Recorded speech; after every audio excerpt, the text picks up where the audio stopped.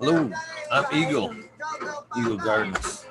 Eagle Gardens 1 on Instagram. And this is fucking Talking Shit with Eagle, episode 215. Hope you guys have had an amazing Saturday, mid-weekend. Hopefully very prosperous for you guys. Who get in the chat? Anybody pop up yet? Ready. That's the way I like to run things. First try, no mama. Even. First one. What's up, Modern Genetics? First try, no mama. Purple Thumb. Welcome. How you guys doing? What are you smoking on? It's kind of a vacation day. I didn't plan no guests for yesterday or today. Tomorrow, the Cannot Crates. Tonight, just hanging out. Green Bicycles, how you doing, good sir, Patrick? Nice of you to join me. Dirt Road Dude. Proud to have you in the chat there, Green Bicycles. Thank you for your contributes to Sungrown 707 show last week. Man, it's pretty amazing the things you do around the community. Giving out lots of that happy ending tea. Making your product available to a lot of great growers. Thank you very much, my friend. Shit, I lost my chat. What's up, Bob Groves, Dirt Road Dude? Automation is freedom. We'll be here on the 31st. Blind Cat 420. Drip Tray. I don't know how you got a wrench. I know it was supposed to be lighted up again, Tim. That's why I seen the flag. And I went to get Tim. Rats. Now what do I do? Take it away? That's kind of fucked. Yeah, that's how you got it. I seen that flag and I thought it was Tim. Tim's probably like, what the fuck? Man, I'm rolling up some fucking Jack's J1. Some scissor hash from fucking some garlic punch. A little bit of fucking J1 from Jack. I haven't seen nobody say what they're smoking on yet. Still think it's cool as shit. Green bicycles. Drip Tray. It is me. Changed your name? Well, then you're supposed to have a wrench there, Tim. That's how you got a fucking wrench, because you're Tim.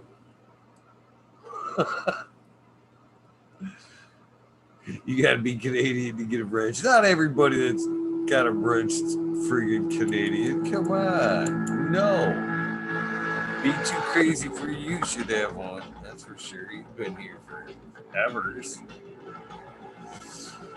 Basically, that's how you get your wrench. You hang out, make yourself known, participate in chat, show you have chats back when fucking people come in here and fucking try talking shit about everybody else. That's how. The song was requested by Brandon Rust. Shout out Brandon Rust. Okashi Earthworks. Somewhere he did give the show a product code. Do not have it though. Handy. Should post all that shit.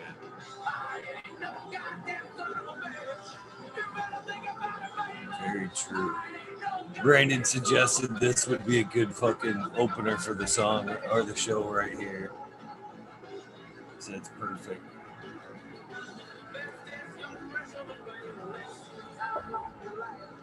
And I'm ready to smoke one with you guys.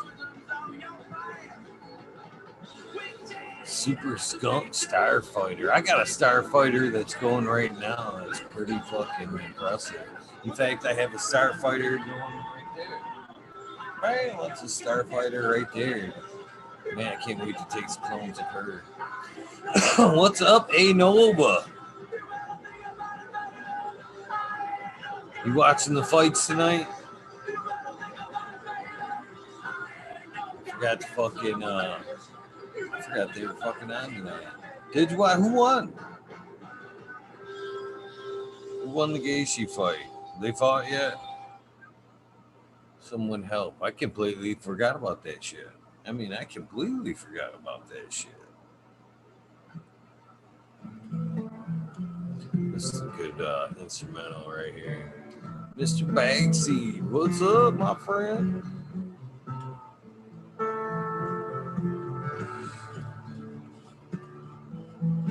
How did it, man? That must have had a fucking just brain fart.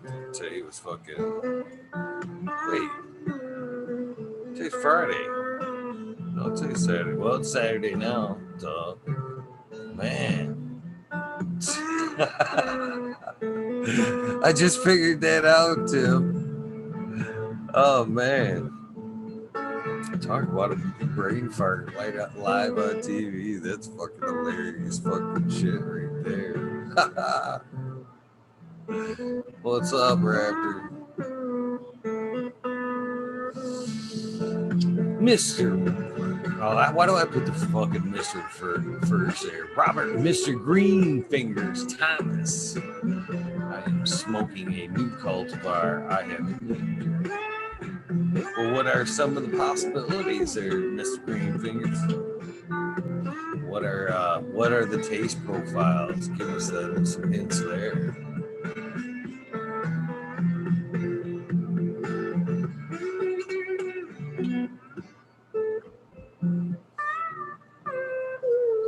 Got a little bit of work done today.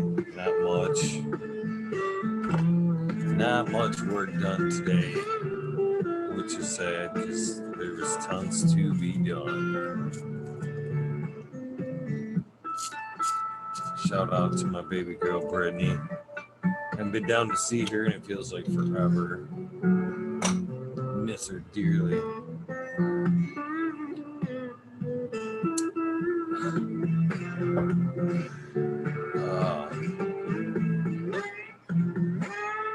Yeah, I don't know why I thought today was Saturday also. Already a thumbs down. Hell yeah.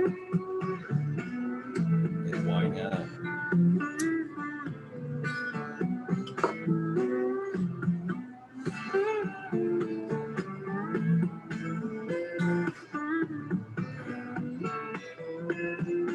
I don't mind a relaxed episode every now and again.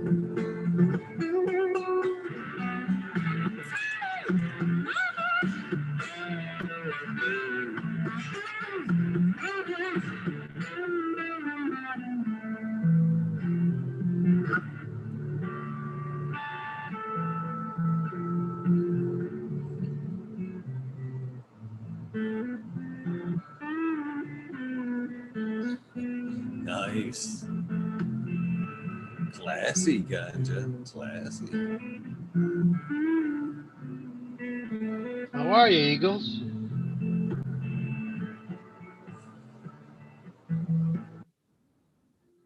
Good. How you doing? How you Good, doing man. tonight? Sorry, I saw you were just chilling there, and I figured I'd pop on until some heavyweights can get on here. A lot of I think You a lot of are people are still aren't you? At least one of only mine. in stature.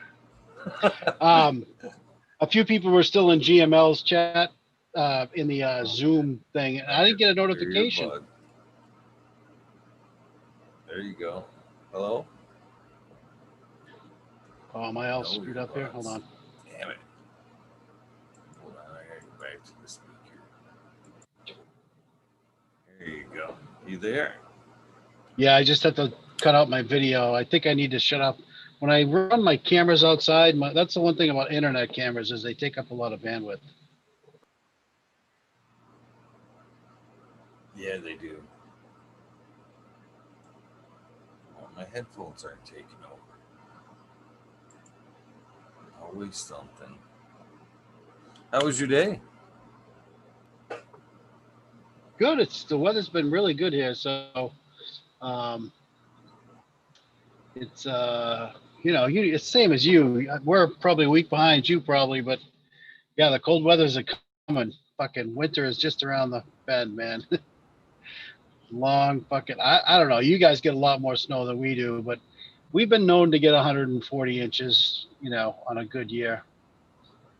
But up in Vermont, where my family all live, pretty much, uh, they get. I mean, especially up towards the Canadian end of the things, you're looking at 300 inches. So they get a significant amount of snow up at like J Peak.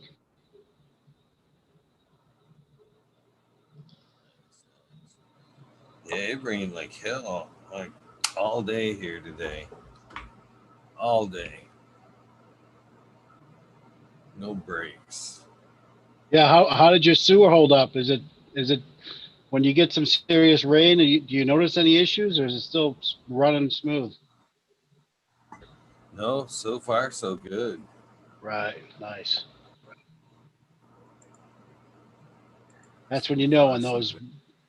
when those seasonal rains, especially spring rains, are really flooding. For us, anyways. You guys have fucking. You just have too much water around you. It's pretty much an ocean. I mean, you got the.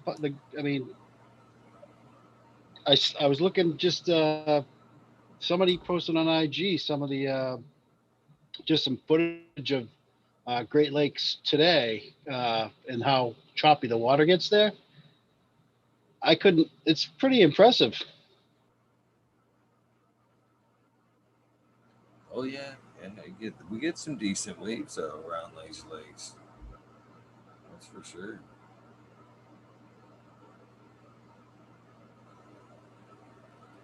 So what are you smoking on? Check. Oh, a little bit of everything. Cleaning up house on the tray there. I was trimming that girl. Finished trimming up that girl from last night. That garlic punch. So I had a bunch of scissor hash on the tray. A little bit of regular hash. A little bit of this. A little bit of that. Some J1. Lasagna. Yeah.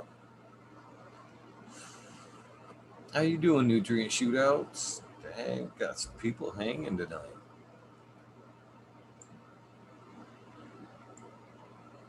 Miss Madam T.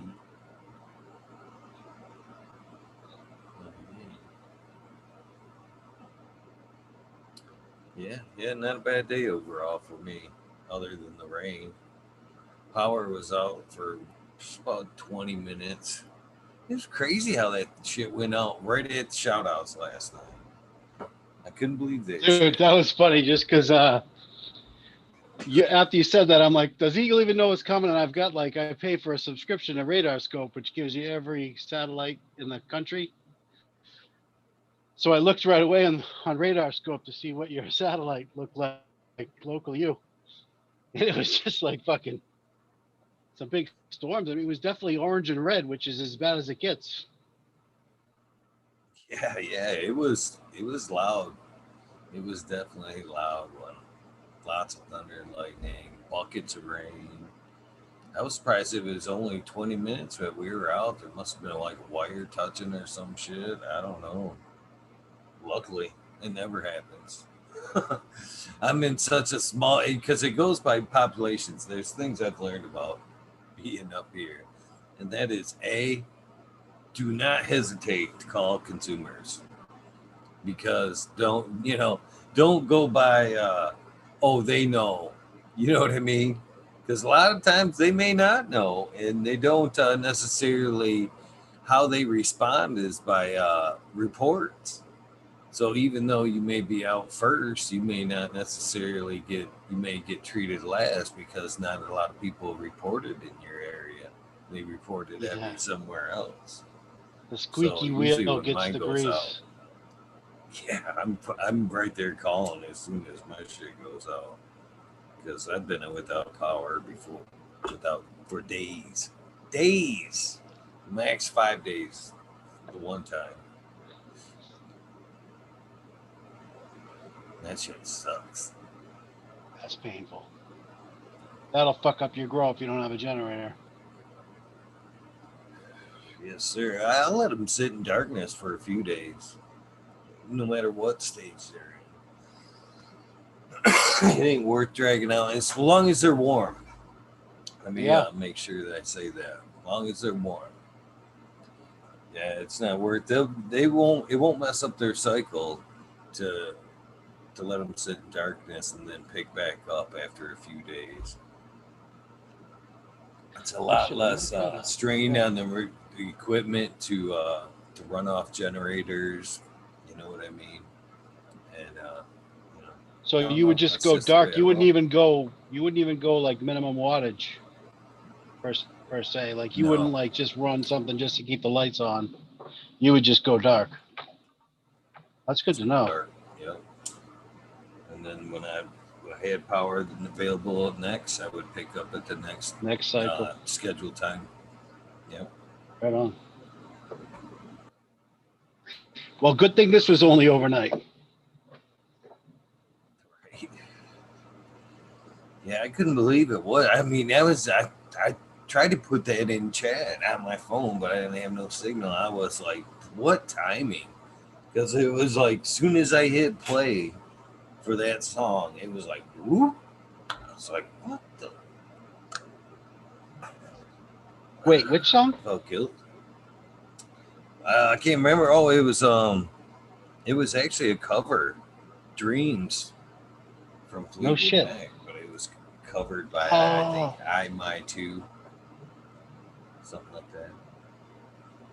And meanwhile, on TikTok and Instagram Reels, Fleetwood Mac is like everybody's using it. Like it's free license in certain spots, but you can't play it on YouTube. It's so fucking stupid. I don't understand that bullshit. Like that's it's a whole. I don't know. Don't get me started. TikTok may have bought the licensing for use on TikTok. Yeah, I'm the, sure that's the what they're doing. platform allows you to like choose your song to the to your video. You know, you can kind of dub your video. It's kind of funky. Yeah, I guess they must have, right? Has anybody seen Trey Valone? I've been hunting for Trey Valone and I can't find the fucker. I hope he's okay. And Doctor, the Doctor. So as Buzz, have you DM'd him? No, I haven't actually. I've been crazy busy, but I should. Well, I'm gonna Should do that right now because I I have Buzz, but I haven't. I heard of Buzz. I heard from Buzz last week. I think it's Doctor Buzz. Yeah, I haven't heard from him I haven't seen him in chat in like 3 weeks. Like you were saying yesterday. What's up, Noah the Grower, the American Yeah, one? he's posted his seedlings and stuff, but last week and the week before. So he is participating in the grow on. He must be just crazy. Never know. Life gets crazy. Hopefully, it's just super busy. Uh, So many people. There's so many people in chat. It's hard. it's nice to Anybody? see. Hey, Jack. What's up, Jack? It was nice to Who see else has Johnny Oh, Hennessy sorry. pop up. Oh, Go right. ahead. Yeah. Yeah. I've heard him on IG a little bit, but yeah, I'm glad he's turning the corner. That's just fucking painful. Anybody else in chat who has a funky IG that's not your name and you want some followers? Can you update that shit? Just put it out in chat so that I can follow you and the rest of these fuckers because I want to know. I want to say Alright. hi. There's a lot of them that I pop and up about 50 that I other see. people. Yeah. Yeah. Some of them, it's hard because I like people have different names on IG or on Facebook than they do on YouTube. So it gets a little confusing. I'm one of the confusion. I'm a confusion in itself. So Yeah, I was just looking up thinking, yeah. hey, I resemble that remark.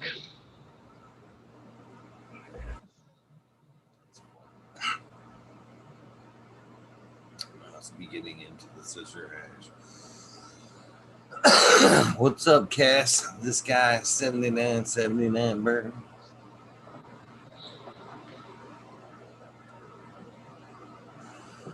And chat's just popping along.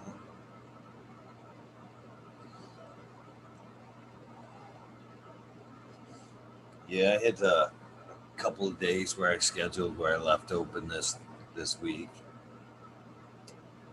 What's up, Madam T? Again, I actually should light up one of my games. Madam T, Mr. Bagseed, Automation Freedom, fucking Ian, dude. Half the people aren't here yet, but I have full confidence that they'll be here shortly. But Purple, Weedist, fucking Anova, Modern, dude, same people. I think all half the of fucking that's time. my fucking fuck up Raptor. by not being consistent lately. This is my theory on that, though. If I don't have a guest scheduled, I usually go on a little later, so I don't have to like try to just talk to myself for any more length of time than need be. That should be the You know what I Lexi mean? warm up. The Just have Lexi warm it up. up for you, and you could just have your fucking plants going in the background. She can walk away, man. Thought of that. Somebody check So I for just every lit 30 up. minutes or so. Somebody check, once in a while to see if you could get somebody else on there. Dude, Raptor will take you for fucking 5 hours without even sweating. There's a ton of people in here with so much breadth of knowledge that would just take it away. It's just a matter of, getting them. I can't get the show back. Yeah. Well, it's tough too, man. I see these people. I see people on so many shows. Like, I've seen Raptor go from your show to the morning show to then P&L Grows show, and then he went to dude. He was on the panel of everything I watched in that day, and it was one of those days where I had nothing going on and just kept it running all day. He was on there. I'm like, how the fuck can you do that? Like, holy shit, you're a madman. It's maddening. But that's what happens when you're like, you still have that, it's still that early romance with the plant in some respects. You know what I mean? Where you really kind of, mischief candle. he's still got that. And same with GMF. Fucking GMF has that youthful, fucking, just ability to absorb everything. You know. Some of the best guests I passed on for that, though. Very same thing. Clackamas Coot. Actually, everybody wanted to see Clackamas, but he was on every show. So I didn't want to be the same thing. So it passed on that shit. Sometimes I do that shit in an effort to keep things fresh. You know what I mean? If everybody's talking about it, you can't, you know, you know what I mean? Why jump on for that sure. wagon? I got to get this power SI. Power SI. Did you just say it? I got to get this. I got to get this. The Goliath Instagram post that he did on Power SI. It's so fucking funny. I've already played this on here, but just for shits and giggles, because it's been a while. I gotta fucking play this for you fuckers.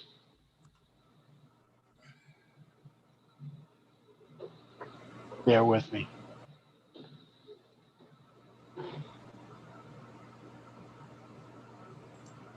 Playing from Christopher Mertz's Mac. There's that robot. Damn you, Surrey! Where does she play it from?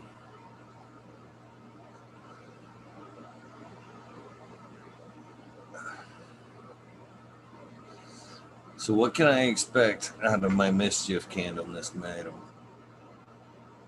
I like the cover, by the way. You're still muted, Mr. Gonzo. Yep, sorry, I'm technical difficulties. Hold on one second.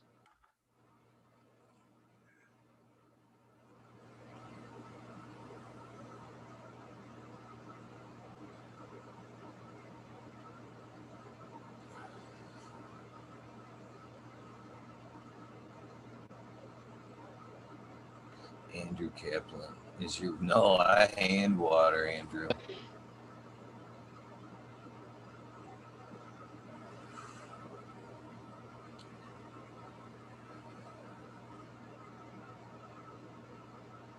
It's the night before Halloween. Damn it. Should I put it out? Should I put it out and go for the other one? What's the other one? God damn it. I was just in that mischievous mood. What about the mischievous woods? Should we lighten that one instead? I'll put out the mischievous night. Just seemed appropriate. I'm feeling mischievous. I'm feeling mischievous. But I guess we'll go to Mystic Woods. That makes up the cat. What happened to my chat?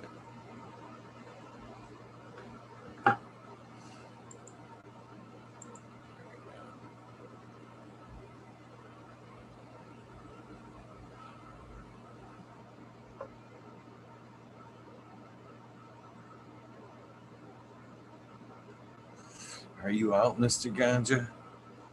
Your screen's all blurry now. Cascadian Groan. Lemon Hoko. What is up, my friend? Hopefully everything here is looking up a little bit for you.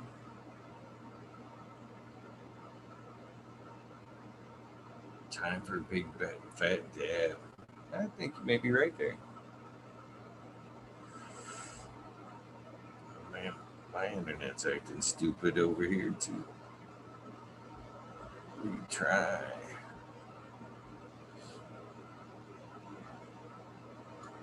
Hating life. What's up?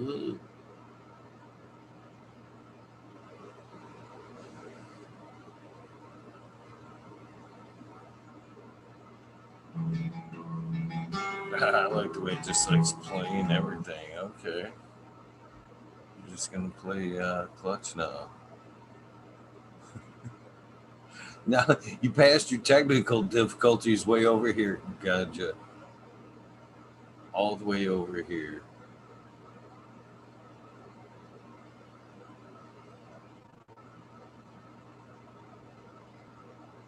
It's going to turn on the dad song. Just took it in a whole nother direction. Just when this hash joint was getting good, too.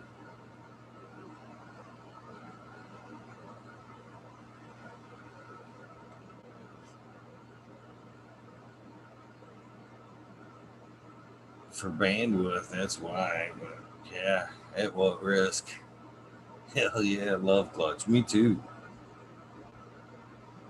I'm a huge clutch fan. Pixel Monkey's in the house? Fuck yeah, what's up, Pixel Monkey? I wish you'd fucking come on and do a show with me.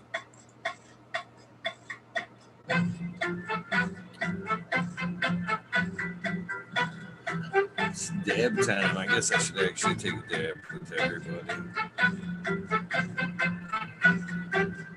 Right quick. Hopefully you guys are taking the dab anyway.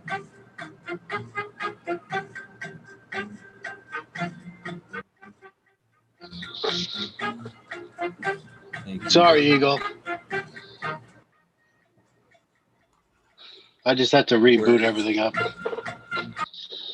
Cascadian. Hey, man. Automation is freedom, Madam T. Oh, Cascadian's here. I was just seeing you in chat. I'm like, Cascadian, shout you out. Right on, brother. Oh, not much, man. How you guys doing? Great. Awesome. Playing up the app.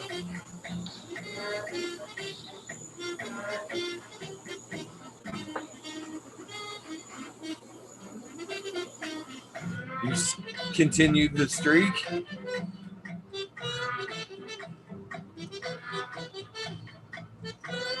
Now it's a reverse streak, isn't it?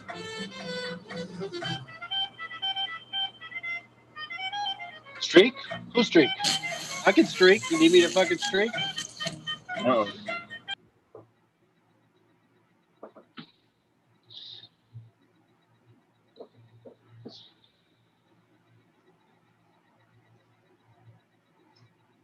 Damn, I can feel that shit to my toes. Oh, Oh, you just coughed up a fucking storm. I'm like, wow, sound just. I thought I just went out again in internet. oh no, I was saving everybody a fucking earful. Holy shit. Oof. I swear to God, oof, that one came from deep. Deep. Yeah. That was a good one though. Super tasty. All right, guys. Here's the Power Wrestling commercial.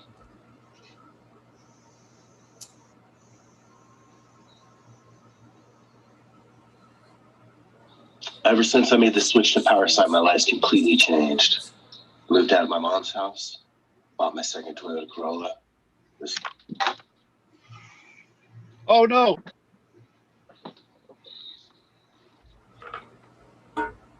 She unplugged on me. Power outside. Too much power for your bandwidth.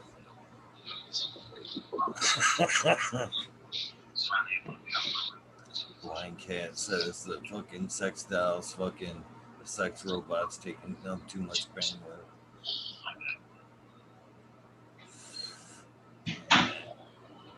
Sometimes. I can turn her off though.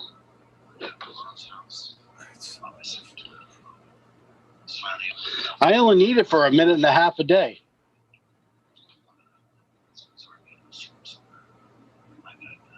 I still haven't recharged her. No? Damn, that's a good battery. I have no doubts that you put her to work. My bro accidentally flushing a couple ounces of ketamine down the toilet a couple years ago. Unreal. I was in his RV and I was super, super high. My bad, man. Make the change today. All right, now you can hear, right? Ever since I made the switch to power side, my life's completely changed. Moved out of my mom's house, bought my second Toyota Corolla. Was finally able to pay off my bro for accidentally flushing a couple. Oh my God. All right, sorry, Goliath. You don't make the cut. That's fucking 3 times I tried that shit. It's so funny. Though.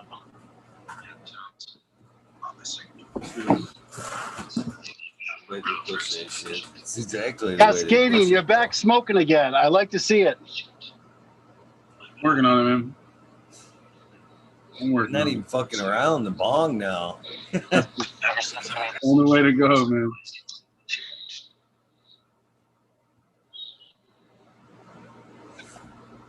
Yeah, I mean, you went. I mean, you got a couple months under your belt. That's fucking not easy.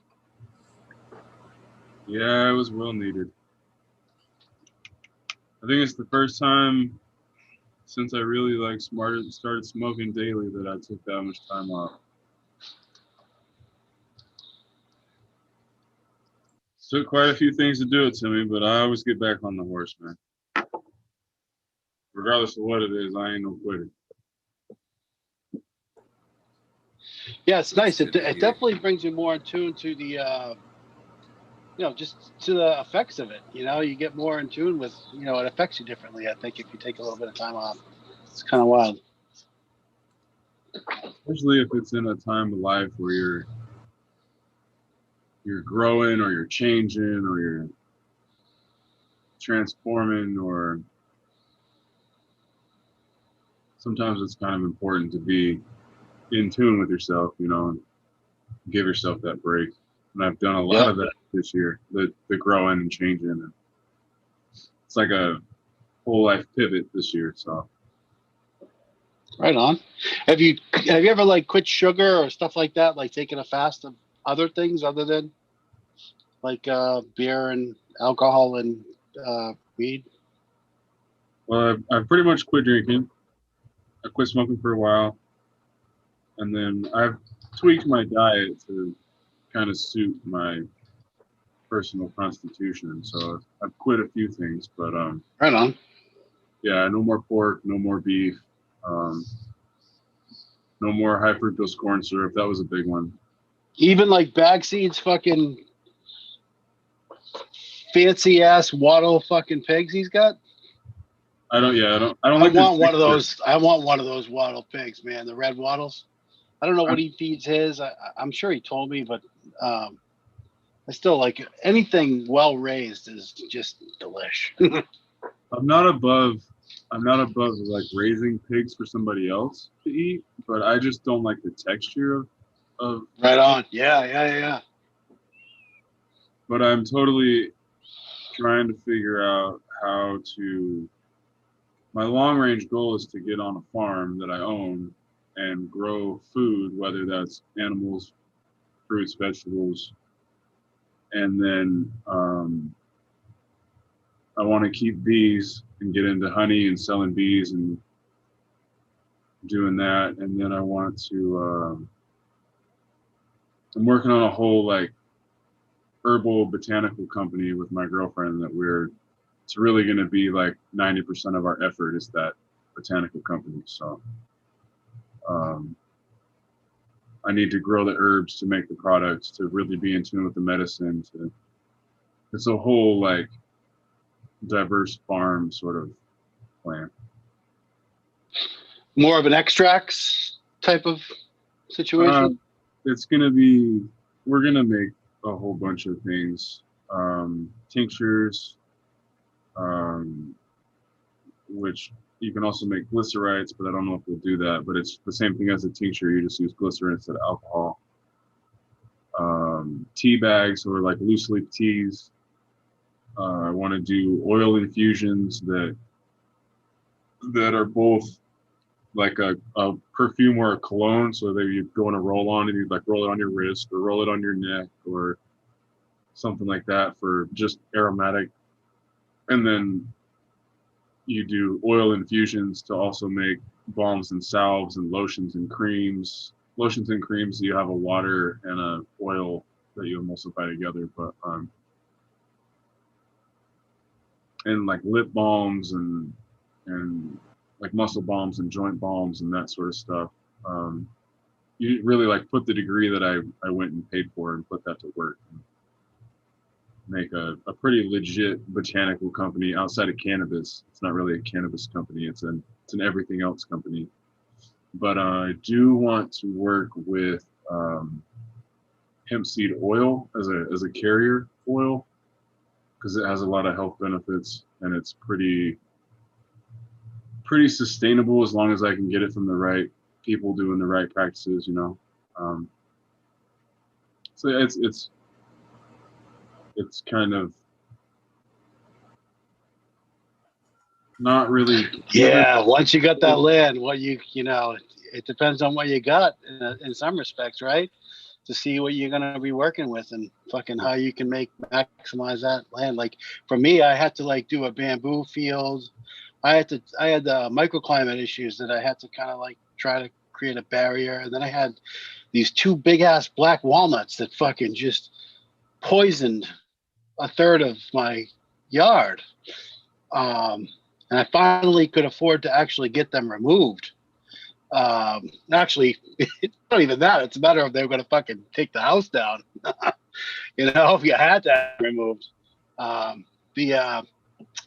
It's kind of funny because it was the ash borer beetles that instead of going, I have an ash, and instead of going for the ash, they went for the 2 fucking black walnuts, which is weird. Like my arborist is like, dude, I don't know why your ash is still fucking standing.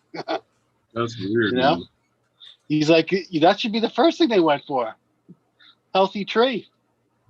Yeah, that sucks, man. Because that black walnut, if they were good sized trees, that could have been worth some dough. Oh yeah, it was. Yeah, my buddy took him down, and he made some beautiful shit out of some of those pieces. That shit's. Yeah, we covered it, and he milled that on site, and then dried it in his barn. It wasn't A grade. Don't make no mistake. The beetles had gotten to parts of it, right. So it was definitely shit in certain sections, but certain sections were really good. So, and they were 85 to 120 years old. I mean, that whole little stand. I mean, these Man. our trees are ancient. I've got a beech up the street from me that's 400 years old. Yeah. Yeah. It's like the trunk is as big as a Volkswagen Bug, easily could fit, in the dimensions. You could actually drive, if you bored out a hole in the middle of that thing, you can get a beetle through there, no problem. Right. How big were your walnuts? So the funny thing about the walnuts is they don't massive. They don't really have a big canopy. They just grow tall, or these ones did anyways. So we had a whole stand. All my neighbors had them too. So there was a whole stand of black walnuts throughout. There's still like probably 15 of them from here to the beach. And it's an old carriage road. There's no, it's between the back property lines of 2 different streets. So it's like an old carriage road. It was the original road. Still cobbles there if you dig in your backyard. Oh, wow. But yes, it was all through there, and ours got taken out, and then we've got probably 15 birches within the area, within like a block of me. Basically 40 yards of me. Big, they were all indigenous to Indians before. I mean, these were before even because basically for this area, you can look back at the records for the town. So if you ever go to pull a permit to do building construction permits, they'll give you your plot plans from day one till whatever. And so our plot plans go back to 1810, 1806. So before they even built those structures, you see these mature trees that have been there for already a couple hundred years, on the plans. So it's kind of cool to see that shit. That's awesome, man. Yeah, some of the oldest houses here are mid 1600s. Damn. That's a lot of paper work to it was here, and then it was here, and then they put it over here, and then it was moved over here, and then there was a house here, and then. Yeah. Well, the great thing is, I mean, in my state anyways, like all that stuff is online. So it's all deeds stuff. If you know how to research that shit, you can do all kinds of deed research on site and online in my state. And now with COVID, everybody else is bringing records online as well. So it's getting a lot easier to research that shit. But some states are trying to keep it as private as possible, trying to cater to the wealthy. Yeah, it's really cool though when they put like the county assessors maps and stuff online. You can actually see. Yeah, exactly. You get the overlay. So the other great thing about that is at the top of my street is the Beverly Historical Society. So if I don't have it online, I just go up. I mean, there's 2 guys that I know over there that are just awesome historians who will just fucking whenever I find a tool in the garden, I always find random shit. I also have metal detectors. So if I take my kids detecting, we find all kinds of relics that we can't identify. And I donate them to the library because they came from their property. Well, not their property, but it came from the town of Beverly. Yeah, So all my relics I give back to him, and we found some cool ass shit. Not as many. It's tough now that I'm doing the detector. You don't find it's all metal focused versus you're not finding the Native American tools and shit like just axe heads and freaking arrowheads. I haven't found an arrowhead in 15 years. I think everybody's picked them up at this point. I don't know. I'm sure there's still some, but they do kind of get farmed out. They kind of get picked over. But it's kind of like, it's kind of like beach glass at the beach. If you wait long enough and then you dig in the right spot or you turn over the right thing, you probably find a few more. Dude, if anybody comes to Boston and they want beach glass, I know where you can fill a 5-gallon. There's a couple spots. You need the right kind of environment. You need the right cove and the right kind of structure of the, what is the bottom of the cove? What is it made out of? And luckily where we are, it's all rock. So, and it's in all different sides. So aggregates go from huge ass freaking glacial boulders to pea-sized shit. So it's perfect for sea glass and processing it quickly. There's definitely tons of it here if you're into it. I've seen some people do some pretty cool stuff with beach glass as far as like making like plant pots. They'll make a plant pot out of like a plaster or a concrete, and then they take the glass and they push it in. Glue it into it. Yeah. A broken jug, but all the pieces are kind of Yes. I've seen some pretty cool stuff people have done in their houses too. They'll do it in like their bathroom or to add like little accent color splashes of the glass, because it's still a viable material and it's got this kind of natural weathered look. Depending, some of them are cloudy, some are clear. But I've seen some pretty cool stuff.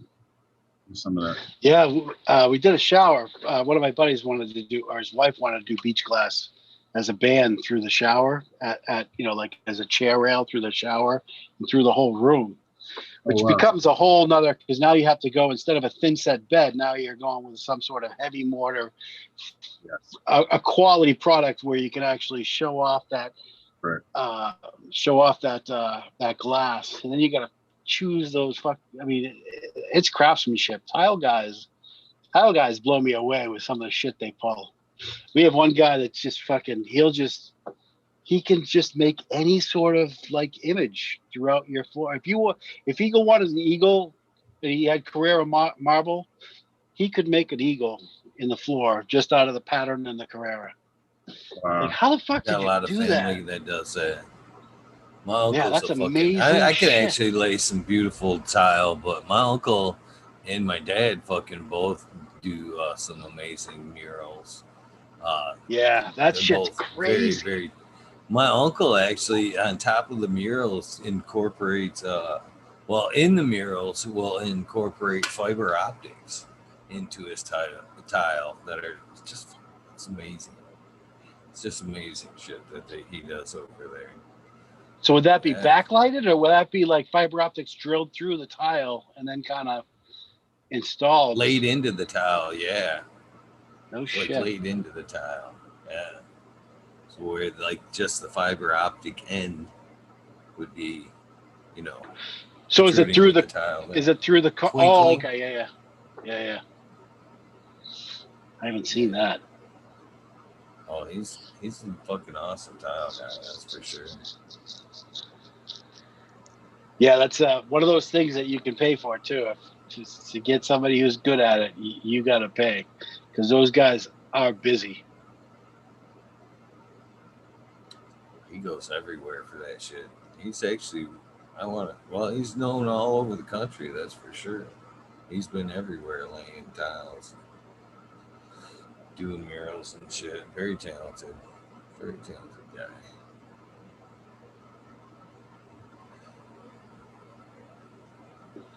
And the great thing about a vocation like that is it doesn't go away. You can't ship that shit overseas, No,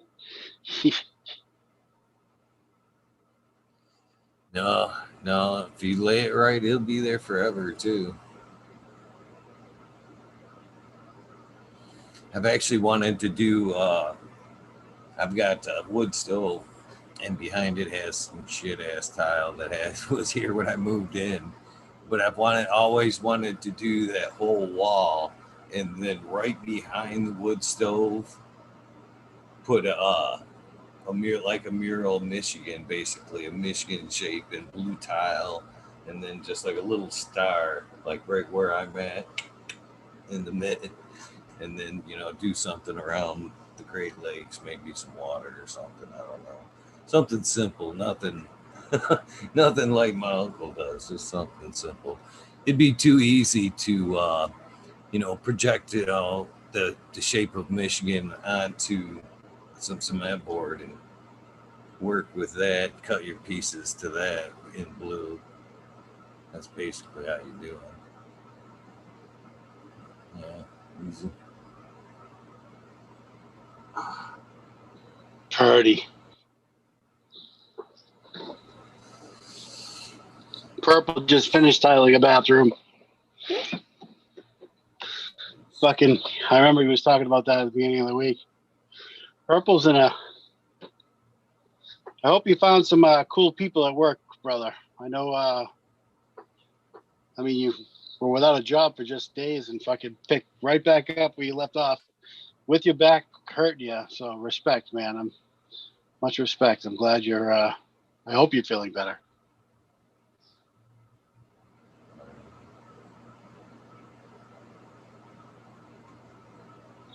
Jack's here now too. Jay Diz, fucking Kenny, fucking Buddha. Damn, look at everybody's rolling in.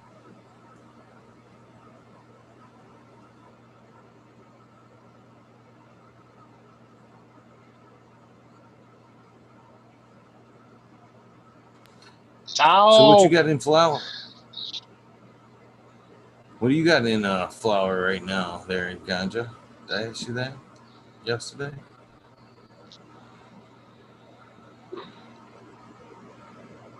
These little double drugs. She's still a little mad at me, right? This one's okay.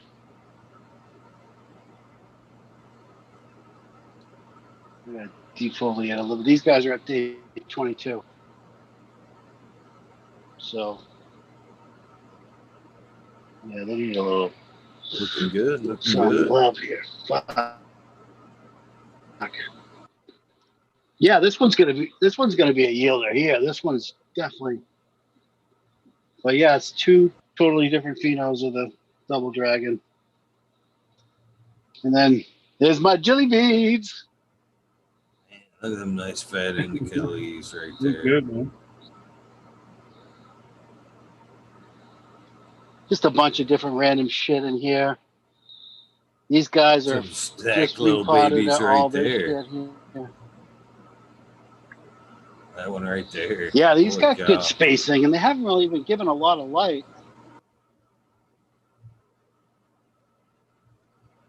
That I got first these, one right there. dude. These are supposed to be a gallon, and these are a gallon.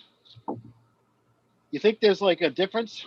I mean, seriously, how can a gallon not be a gallon?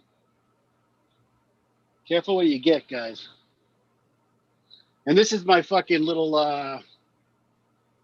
That's misfit cute. tray. That little tray is cute. I've never seen that before. Is that like foot by foot? I could just let go, but I can't.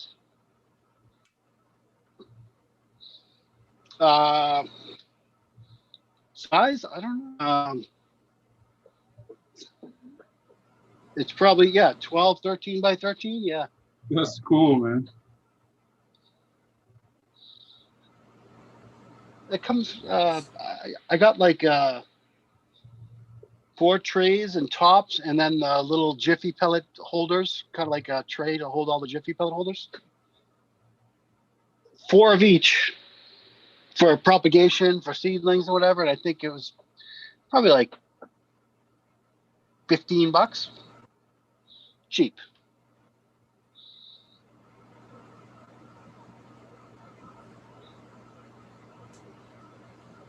And the plastic is not Still like fermenting. flimsy. I love my oxycloner. I love my oxycloner. You have like Yeah, I probably should get one of some. SOP that you work with your arrow cloner? Pardon me? Is there a particular like routine you go through with your cloner? Yeah, I just cold water. Well, clean it out. 10 mils to the 2 gallons of what do you call it? Shit. Clonex right there, and then I use 5 mils of H2O2 per gallon to kill anything that may be floating around in the waters. And yeah, that's it. I usually get roots within 7 days. Just rocking that? Clonex and H2O2? Yep. That's I'll awesome. change the water out after 3 days. Just regular water. No, nothing at that point. Just regular water. And yeah, run that until roots. Awesome. Usually pretty good luck. Summer months a little slower times than others, but I've been using, they call it the Griffin stick. You can find it on IG. It's a 2-week process. I've been wondering if I could shorten it. The first week is he uses Hormex and Clonex, and then the first week is mostly Hormex with a little bit of Clonex, and then the second week is no Hormex, just Clonex. But I've been wondering if I could take the 2-week process and put it in a week. If I basically do what you do, but on the first one have Hormex dominant with a little bit of Clonex, and then the second 3 days have just Clonex. The Hormex helps to form the callus. That's what the white, before the roots actually shoot out of the stem, that white callus that builds up, it'll make that whole, it really goes wild. You'll see where the roots are going to come from, and then when the roots come out, when you change the water out, put the Clonex in, they shoot out just like moss. It's everywhere. So it's kind of cool. But the Griffin's Tech is originally written up for 7 days of the Hormex and then 7 days of the Clonex. I was thinking about tweaking it. the only other thing I do with that cloner is I don't run stones or I don't run the pump. And just the air tubes in kitty corner, just enough to kind of curl and they bubble up into the center. No stones or nothing. And that actually seemed, I ran it side by side with stones in one and one without, and noticed a quicker time without the stones, if you can believe that. Huh. I also use a method to control the heat during the summer. I use an oversized pump, and then I turn it down with a fan speed controller, so it's not vibrating as much. And then I actually run it in intervals of 15 minutes. So 15 minutes on, 15 minutes off, 15 minutes on. Even slower if in the hotter months. So like only 15 minutes per half hour in the hotter months. Yeah, I've got it on that same 15 on, 15 off. I think I'm using an arrow cloner though, so I think we're using 2 slightly different cloners, but Yeah, mine's all water. You're spraying water. yeah, I'm spraying. I've seen those though too. They were.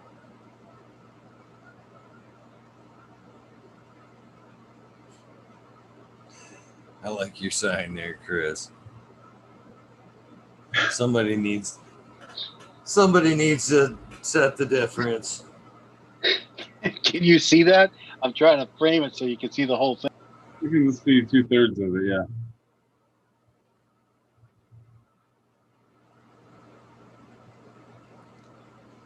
That's shit. I totally forgot about Chad over here.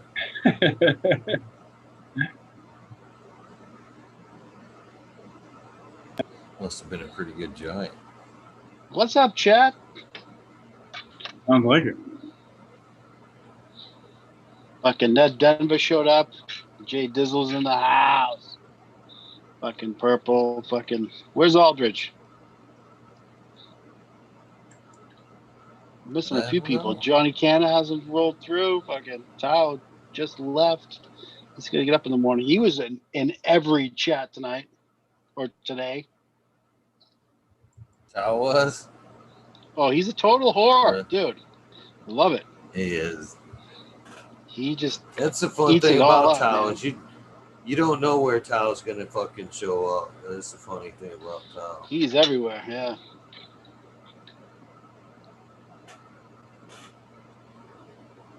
You don't know where he's gonna show up.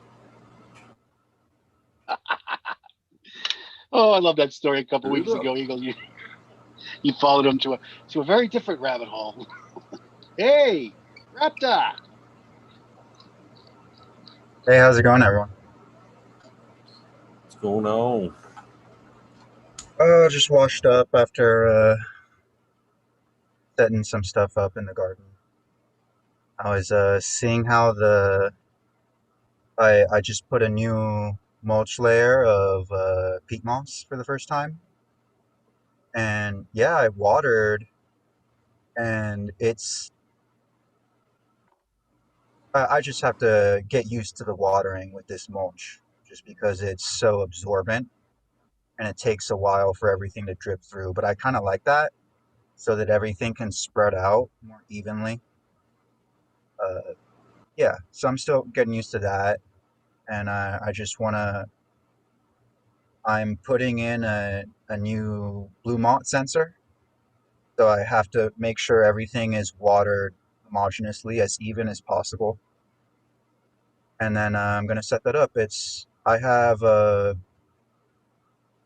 three sensors right now, three carrots, one really long one that goes in the middle, and two that go on one side and the other. Two of them are for the dripper cake, and one of them is just drippers, like just those little drip emitters. And I noticed that it wasn't really getting evenly moist.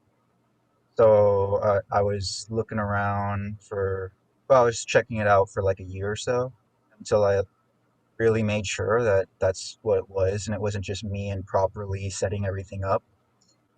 So yeah, I bought another one. It's like a 5-inch sensor compared to I think it was a 9-inch is the one that goes in the middle, but it's the same as the other two smaller ones. And yeah, like I said, that one's just gonna be a drip emitter. Yeah, that's what I should.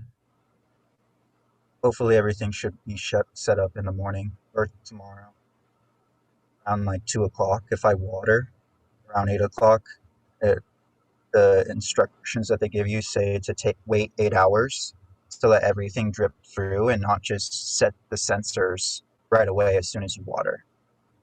And it's nice. I paid an extra $50 for their their moisture meter, and that's helped me out a lot with like not guessing. But I'm thinking I might need another one because it's such a big, it's 65-gallon fabric pot. So I might need one on one side and one on the other, just so I know exactly what's going on. But yeah, I went with the digital sensor, moisture sensor.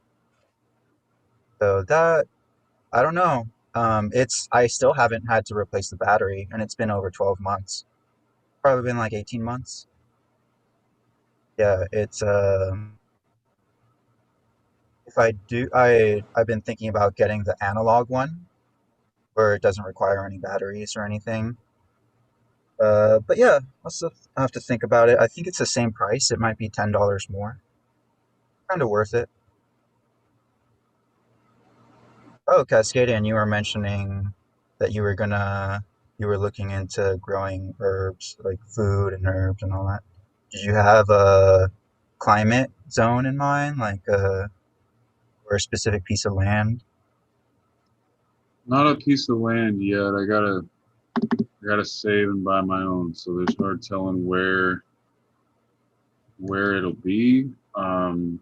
Trying to narrow it down to what state it's going to be in at this point. Mm, Um, Thinking I'm gonna have to move eventually, yeah. but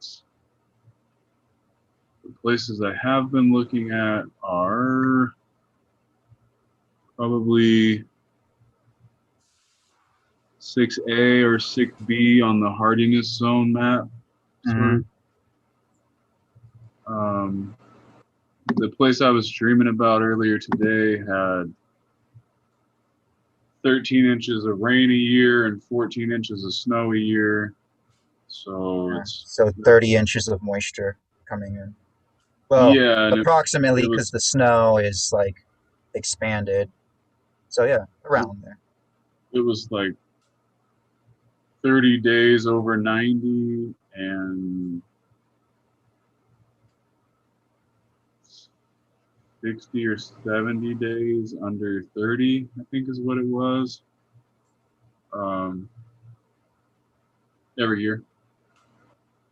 So it's pretty much like, it's almost like dryland farming territory, kind of on the edge of what's really possible for conventional farmers. So when you go look up guidelines to like get into farming, all the numbers you're reading are conventional farmers. They're not using some of the same practices.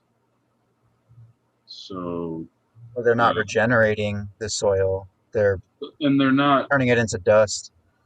and they're not mulching a lot of times. Hmm.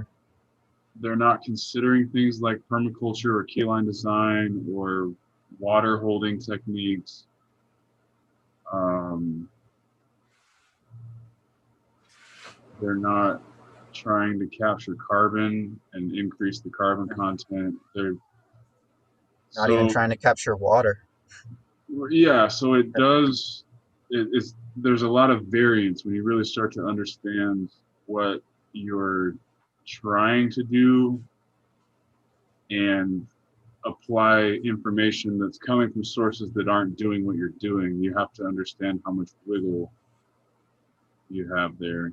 And then I'm not scared to put in a year or 2 or 3 of Yeah. effort before I pull a crop, because I'm not trying to do this in a way where I'm up to my ears in debt. So if I have to work the land to get it to do what I need it to do before I'm relying on it, then that's fine. And a lot of farmers aren't in that position. Mm. So it's going to take a little bit of work. I'm going to have to do some water catching. I'm going to have to do some reservoir digging and pretty much catch all the rain and all the snow and then use it to irrigate in the hot and set up microclimates if I can. I'm going to have to get them established and basically instigate like I've done a little bit of reading on how forests age. So I'm going to have to instigate some of the earlier steps of how a forest begins to get the microclimate to shift a little bit if I'm in too much of a sun-baked area. And it may work or it may not work, but all I can do is try. And if I can get it to start, then maybe it will progress to a point where in 10 years it actually changes the microclimate on the farm. And that will make water a little easier to hold on to, evaporation a little bit less of a problem. It's almost like playing God, but there's a fine line between playing God and agriculture sometimes. So Ecological design. yeah, yeah. Yeah. working with patterns, with natural patterns. Right. You just can't force it too hard or it'll Hmm. backfire on you. Yeah, I'm also interested in that. I've been reading up on permaculture for the last 18 months, and yeah, it's it's definitely made me reconsider so many things uh, in terms of like what I'm trying to do goal wise. So yeah, when did you uh, hear about permaculture first, and then start practice trying to learn or study? Probably started all of that in 2008 or 2009. Um, I'm arguably better versed in that than I am in cannabis. Um, it's pretty much what I spent my 20s doing, was reading and watching and learning as much as I could about various aspects of what we call today, it wasn't even a term back then, but regenerative farming. Um, yeah, it's the only passion I have that actually competes with cannabis, and coming to the realization that I'm probably not going to be in the cannabis industry. I would rather be in actual farming, feeding people, providing botanical medicine, actually making a difference instead of trying to be in this I'm the best cannabis contest that seems to be what every state industry turns into. So Yeah, it's what a lot of those people came from. And not that there's anything wrong with it, like the business side or whatever side, the rat race, and they brought that mentality with them, and it's really shown over the growth of the whole, Prop 64 era, or it's like the rec era. yeah, so when you compare the two lifestyles, um, the like regenerative diversified farm is just it's a healthier lifestyle than trying to cannabis is it all really comes down to growing it well and then marketing it well. And a lot of the people that do a good job at marketing cannabis are telling half truths. So to keep up with that, you either have to tell your own half truth or be the best. And there's enough pressure in farming already that I don't want to have to be pressured to be the best farmer and be the best bullshitter. So, because I'm not very good at the whole bullshitting thing, Mm. um, that it's not for me. So I need to go somewhere where I can just grow my plants for me and not worry about the big dick contest and do everything else I need that I know how to do that's healthy living about actually helping people because a lot of the people that are in the cannabis, it's no diss to cannabis. That's why we're all here. But cannabis isn't the end all be all panacea that a lot of people think it is. When Just one small piece. there's several other hundred herbs out there that are just as powerful as cannabis, and they all have their place. Cannabis isn't going to fix everything for everybody. I'm sorry, but I smoke it. It has its place. I'm not dissing cannabis at all, but it's not everything that everybody it's not going to do everything for everybody. There's all these other herbs, there's all these other preparations, there's all this other knowledge out there, and a lot of those people, like a lot of farmers, a lot of those botanical medicine people are getting older, and there's not necessarily much of a new generation to come pick up they're not going to pick up the pace and keep it going. So I kind of feel a stronger calling to that than I do to this cannabis. Yeah, there's plenty of the younger generation going into it, and then it just feels the way those people are going about it, their conventional farming methods. Uh, yeah, it just feels like the whole soulless monocrop thing when we could be incorporating it into a system instead of it being like, no, we need to make this totally work for us. And I mean, it's great that some people are getting medicine, and even on the rec side, those a lot of those people that are having it recreationally, they're doing it to de-stress for the majority. And yeah, it's just unfortunate that Yeah, it's there's time for there's the dab song. dab song. Sorry, I don't You mean to need cut you diaper look guys like off, a but No, dab song, man. yeah, definitely dab song. Come on, no, no buffer. Always buffers when you want that thing to play.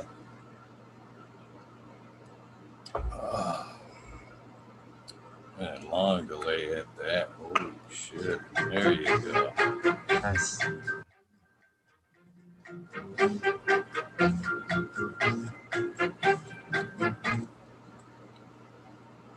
Why not another buffer, hey? man. Damn you, Sprint!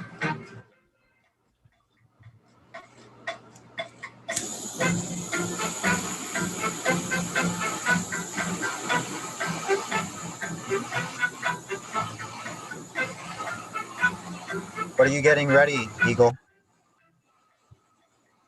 It's J1. Oh, that was Starfighter I was just deleting. Oh, I was talking about Damn, my your what you're lag's bad. dabbing, but I want to hear about your garden too. Oh, will be some Kush mints Hmm. by Smokey the Bear, Michigan there. There you go. Man, I can't believe the buffer tonight. I can because it's Sprint.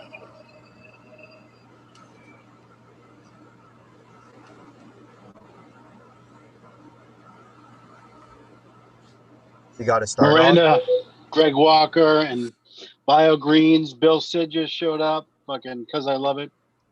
People still strolling in, baby. Nice. Still early. Still early. So, what are you growing in your garden there, Raptor? I got one Agent Orange to pop, like successfully, but that was, like I mentioned before, I got that in 2017, and it was like kind of going, it was not stored properly. I was not uh, aware of exactly what I had to do until this year.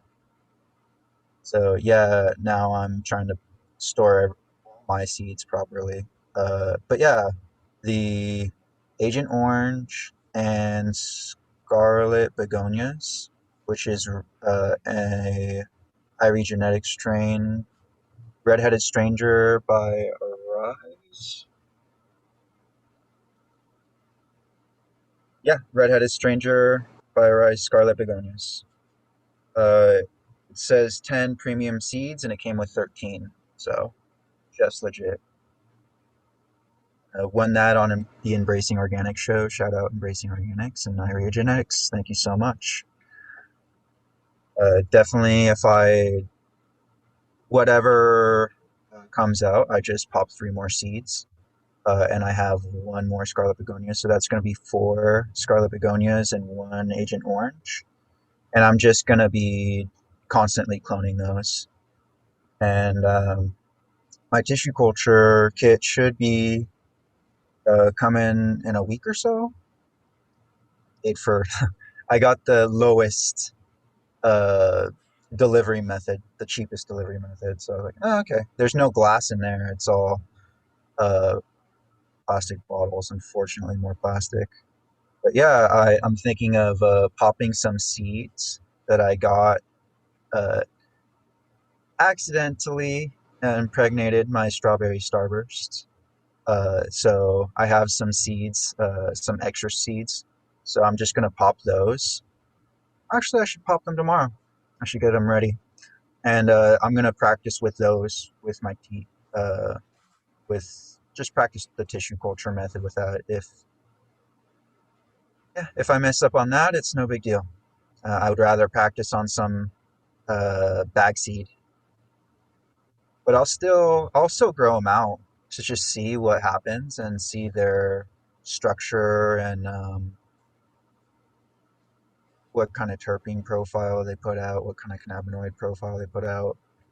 But it's mostly just for practice, just in case I have any shaky hands, just kind of train myself to relax and have as close to still hands as possible.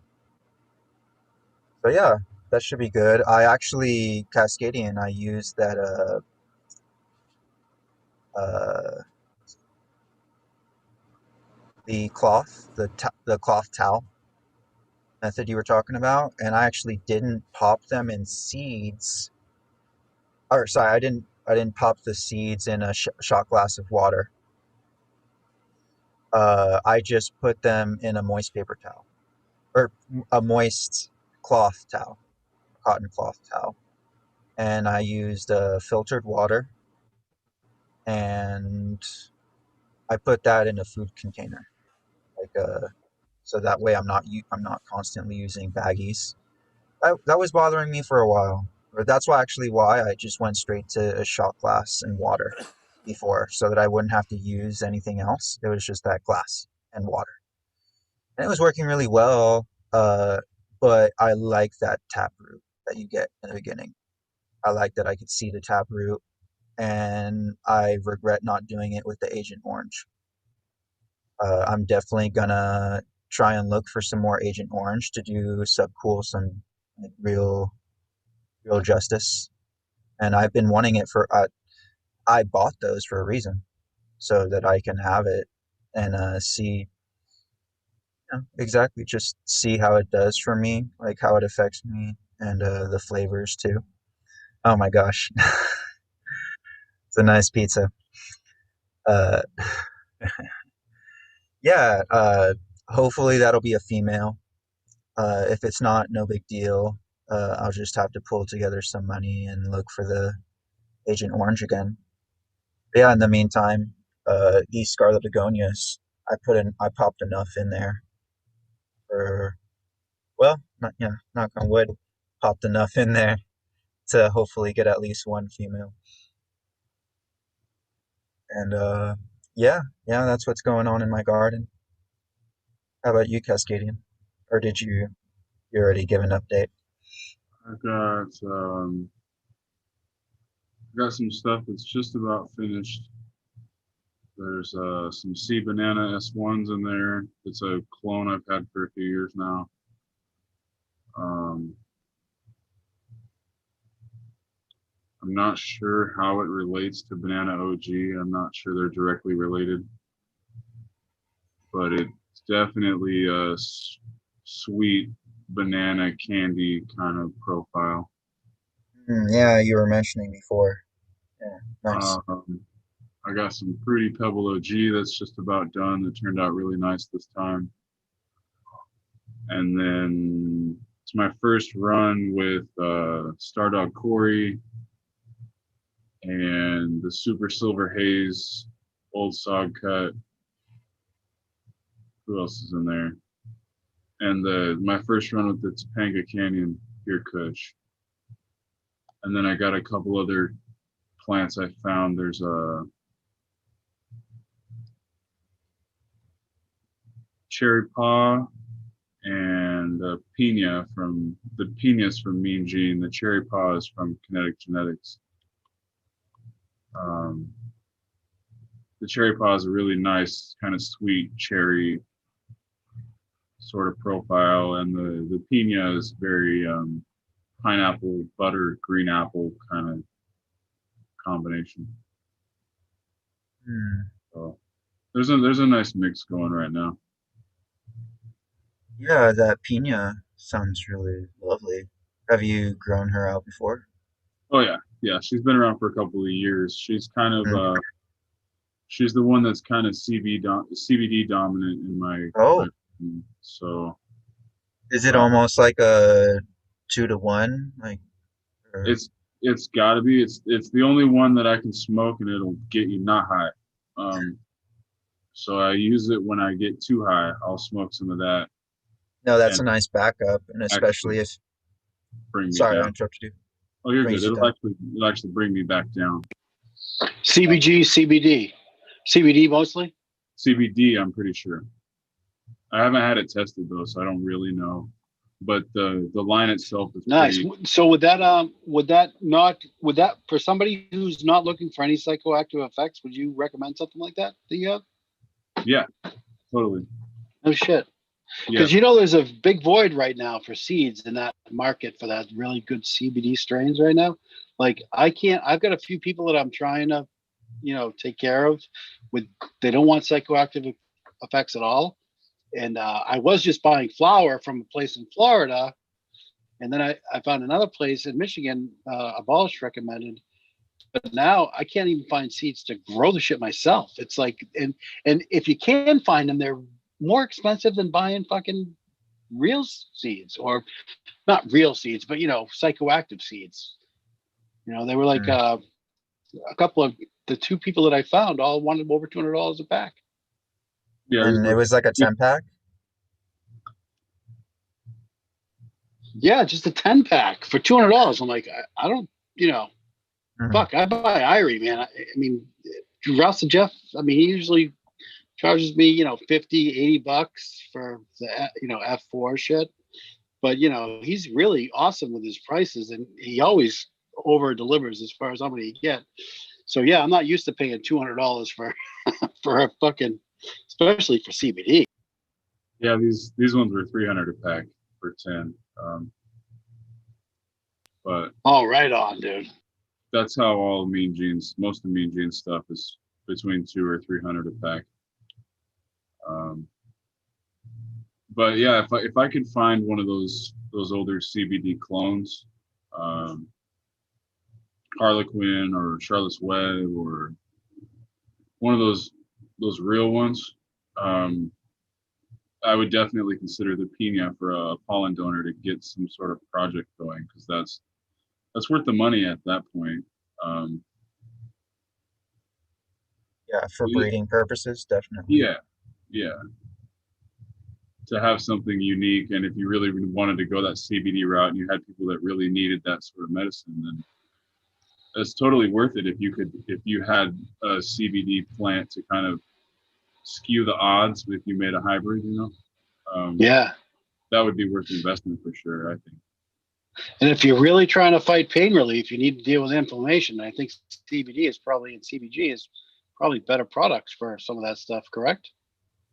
Yeah, it's Can definitely be. inflammatory. Yeah. So is there out of all those cultivars that you just named, what would be ideal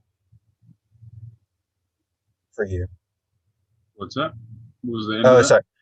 sorry about that. Out of all those cultivars, what is the most ideal that you'd be like, oh wow, I'm so glad I got this The ones I have growing, or the CBD stuff? for the CBD stuff. Like I what? haven't I haven't honestly tried most of the clones. I've never seen them before, bud or plant. Um, but I would love to.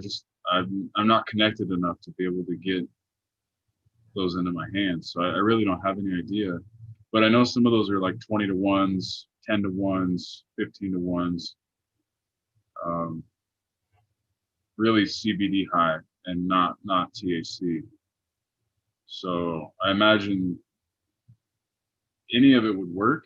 I just don't know what profile would match up best with the sort of pineapple kind of tropical fruit flavors. I'm not really sure. Yeah, most people go the citrus route, which is not the route you're wanting to go, obviously. But it's nice to have that pineapple like flavor in there, so you can still kind of get a citrus almost like flavor without that lemonine effect. What I am gonna do, it's kind of going the other way from the CBD route, but I'm gonna take pollen from the Pina F4s that I need to pop and put that on the C banana S1 that I have. So I'll get the combination of the sweet banana candy with the pineapple, apple sort of, and see what comes out. I'm just gonna, throw something against the wall and see what sticks. Mhm. But I'm pretty excited to see what comes out of that combo. Yeah, that's what I'm looking forward to the most. Just like finding two of my, just trying to run as many runs as I can, so that I can experience as many flavors as possible, and just try to see what I can pick up. You never know what you're gonna find in that 5 pack or 10 pack, and then yeah, like I mentioned before, that cherry juice from PH Nerd. Really interested in that. That's definitely one that I'm gonna baby the hell out of. And I like this Blue City Diesel by Blueberry Skunk that my friend uh got, Cannabis Oreganum. He just got a couple of clones and he just was searching around for that flavor. I like it, but it's when I compare it to the Strawberry Starburst, it's it's up there, like in it, but it's not equal to that. So I'll have to reconsider, and I also got to get them tested too. I just don't want to be yeah. I just threw these together, and I know that you would for sure do the same. Like eventually, you're going to get it tested. This just isn't the time. It's the time to keep everything alive and making sure that you can reach your end goal. And that's you're way ahead of me. I mean, I don't even have a keeper yet. I have this, like I mentioned before. I had took some clones of that cut I was just talking about, BCD by VS, and yeah, it's just something I'm gonna mess around with. My friend gave me a bunch of seeds of that too, so I don't necessarily need to have the clones, but it's good to have the practices done and just keep. I'm gonna try to take cuttings every single run, regardless of whether I need them or not, and just practice my TC on them and just try to like perfect that as much as possible. So yeah, that should be fun. Oh, how's it going, Jack? We'll let you get set up. Hey man, how you doing? Doing well. What's How you up, guys? Jack? How you doing today, man? Doing well, man. Fucking always fucking good talking shit with Eagle. It's the old Towers line. Nice to see you, my friend. Good to be seen. I use it too. Don't feel bad. I use it too. It's almost like the boom. It's interchangeable almost sometimes. It is really just using the name What of you your smoking show. on? And I don't know. That's what I was just about to decide. I don't know if I want to do a dab or smoke some flower. But always good. You want a dab? I'll Stay play the away dab from the song. cherry pie. No cherry pie right now. Too early for the cherry pie. I guess. I mean, unless you guys want me to I'm go. not pushing. Hey, no, I'm not. God, You just damn got pushing. here. Yeah, jeez. I mean, it was on the menu. I was kind of wondering why it was on the menu. That's why I was like, cherry pie already? I mean, I guess I'll do a dab. All right. just because you Peanut do a butter dab, dab. I will do a dab with you. And I'll play the dab song by request of Jack Greenstone. So, Let's see what we can do over here. Jack, well, I've got you on the air here. It was funny because as much as let me turn this down. I love to fuck up names here. Somebody called me out on your name the other day.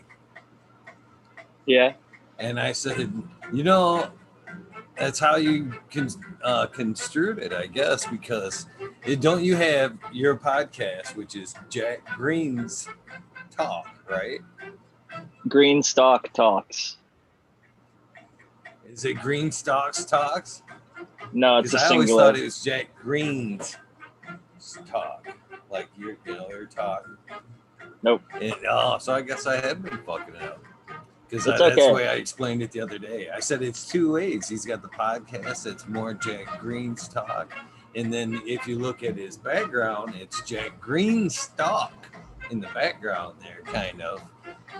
So I said it's both kind of right. But no, I guess I wasn't right. It's always singular, Yeah, Jack. close on the first one. And the show is Green Stalk Talks. But I should be writing that shit down so I can plug it. I almost never do it, to be honest.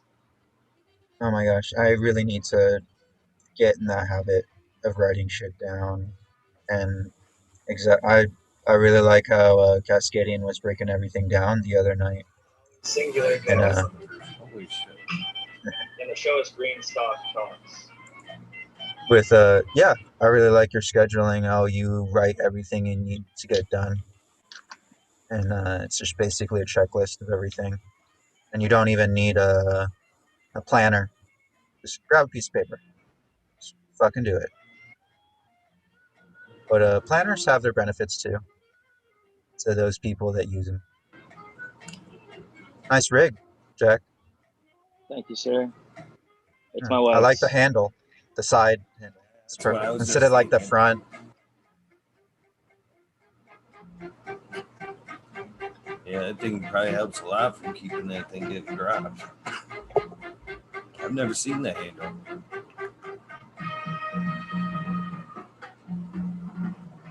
Cheers, everybody. All right, Jack, you got the wife's rig and her shirt on? You sure you're not going to be in trouble? Not her shirt. I'm kidding. Excuse me. Oh, look at that fucking nice. Yeah, grapefruit. Oh, Miss Dees was asking in chat. It's a blood orange. So Blood they have orange. kind of red modeling on the skin of the orange. I'm gonna eat another one because they're really good. I love blood oranges. They're really good here in San Diego, or at least the ones we get. There's actually a strain, blood orange, that I'm getting some concentrate of tomorrow. Awesome. So I'm excited Can't you to guys try like it. just fucking pick that shit off the trees, Jack? I mean, we have a lime tree Lemons and that's oranges and shit? grafted with lemons on it in my neighborhood. We have a fuck ton of limes, but if there's like one or two branches that put out lemons. That's cool, Yeah. man. Nice. Yeah, I'm kind of conflicted myself on having a citrus. We already have some citrus in our backyard, but just all the diseases that are going on in Orange County. It's my county. Yep. Like yeah. So, Citrus but greening disease. You know, they've got a microbial in Florida they've started to use that's been shown to be really effective against that. Sink Angel, shout the out to. trials have been successful. Yeah, I mean, it wasn't for a long time, but just in the last like month or two, they've figured out something that's extremely helpful. They were like on the verge of like multi-billion-dollar losses in both California and more so Florida citriculture. And I wish I could quote.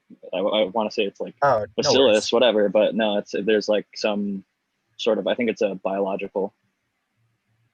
So good stuff though. I mean, thank goodness, right? Citrus is really important. It's in a ton of shit. Yeah, that's why I've been looking into different methods myself into how I might be able to treat that, because my family uses a lot of citrus. We're big fans of citrus. So it kind of broke my family's heart when I was like, I'm not going to plant any citrus yet. They wanted to get it rolling as soon as possible. It was that and avocados. I really had to push back on avocados, but it's theirs, you know, their water. But the only reason I push back is because it's 200 for a mature avocado tree. Takes 250 gallons a week. Yeah, and Yeah, I was, huh? it's crazy how much water them and also fucking God, what's the other one with the Almonds? almond? Yeah, almonds. Yes. It's a gallon per almond, right? Yeah. Well, That's why I the need to guy. look into that.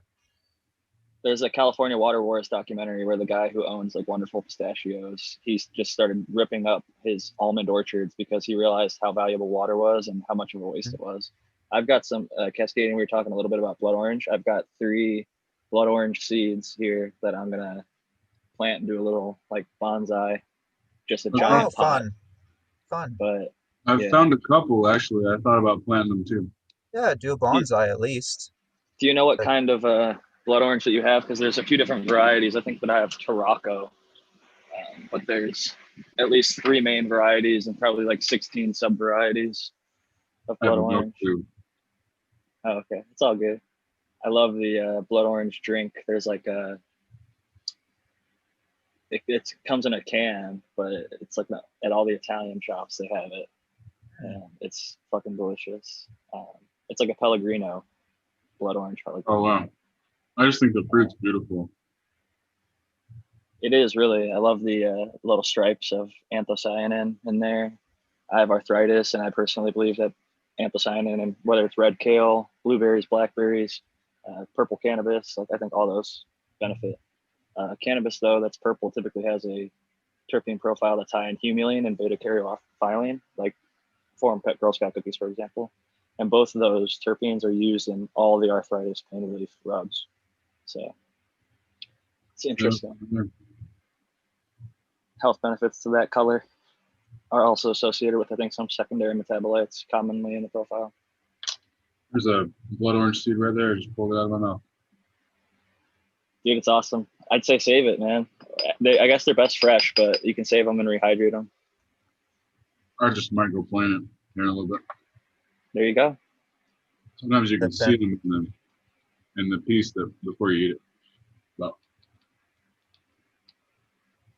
I saw some interesting theory in one of the chat comments. They're like, somebody inoculates the seed in their mouth before because they believe that it would sense the deficiencies in your metabolism and then like inoculate that seed with like what you needed nutrition wise, which I actually don't know if there's any or even micro amounts of science behind it. It's a fun philosophy, but a lot of the stuff that's similar to that, like that was scientifically experimented on, like in Russia, like if you freeze seeds or something, does it make them more cold resistant? Turns out the answer to that is no, it doesn't. At least with like wheat and rye, which they tried, because there's like winter wheat and summer wheat. And there was a yeah, guy, like if you look back to like Lychenko or Lysenko, that's how it's spelled. Um, there's a whole lot of interesting agricultural science and like bro science that literally killed millions of people because like he and also Mao through like Stalin, or not Stalin, fucking, I'm mixing up really fucked up leaders. But moral of the story is sometimes the science of the day is not very good, and it can lead to massive crop failure, and that can lead to people starving.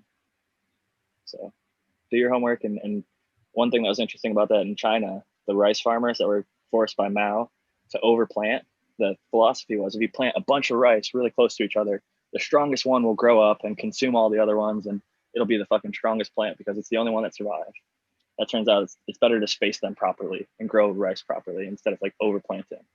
And so a lot of the farmers would overplant when they knew that like Mao's people were coming to check on them, and then they would hurry up and like scatter out all the plants properly spaced when they left.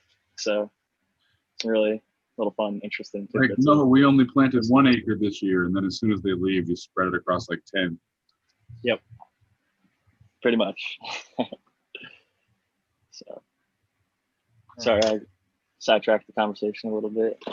no, we were We're on a 20 right actually, now. oh, nice. Yeah, Hey, we're on A for. I So know we just Jack, did a dad, did so you we don't need to see? do this song. Go ahead. Did you see the tent full of J1 there behind me? I did. I'm excited. I think with that extra 100 watts, you're gonna fucking crush it in a 4x8 using only 700 watts. Who would have fucking thought? But that first run looked good with 600 watts. Oh, you're running. Yeah, tougher. and there was a lot of empty space in that round too. I underestimated it. I really did. I should have put more in there. But like I was saying last night, was kind of I was kind of thinking I was going to have to group them under the light, keep them tight, and spin them. But no, they did okay. So I'm going to stuff it. I think this round she's wall to wall. I think that 10's going to do well this time around. And J1, that's what I'm fixing to roll up right now. Pretty, Yeah, that- you know, pretty good. you were saying Pretty good. all of them I did like about it. 4. You had 6 girls and they did about 4 each. And I was just curious if the J1 was like 4.5, 5, and some of the other ones were like 3.5, 4, or if they were all about 4 even, rough. They were all about 4. It was oddly how even they were, to be honest with you. But Nice. yeah, they did, I actually kept all the J1. I gave some to a friend, and then I'm sat on the rest. I even kind of hide the jar. So it's not mistakenly nabbed on. I'm like, no, that one's mine. You running LED in the tent behind you there? Yeah. Right there. Oh, nice. 2 Mars lights, and then cheap. Well, they're not cheap. I shouldn't say cheap. The BP Plus 3000, the Mars Hydro TS 2000, and there's a TS 1000 in the middle. So 700 watts back there, all in all. And you can't get I those think all diodes any together, cheaper. 5 watt or 5 amps all together is what that tends pull. Awesome. I was just saying you can't get those diodes any cheaper. I mean, Mars Hydro or Bloom Plus, whoever those, if you can get those Samsung diodes for less, get them somewhere else. 47 cents. Isn't that what Migro said or Migro said the other day in his list? 47 cents per ppf or watt or something like that. Yeah. Yep. Crazy. Wow. Dollars per like kilo. He had a good conversion. He basically showed all the cheaper ones have gotten a lot better, and that you can get a really good high-end light, and it will be more efficient on paper. But these budget entry lights now, the Mars, the Bloom Pluses, fucking Apuno, Spider Farmer, there's a whole range of LED companies that are now putting out lights that are just better PPFD per watt wise than like CMHs or HPSs. There's like not an argument anymore. Like that better spectrum, they're more efficient per watt, unless you have a very specific reason, like more heat or something that you want to run HPS. And even then, like other people mentioned, run a dehumidifier. Like that'll introduce heat into your room, and it also has a dual purpose of like removing humidity. If you are in a dry climate, I understand like, okay, it's gonna be different. You're gonna need to run a humidifier, but even that creates some heat. And there's a whole bunch of options. I think that LED though, it's more affordable than it's ever been. I did my own DIY and I have no electrician experience. I wired my own light, and it's been working for two years now and had no issues. But yeah. I mean, with Wago connectors, it's like Legos, man. You can fucking plug and play. Yeah, I've been looking at. That's the thing too. A lot of these diodes and boards are all the same. They're just being plugged and played by a lot of companies. So that makes so it makes it a little harder to swim through. But in the basic sense, like Jack's saying, they're pretty decently. No matter where you go, I mean, it's hard to get something that you're not going to be able to grow something under these days. It's not like the Blurple lights where they were like seriously bad, where you could buy one and just do nothing with it. These more lights of the aren't too wattage bad, as though. fans on those old things, and they'd burn out all the time. You'd have to replace diodes. Like you said, you ran yours for a year. Not a single diode's burnt out on your 100 watt. You ran that other one for at least a whole flower cycle, and both under 24-hour light cycle and 12/12 light cycle, like they both produce well for you.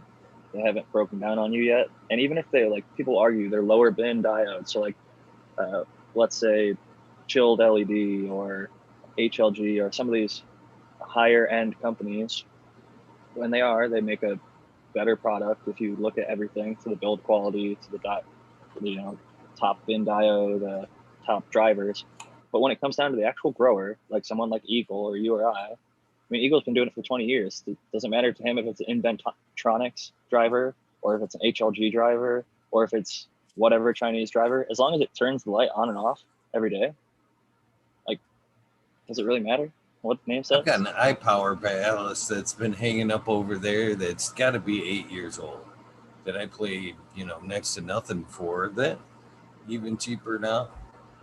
So yeah, I agree right there. Exactly what you said. If it fires up, I'm a penny pincher. Always have been. It's been about trying to save money for me. So I host a show on Cheap Home Grow. It's called the Cheap Home Grow network, I guess, but it's growing with my fellow growers, and we're all about, cheap is good. Some people call it frugal, some people call it inexpensive, some people call it affordable. Cheap to me, it's like it has a negative connotation to some people, but I'm like, I think it's smart.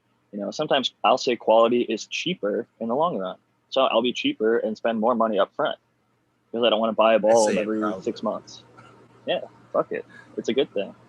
Who wants to spend more money than they have to? It's like paying more taxes than you should.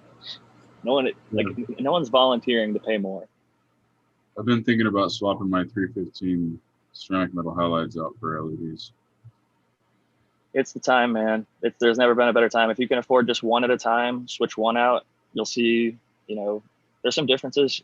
You'll have to run it a little warmer. Like with a CMH, I think it runs best room at 75 to 77. Where LED, the rooms are going to run better at like 80 to 82 in my opinion. If you have CO2, you can run even warmer, like up to 85, and it will crank. Where with any HID technology, you just have to run it colder to get the same leaf temperature that you want, which is like 82 roughly. That's really what you're dialing the temperature for, is the leaf temperature. That's what you're manipulating. Yeah, so it all, and Eagle was talking a little bit about this on, was it last night's show? I went back a little bit and I re-listened to the P&L Grow Systems episode, but he was talking about VPD, and I think he did a pretty good job explaining it. But VPD in cannabis, or many plants that are horticulturally grown, like in a greenhouse or indoor setting, where you can dial up the RH or dial down the RH, dial up the temperature, dial it down. You can literally play with the VPD and like watch the performance either spike or plummet. And the closer you can get towards that range, like Eagle doesn't have a monitor where he looks at it 24 hours on the thing, and neither do I.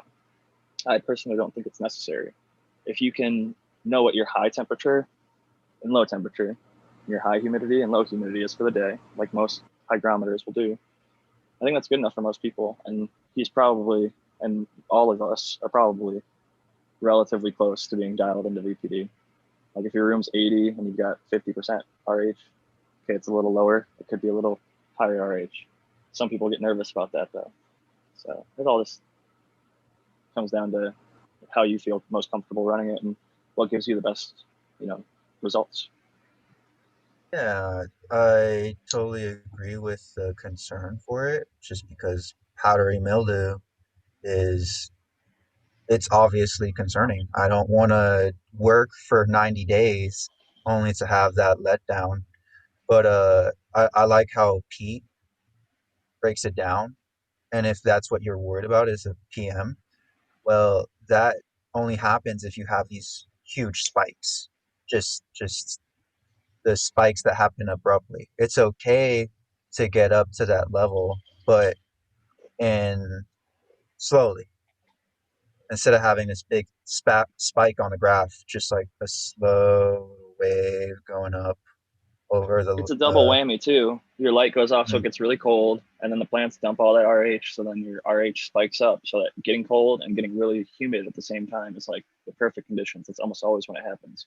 So it's like you're like me, who lives in Southern California, San Diego, where it's pretty much hot every day, like 70s, 60s, 80s, depending on time of year. I run my lights at night, so we get like 50s, 60s air I can draw in and keep it literally, like, it stays between 80 and 82 almost all the time. Even in the summer, like the hottest I got was like 85. Thankfully, LEDs work really well in my environment, but when my lights go out, it's daytime, and so I don't have a giant, the sun's just coming out, so my house starts to warm up. So as the lights are turning off, my house is getting warmer, which is not typical for when your lights out cycle. So my RH will actually, I've had successful cycles with no PM or botrytis or bud rot, mold, any type, where I've had 75% RH during lights out with a ton of airflow, ton of air exchange, but absolutely not a single drop of powdery mildew, mold, bud rot at all. And I know that makes people probably shit their pants. I Well, try it's to keep about it. stability. So Temps you are in have, the 80s, mid 80s. Temps are always, yeah, in the Yeah. 80s or high 70s. But when it's in the 70s, my ideal range that I like to keep it is like 78 at the coldest to 85 on the hottest. But I like 82 for my leaf temp if I can get it right there. And almost all the time, like I have a fan right next to me that has 3 things. So it's like low, medium, high speed. And based on that, like pulling the outside temperature, I can adjust. It's my whole house is basically the lung room. And so I've got it real dialed in where like I just by kind of tinkering with a few things here and there, and I don't have anything automated, but I have a little laser temp gun, and every single night I check, at multiple times, and it's always within a few degrees, like literally 1 or 2 degrees. So I think consistency is extremely important. are you logging that? I Are you have like a logging? paper. Sorry. I have a paper log, yeah, and I also Okay, have photos. I take a picture on my phone when I go in of the 24-hour like high temp, low temp, RH. So, but to be honest, I used to care a lot more in my first few grows when I set this up. I looked at the data a lot more, and I realized a lot of it wasn't like necessarily benefiting me a bunch. Like it was just like taking more time for me to log it. So I transferred from like handwriting it. Fudor says, yeah, the VPD should be like 10th on your list kind of thing. But it's definitely something to keep on your list, to keep in I think everyone's range. doing it unintentionally. I mean, if you're like, everybody's, the old school is like, oh, in flower, you run it like 75 and 45, right? 75 degrees Fahrenheit, 45 RH, or like 40 RH to be safe, some people would say. And that's going to put you not exactly in range, but like pretty darn close. Yeah, it's within the parameters. A lot of people were Green 13 and I had this discussion last night. Yeah, we had this discussion last night where, in my situation, where rather than put a heater in my room, I was going to put a radiant heater in the inside my tent just for the winter. He was like, "Why don't you get the DU? Yeah, and just that's a that no-brainer. heat will be your." Yeah, exactly. So I'm like, I don't advocate running heaters. Yeah, I'm in a like, different if you're zone. gonna run a heater, run more light. If you're gonna run a heater, then run a DU. Like there's so many things. I've taken that to the max with reds, and I got an HLG 650 and a fucking 3x3. So yeah, no, you're definitely. I'm saying can't for put any people more in lights general, in there, in so your now, situation, light is definitely not the option. But right. is a perfect option. I want to chime in on that a little bit. Most places in the wintertime, your house is dry, though. Isn't that right? Most people fight dryness in their house in the winter. So it's dry as fuck, dry but force air, right? It depends how many plants you're so cramming into running a DU in the wintertime may not be, the answer because your environment's going to be already dry from the wintertime, the lack of moisture in the wintertime. Just throwing that out. Yeah, I do if find you pack your tent I can tell and you the actually percentage close of it, a DU is a huge benefit. How often my so your controller will tell you how often your humidity turns on your fans for exhaust and how often your temperature turns on your fans, depending upon what type of grow control you have. So if it's always the humidity that's turning on your fans, then you definitely need more dehumidification, which has been my thing because I use small tents. So in a 3x3, I guess it depends on size. I mean, there's so many factors. There's so many factors to it. But yeah, I think it was just something I never thought about. Now I'm like, oh, Green 13, I'm going to try that because that's something I haven't tried. I dehumidify the lung room, but I don't dehumidify.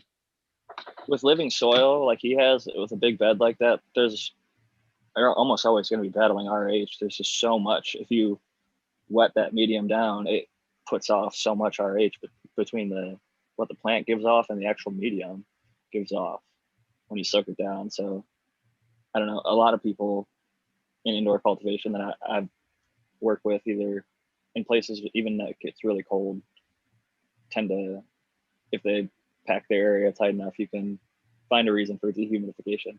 But most people I know, to be honest, don't use damp rid. Damp rid is something I used to get me through one of my first crops before I had enough circulation. Eagle talked about that like recently, and I actually kind of felt shame. I never, like, I tried to always make sure those little buckets weren't in the fucking picture, and I thought people were gonna like look down on me for that. Or Why whatever, would you but be ashamed of saving money and pulling moisture out of your air for next to nothing?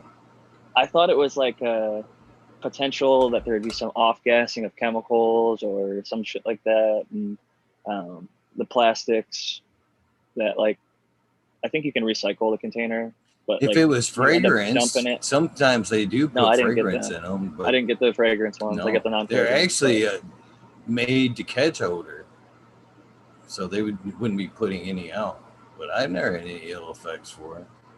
And again, Yeah, and I wouldn't know if I especially did in or my didn't. environment here, how more efficient could I be than putting damp rig in these buckets versus trying to have a dehumidifier in each area, trying to microclimate, manage these climates? It wouldn't happen. I had a dehu in every one of these things, it'd be a million fucking degrees in here. So Yeah, running I in think this you would type have of one system, I big can't see dehu any sitting better right of where an you're answer. sitting. You don't necessarily need And one. You've already got a. how would that control the tents that are closed? Because the tents are sucking in air from the room that you're sitting in. A long room? That isn't the room I'm in. I thought you were all in one big room. I don't have enough No, information about your it fit. sucks air from that out of the next room. So there's like a wall. Yeah, there's like a whole separate space. He's got an It's intake filtered from duct the outside, going from the filtered other. from Yeah. that space. So filtered twice before it gets dumped into the tents. Is the actual grow space you're in like 2-car garage size? And then you got like a It's a third car 30 by garage next to 30. it? That's fucking a huge Give me penis. That's specific. way more than 2x2. Yeah. That's a fucking Thank you. Yeah, I was like, beast. that sounds Gotcha. way bigger. That's a great fucking room. No, and that's I was just curious because I didn't know exactly how big. I just know the size of the tents that you have in there, and that's why when you said there's a wall, I thought this was like a. Is this like a? You always talked about your dream being a pole bar, and so I thought this wouldn't be like something separate from your actual physical house. But are you attached to your like residence that you live? Like you can go and walk to where you sleep and everything, or is there like a gap and then you're in another building? Or you don't want to disclose? I can understand. I'm pleading the fifth on these questions. Never you mind. We're going to have an after hours when we're not on air. It Right. may or may not be. How's it going, Yep. Smiley? And we're going to invite Ordinance Tractor changed and by the day. Ned and all these other great people. Fritz. What's up, Smiley? Cheers, Smiley. How you guys doing? Just trying to roll Doing good. Where is he? my fingers to work Oh, right. there he is. I got nothing ground up. What you rolling? Shit. Blue lime pie. So rotation. Sure.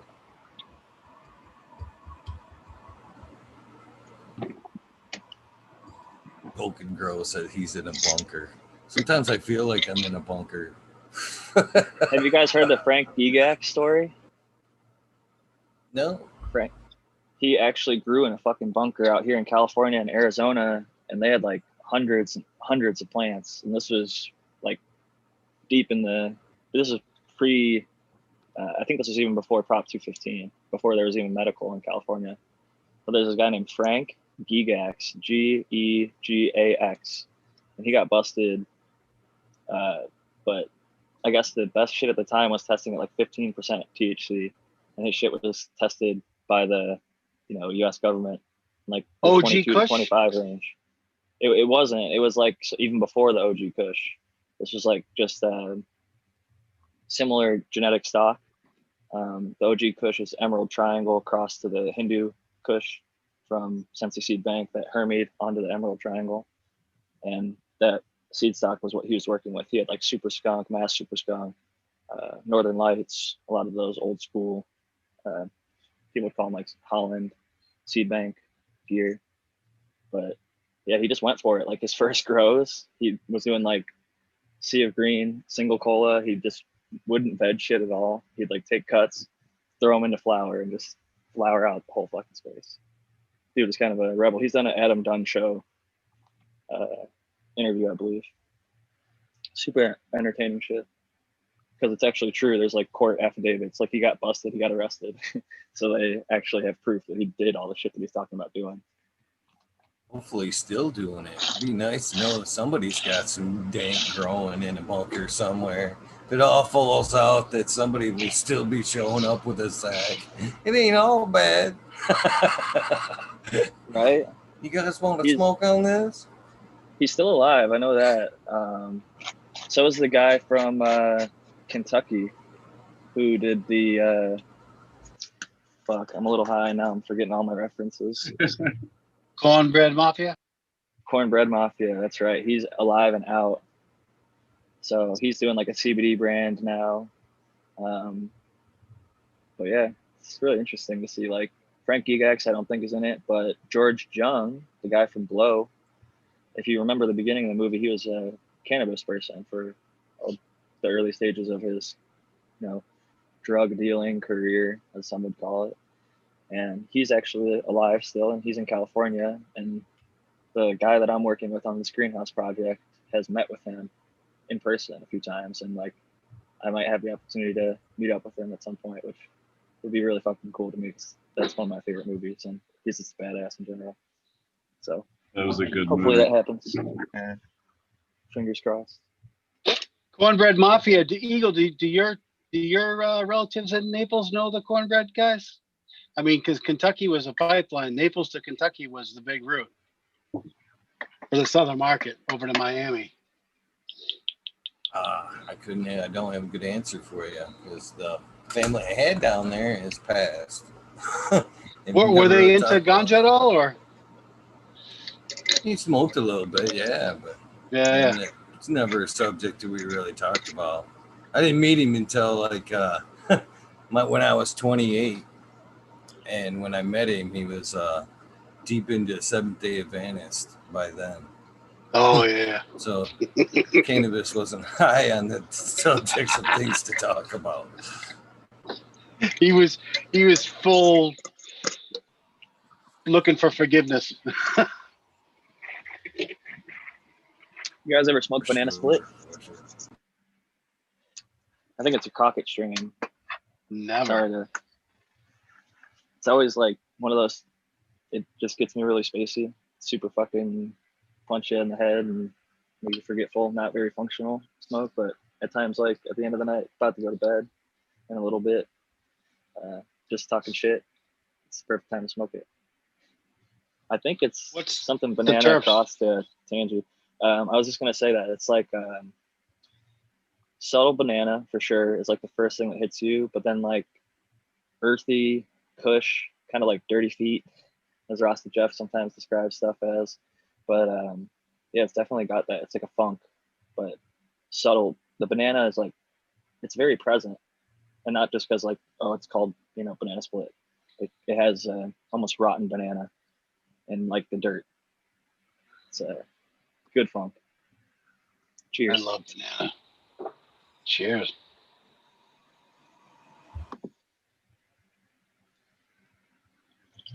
Banana and chocolate, baby. Nothing better. Nana. How was today, Smiley? How did you enjoy all your time trying to keep that little gem safe? It's cool. He was in a mood though, man. So it was a bit of a chore today, more than usual. He was kind of growing pains. I'd get him laughing for a second, and then he'd just like squirrel off into like whining about shit. So when I got there, he was in a whiny mood, and Yeah, their teeth hurt, their bones hurt, everything hurts, man. If you look at a skull of a newborn, they get fucking all those teeth are already there, just fucking crammed into their face, and it's all already pushing down on everything. You know, it's guys. It's that's not an life. easy You're first used couple to it, years, kid. right? I must be high because I wasn't sure if that was a tent zipper or an elephant for a second. That's my bad. I should have It muted. could have went either way. It could have went either way. It could have gone either way. That's funny shit. Oh goodness! It's about to happen again. Sorry. I left my that was phone over. that was a zipper. Did you guys see the Either that. video of the dude getting zipped up in the Spider-Man suit, and then it's like all the way up his back, and then it goes up the neck because it's the full suit or whatever, and the zipper ends at his head, and the guy the zipper end comes off in the guy's hand that's zipping him up, and the other dude is fucking ready to go all Spider-Man, not realizing he's fucking just got stuck in that suit. Funny. Funny ass shit, man. So sorry for the zipping, everybody, but I just wanted to go check. I didn't check the leaf surface temperature as I talked about it so much at the beginning of me coming on. And when I checked, my shit was 78 to 79. So I just turned my fan from 2 down to 1. Now I'm not freezing anymore, and my plants are actually going to be, I think, a little happier in that warmer range. Anybody who's under LEDs, if you haven't run them in the 80s, I definitely suggest trying it. I know a lot of people are scared, especially if you came from HID, where you think 75 is the max. And a lot of people grow really dank ass bud. I thought for the longest time, and I still personally think shout out to Noah the Grower. He was in the chat earlier. You go to his page, you go to Eagle, look at his stuff under the HID. If you can keep that stuff at 75 under HPS, and you keep it properly distanced and you're growing good genetics, I think some of the most photogenic and even when it comes down to smoking it, some of the best buds do come from HPS grow. Maybe that's this old school way of thinking, but I've seen LEDs definitely put out a ton of frost too. But I think there's something about the structure of the nug and just I don't know. Shout out Noah the Grower. If you see on his page, it's exactly what I'm talking about. It's the old High Times covers, not even the old ones, the newer ones when the shit was starting to look dank. That's a hard question. In chat there, the guy Wooly Wookie from South Africa, shout out, man, but he was in an accident. He can't smell, so he's asking for strains that would taste awesome, and I'm trying to think of ones really leave a flavor on your palate, you know what I mean, your actual coat. GMO does flavor. Fucking coats your throat. I have a cross of it, and it literally leaves it really strong. My buddy sent me one. It was Alaskan AK Bean Brains. I want to say it was TK NL5 Haze crossed with Mantanuska Thunderfuck. It was something crossed to MTF for sure, but the MTF is what shined through. I've never had it pure, but based on all the descriptions I read, it smelled exactly Minutia like that. fucking Thunderfuck. That was a great strain for a while. And it was definitely leaned on that heavy, and that one left a really coated your tongue more than your throat and palate. The GMO for me, it's down here in this area. You can almost feel a greasy, garlicky, just coating. But with the MTF, I think it's Montanuska Thunderfuck. I don't know. Yeah, MTF, the Alaskan strain. That's sometimes called Alaskan Thunderfuck, even though I guess they're two different. There's a really good on Leafly, believe it or not, because a lot of times there's some bullshit ass reviews on Leafly. But if you look up that strain, the MTF, somebody in the comments who's from there in Alaska. Yeah, it's Manushka.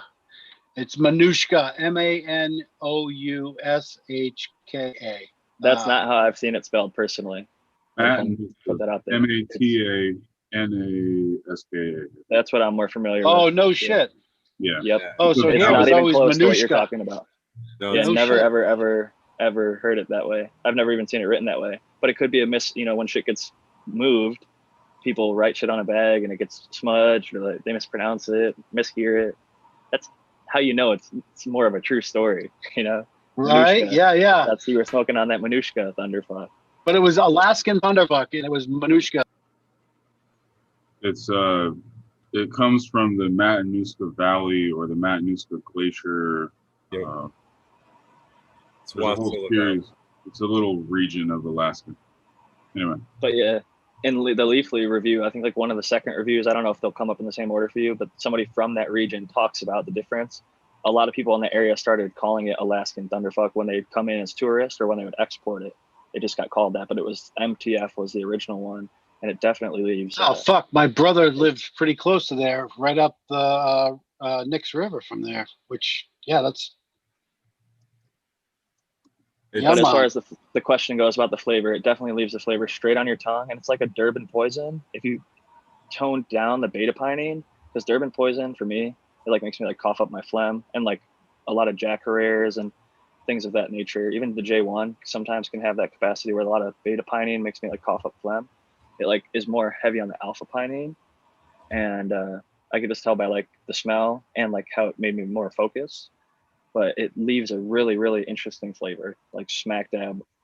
Like your whole entire tongue was like soaking in whatever, like if you could extract that bud and put the essence of it in a jar, the terpenes or whatever, everything that it's not just terpenes, there's esters and all the other stuff, into a little shot glass and like soak your tongue in it. That's how the MTF, like for like half an hour after you're like tasting it, even if you drank and ate something, you like still have that taste on your tongue. Flavor gasms.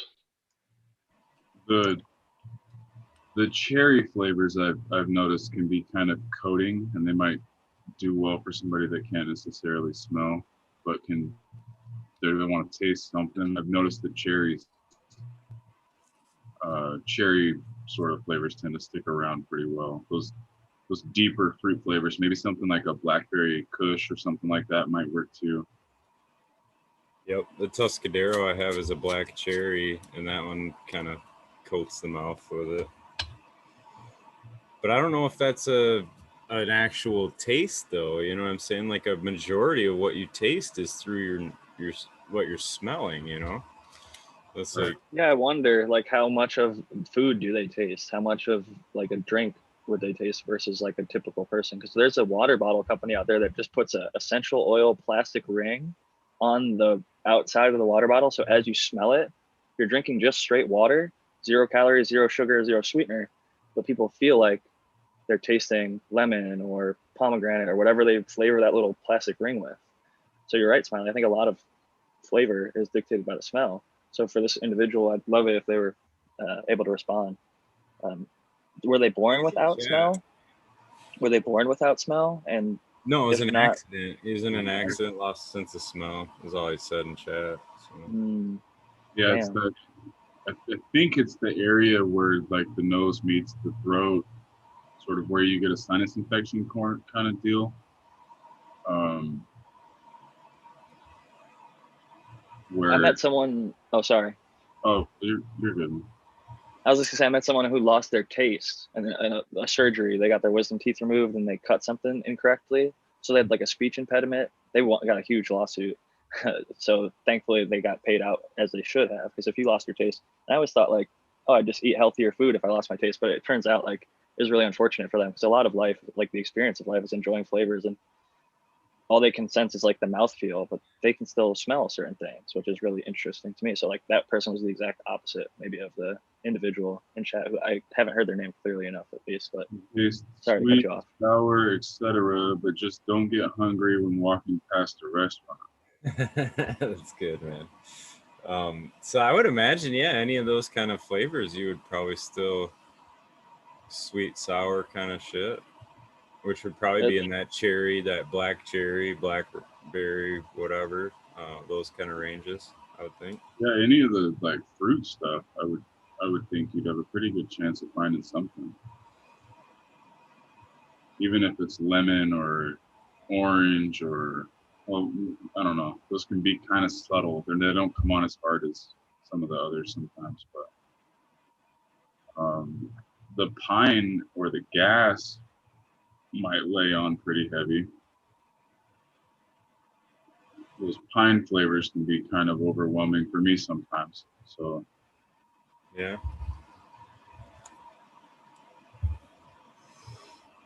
That's cool. I'm reading up on chat. Well, that was unexpected looking down at Chris's picture there. I just did the same thing, and then I was like, look away.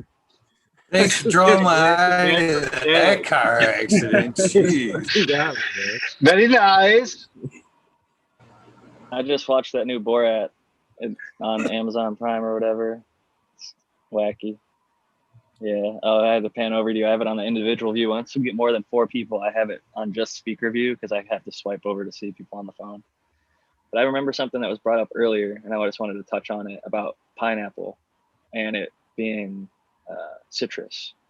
The citrus note in pineapple is limonene in cannabis. What you're looking for, if you're looking for pineapple notes, is not terpenes. It's esters and flavonoids and other things. It's like ethyl propanoate, methyl butanoate. Those are both esters found both in pineapple and cannabis. And if you go to my, I'm not trying to like plug myself, but if you want the information, at Jack Greenstock on Instagram, I have a saved stories for a bunch of different flavors: banana, pineapple, grape, cherry. And I break down what is found in both of those things, both cannabis and that actual fruit. So people can get an idea of what they're smelling, because I'm actually doing it on ones that are not terpenes, because so often I just hear people say the terp profile. And it's the new slogan. I understand it's like indica sativa. It's not exactly perfect, but everybody knows what you're saying if you use it in the right context. But I like to, understand what's giving us our experience with our medication. And when I found out about terpenes, I dove deep, but there's only so much there. There are hundreds of terpenes, but there's like a main 10 in cannabis that you're going to find. And there's like a 200 that will be mixed in there. And you can find out as much as you can about those, but then there's so much more, like with the esters and flavonoids and minor cannabinoids. So I don't know, it's just fun to actually dive into if you're going to be breeding for it, realizing, hey man, terpene test isn't going to fucking tell you shit if you're looking for pineapple. I hate to say it, because Humboldt Seed Company, Nat's already done it. You can look at his terpenes, and all 8 of the ones listed, none of them smell like pineapple. You can isolate them, you can smell them on their own, you can look up descriptions of them. None of them have pineapple smells. The only thing that's even close is limonene, which is citrus. And sorry, my light just turned off. Now I'm gonna have to change up my headphones. But yeah, look deeper than just the terpenes is all I'm saying. Yeah, it's really cool once you start to dig too, because it's esters and phthalates and Ketones. But yeah. in reality, you don't fucking know until you smoke it. Like in reality, like for a home grower, like most people are growing for their own medicinal use, whatever. I mean, you could get it cut and somebody could have had it tested, but it could be totally different from your room. You know what I mean? Like that whole terp profile, everything could be totally different. Like the flavor, all of it. So, like really, you Keep in wouldn't mind, until you fucking Sorry. grew out, you're in your room and smoked it. Either way. Yeah, it's like 90% of J1. people don't even have the flavor, the ability to distinguish the palate, really. So, That's true too. it's kind of like there's got a two buddy like- groups of people. It's kind of colorblind too. Colorblind people, they exist. People have sensory deprivation. I'll say this though, just because most people drink Bud Light doesn't mean we should be discouraged from brewing craft beer or the best wines. Fuck yeah. Yeah, there's $2 truck out there, and most people buy $10 bottles of wine and less at Costco. But there are also those wines that sell out their entire harvest or creation every single time for top dollar. And I think that's the market we are all in. We're small scale craft producers. We should focus on how to make it the best. And like you guys have talked about, something that really interests me is the grow off, because it showed home growers do it better than commercial growers. They did terpene test, cannabinoid test. The home growers always win. Every single one of the grow offs, you can go back and look. They have like the top 3 home growers. It's not even close. They're like 3 to 5% higher than the commercial producers every single time that I've seen it. And I've seen at least 10 of them. So it's like pretty conclusive to me that, like Eagle has said, it's hard to scale that craft. Like once you get up to that scale, even if you put multi-million dollars into the facility, even if you have people that know what they're doing. And granted, there are people that are doing it shitty on the homegrown scale too. But I think that more often than not, you're going to find people like us who are spending hours listening to podcasts and digesting all this cannabis Hell information. yeah, welcome. Yeah, when you get in your Pete. facility, you better beat out the fucking home grower now. You're gonna be talking. You're gonna be flipping teams there. Bro, I'm still going to be growing my own for myself. No, I know. I'm just saying, man, out of the facility. And I'll still be marching on the home grow drone because I think that everybody should grow their own. Not if just because I'm getting into a big greenhouse doesn't mean that people should stop growing their own. Like, yeah, I'll try to produce the best that we can, but I know that it's going to have to go through metric. It's going to have to go through the potentially, if we're not vertically integrated in certain situations, we will be in some, but in the situations we're not, it's going to rely on distribution and dispensaries or delivery services to handle it properly, which I don't have a lot of faith in. Let's say that based on my own experience as the user going through 100 different eighths or more in the last year from the legal market of like the top between $75 and $100 eighths. So it's not like I'm cheaping out, like getting the shitty shit, you know, like I'm buying the best shit that's available in California in one of the hottest markets. So I've seen firsthand a lot of home growers, or even like people like Eagle. Like most of my buddies are much larger scale than I am, but they're still the head of the show. They're doing it all themselves. You know, they got, I don't want to say how many lights, but because I don't want people to start looking around. The BCC is brutal here. They go after the home growers, and if they're giving it to their friends, which is fucked up.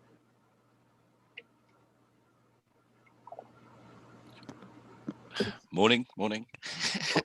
Sorry. Oh shit. What's How you up? doing, bro? Morning, all, Pete. all good. Hey, how's the leg doing, Eagle? From the ink work? Oh, it's doing pretty good. Yeah, all recovered. Still a little rough into like the double up spots. Yeah, where you had to go back in where it was still somewhat fresh. There's still a little bit of tender spots there, but it's looking Reminds pretty you what it's good. all about. Excellent. I'm pretty excellent. stoked about it. Thanks for asking, by the way. I got another session being lined up. It's that sort of, you know, we're looking forward to it, but not at the same time. You know, that As pain someone with pleasure. no it's funny. tattoos, I appreciate your point that you brought up that they should have opened up tattoo parlors way before barbershops and other places because they're already wearing gloves, they're already sterilizing, they can mask up easily. Some places already do. That was a great point. I never would have thought about that. You know, and they're trained to deal with blood pathogens. You know, a lot of them do piercing and all of that as well. So I know the place that I go to, they won't do oral piercings now. And he said he put his foot down on that when he went to the dentist and saw how geared up the dentist was. And he said, unless we can gear up like the dentist is doing it, we won't do oral piercings. It's just not going to be a thing until we can do that. And he said the dentist is just crazy, Yeah. man. It's like full biohazard suit sort of thing. It is tough though, because some of these artists are like people travel from around the world to come and see them. So what you're bringing is you're bringing people from all over the place, especially in my area. We have a couple of people living on different tattoo shows, Inked, and a couple of the two twin brothers that do great black work are right across the bridge from us. And people come from around the world just to get a tattoo. Well, I tell you what, all the locals suddenly discovered that the waiting in those cases, like, stay the fuck home. Yeah. But see, what's interesting is all the locals go, cool, the waiting list just got a lot shorter because all these international bookings aren't there. So instead of it being a 3-year waiting list, I'm down to next week, you know, because that was always the horror. I mean, I remember. That's so true. Trying to remember who it was. I know I looked at getting a booking with Paul Booth, but fuck me, that was like a 3-year waiting list. It's like, nah, it's all right. And like another guy in California who specialized in biomechanics, that was 18 months as well. It's like, nah, I can't be doing that.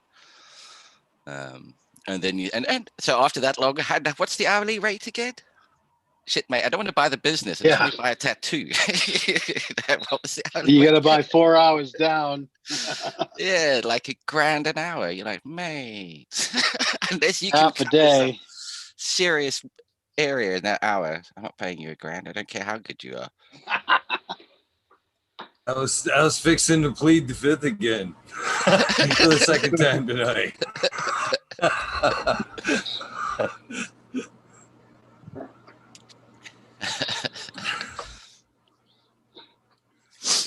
What are you up to there, Raptor? I give a. Sorry.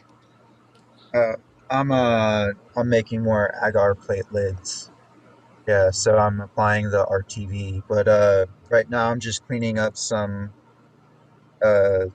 cuts, some drill cuts I made because it needs 2/4 inch holes, and then one hole that's where you put the RTV, and the other is where I'm putting 2 pieces of microcore tape on top of each other, and I need the RTV gasket maker for the self-healing injection port, and that's where I'm going to put the liquid culture syringe through. Yeah, I improperly did it before and was putting more than 3 drops of liquid culture, and you don't need more than like 3 drops is even more. Some people just do 2.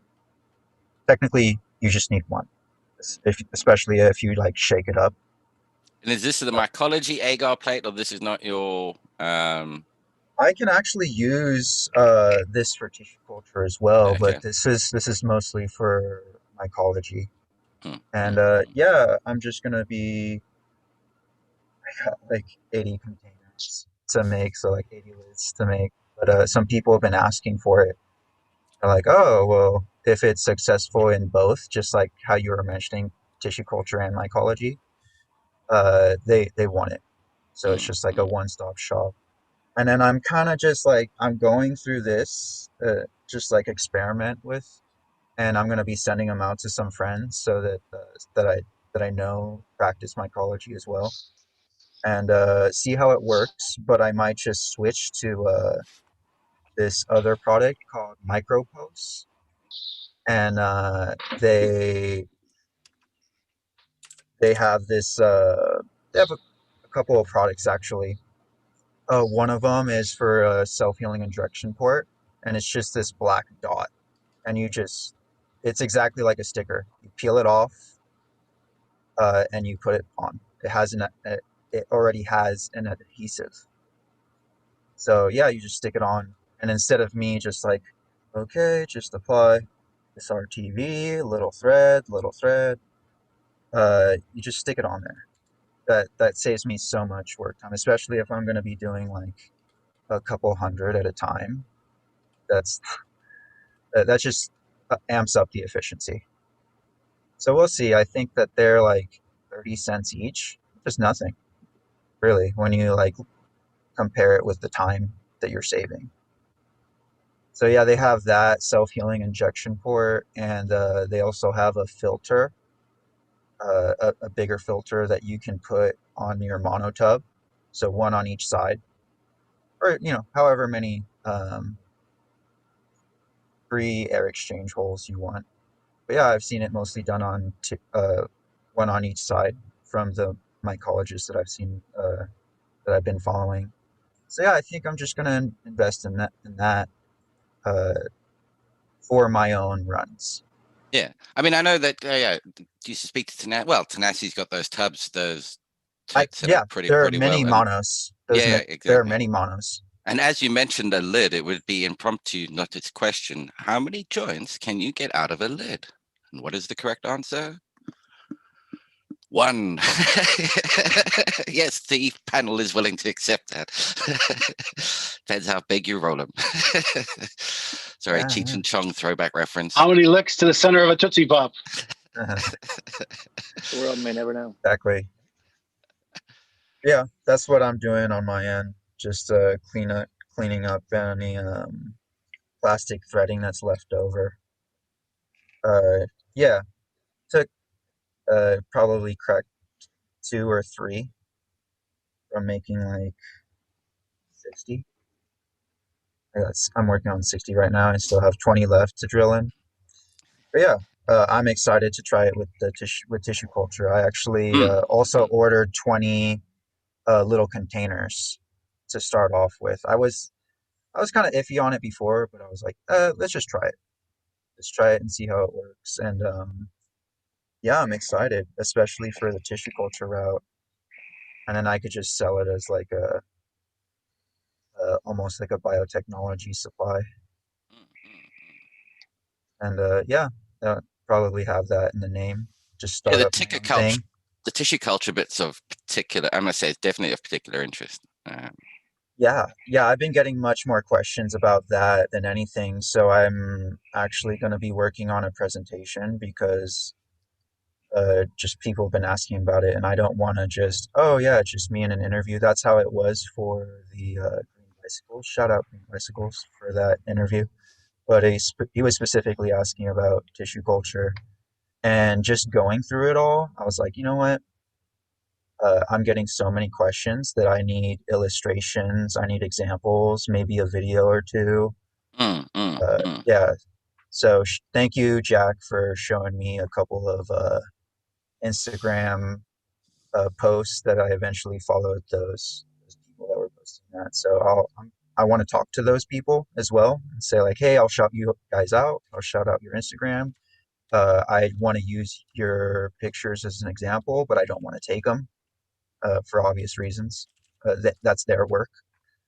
So yeah, that's how I'm gonna go about it. Like people have been asking specific temperatures, specific uh, time frames, and the environment and what supplies they need. So I'd rather have that in a nice, neat presentation where I can give them a list of everything and an example. And yeah, I also noticed there's a big gap in vocabulary. So I might have that broken down already. So I can have it exactly instead of being like, oh, well, it's kind of like this. And yeah, I I've been reading about it for the last couple of years, but it wasn't until that I found a full-on book, Plants from Test Tubes. So it was nice to have like a cohesive, first the history, then the modern, and then it goes a little bit into the future too. So yeah. So the I just wanted to say I'll read Pete's message here in just a second. I feel fucking rude now, not reading it. It flashed up and then went away. Node Labs is one of the people that I sent to you, as well as Caper Purple, Caper purple, like the color. He pops his seeds in test tubes in cocoa, which he had a cool process that was at Rosenthal, which I really thought was cool. But he also does some tissue culture, but Node Labs does it. And I think they work with like Finest, who gives out tissue culture clones and stuff. But really great work going on within the community right now. So I was happy to share those resources with you. I know that you're gonna run with it and share it with who needs to see it. Yeah. I've just been scrolling through their accounts, just like, wow, this is fucking awesome. And you know, if I get into that myself, I'm doing it more for exploration. And as far as people, I didn't even want to do it as a business, but people are asking for supplies, and I just send them the way of some actual suppliers that are already set up, but some people want this. And the reason I showed it on Instagram is so people could do it themselves. I was like, here, this is all it takes. This was, you know, it's very affordable. You just put in the time, but They still want to buy it. they still want to buy it. Welcome to commercial weed versus the homegrown market. Hey, mate, I can show you how to grow it yourself. Yeah. Where can I just go and buy some? Show me the bottle and give me the recipe.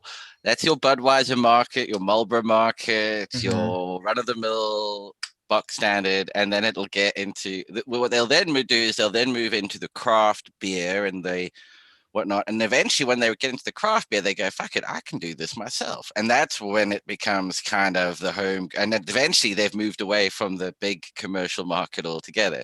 You know, it's not everybody who comes in on the home grow kind of side of things. You know what I mean? On mass, I mean, we are in an echo chamber. We do, I mean, it's a big echo chamber, but we do tend to work and communicate with people who all home grow. So to us, it's the normal way of doing it. Everybody should do it. But at the end of the day, the easiest way in is people are just going to want to walk into 7-Eleven, can have a packet of, Marlboro Highs and walk out again. And eventually they educate themselves and they move on, like we all did. Maybe not though. That might be just their goal. I mean, they're still not everybody wants to grow tomatoes at home, but Yeah, it's like the guy that wants to just pound the cheapest beer, the Bush, the whatever white can that says beer, but it was fucking $6 for a 48 pack, man. There'll always be a new, fresh generation coming through that just wants to buy it over the counter. You know, every generation is going to go through that cycle. Aren't the days you're referring to like the days where you're barely drinking and you're just trying to score enough for as many people as you can get together? That's the days I remember, the 30 packs right there. It wasn't a choice thing. It was a it's a necessity. Some people thing. Yep. Yeah, where you go around the friends, like, how much you got, man? How much you got? Okay, cough it up. Come on, everyone, pull it in. Yeah. I still say it's always there. There was always the one guy going, $20 more and we can get a pony keg. Go and ask your mom for $20 more today. Yeah, everybody's scrambling together. Like, how much have we got together? Okay, we've got enough for. Okay, now who's going to go in and bullshit that they're of age to be buying this? Yeah. I think it would have been cannabis back then if it would have been more available. I really do. I think same situation back then. I think we'd all been pulling in for a fat sack or something like that. A baller bucket. A baller bucket of dabs for the night. That's actually how it was for me, because we had access to the medical market was still backpack days, where all that one guy strolling into the dispo and with a duffel bag full to the brim, and then he walks out not empty-handed, fat pockets, but definitely no more duffel bag. Yeah, so we had yeah. I don't know how many times I'd bump into somebody in public too and accidentally bump that and hear that tank and just kind of look back and be like, I watched my way. Sorry about that, sir. Yeah, I just brought that up because we would know, like, I wouldn't be in any circle or anything. I would just know the right person to talk to that knew the right guy, where his brother was hooked up in that. So yeah, we exactly like you were saying, Eagle, with the beer, that's how it was for cannabis, because we had access to like medical grade, but it just wasn't sold yet to the display. They had some on the side. We're like, oh, okay, that's there. So I totally participated in the free market. But as I got older, I was able to. I was 21. We got 1 minute. My rec. Nice. Till 4:20, and we got a very nice gesture by Pete. I don't know if you want to jump in. I saw that you just asked another thing, like, could we do a throwback to something, like a question? We typically do like a 1 to 400 in the chat for giveaways. I'm sort of spoiling it, lead in. I'm gonna pass it off to Eagle, and then Eagle could pass it off to Pete, maybe. See how we handle this. I'm gonna do a dab though. Hey, go for the dab. There's a thing there in the chat for in the panel chat there for Raptor. What was, if you have a quick look at that? I'm trying to think. Maybe you could be onto something here. Is that the right? Did I put the right thing in there? Is that correct? Raptor would know. I'm totally at a loss of what's going on. In the panel chat, in our chat, if you have a quick look there, I put in something there. If that's the correct answer, then that's what we could go with as the. Yeah, that is true. That is true. That's cool. what I'm working on right now. Excellent, sir. Yeah. Oh, the mystery deepens. I don't know, Eagle. Do you want to say? I mean, I don't mind. I'll quite happily. No, jump in. This is all right. You. So why not? For everybody who's here early on a Saturday morning, I think it is Saturday morning everywhere. I don't think any of you guys are that far away. Quick question for first person to get it right on will win a Minder unit. So Chiba, hold on, you might get the answer right before you order anything. How many lids is Raptor currently working on? First person to get that answer right wins a free Minder unit. Take it away. Go. What a great deal. Thank you. You know, see, that's a hookup for somebody watching. No the show. rewinding. That's You got to have been paying attention. Damn it! great. I I know, disqualified. me and you both. I'm like, dang it, I can't even. Oh, GMF hits Oh, it on wow. the nail. Man, talk about some good listeners. Right off People the paying bat. attention there. Wow. Ding, ding, ding. 4-7. GMF. He's got a mind like a steel trap, man. That Yeah, he dude, does. everything he hears. Oh, retains it. man. And a great dude, too. That was quick, yeah. That was so fast off the bat. Wow. I'm Clearly already that gonna- Malawi Cobb, you know, see now Cobb helping you retain information. We could bullshit this from all sorts of angles. Of course, the savant is gonna fucking remember that shit. Yeah, autism superpowers. It was a number. It's a If it had fucking been number, a man. feeling, it might have been different. I would have had it if I didn't read the answer first.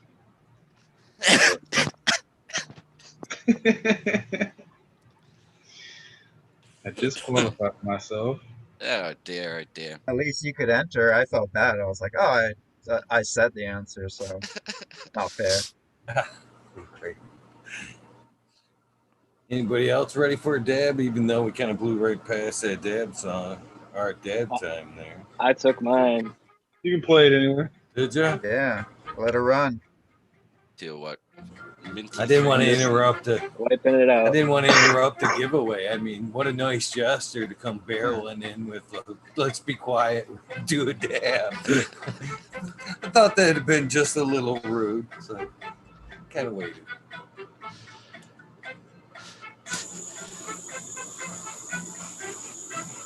What'd you go in for, Jack? Anybody else? I'm the only one dabbing here. I went with the caramel OG. Oh fuck, that's Who's that by, Jack? I don't know who the strain is by, but it's from a company called Roots out here in California. ROOTS, just like it's you would think it's spelled.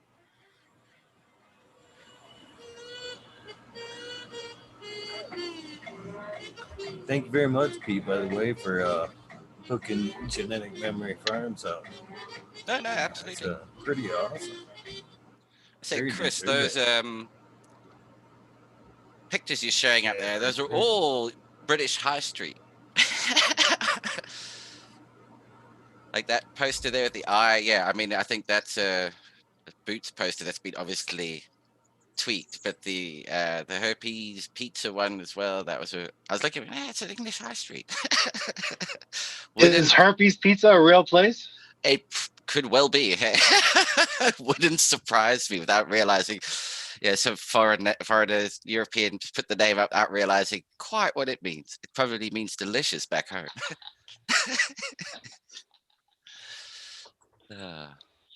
Oh, too funny. Cuba man saying, "Do it again, Pete. Do it again, Pete." Pick another number. Well, you never know. There might be another random one at some point. Maybe not today, but another day. You'd have to. That's pretty generous as it is. I mean, come on. Jeez.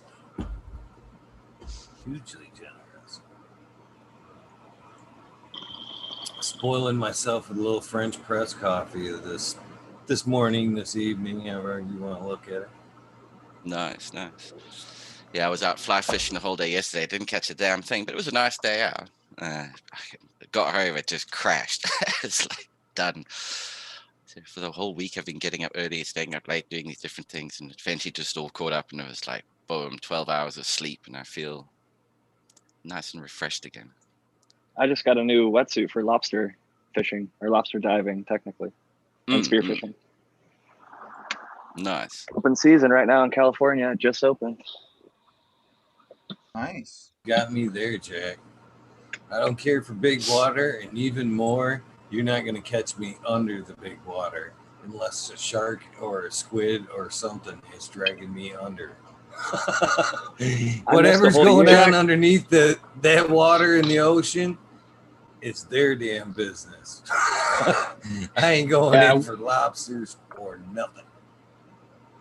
The best stuff around Jack right now, or in general, is some of the smaller, like yellowtail, some of the pelagic yellowfin tuna, and the best I think overall is the Dorado, the dolphin.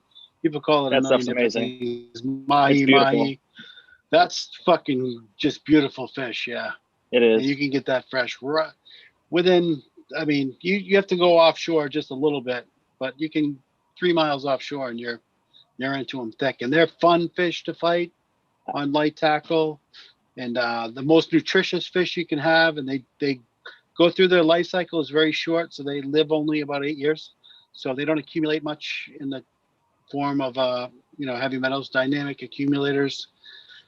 And we always throw the wrong fish back. When you go, you should never. It's not the big fish that you should actually be keeping, because they're the ones Exactly. that spawn. It's Yeah, the the smaller worst. ones. Yeah. It should be like the intermediate sized ones that you keep. Don't take the really big ones. Yes, Take the middle slot ones. fish. Yeah, Hmm. slot fish. So a lot of states have slot fish limits where you can only take fish between this size. So those slot fish are, especially Yeah, in it's some a smarter way species, to it's do better. it. Yep. Leave the Well, with- young stock and the breeding stock alone, and just sort of aim for the middle bit, because you don't take all of them out. It's when you nail the breeding stock that you just decimate Absolutely. the population.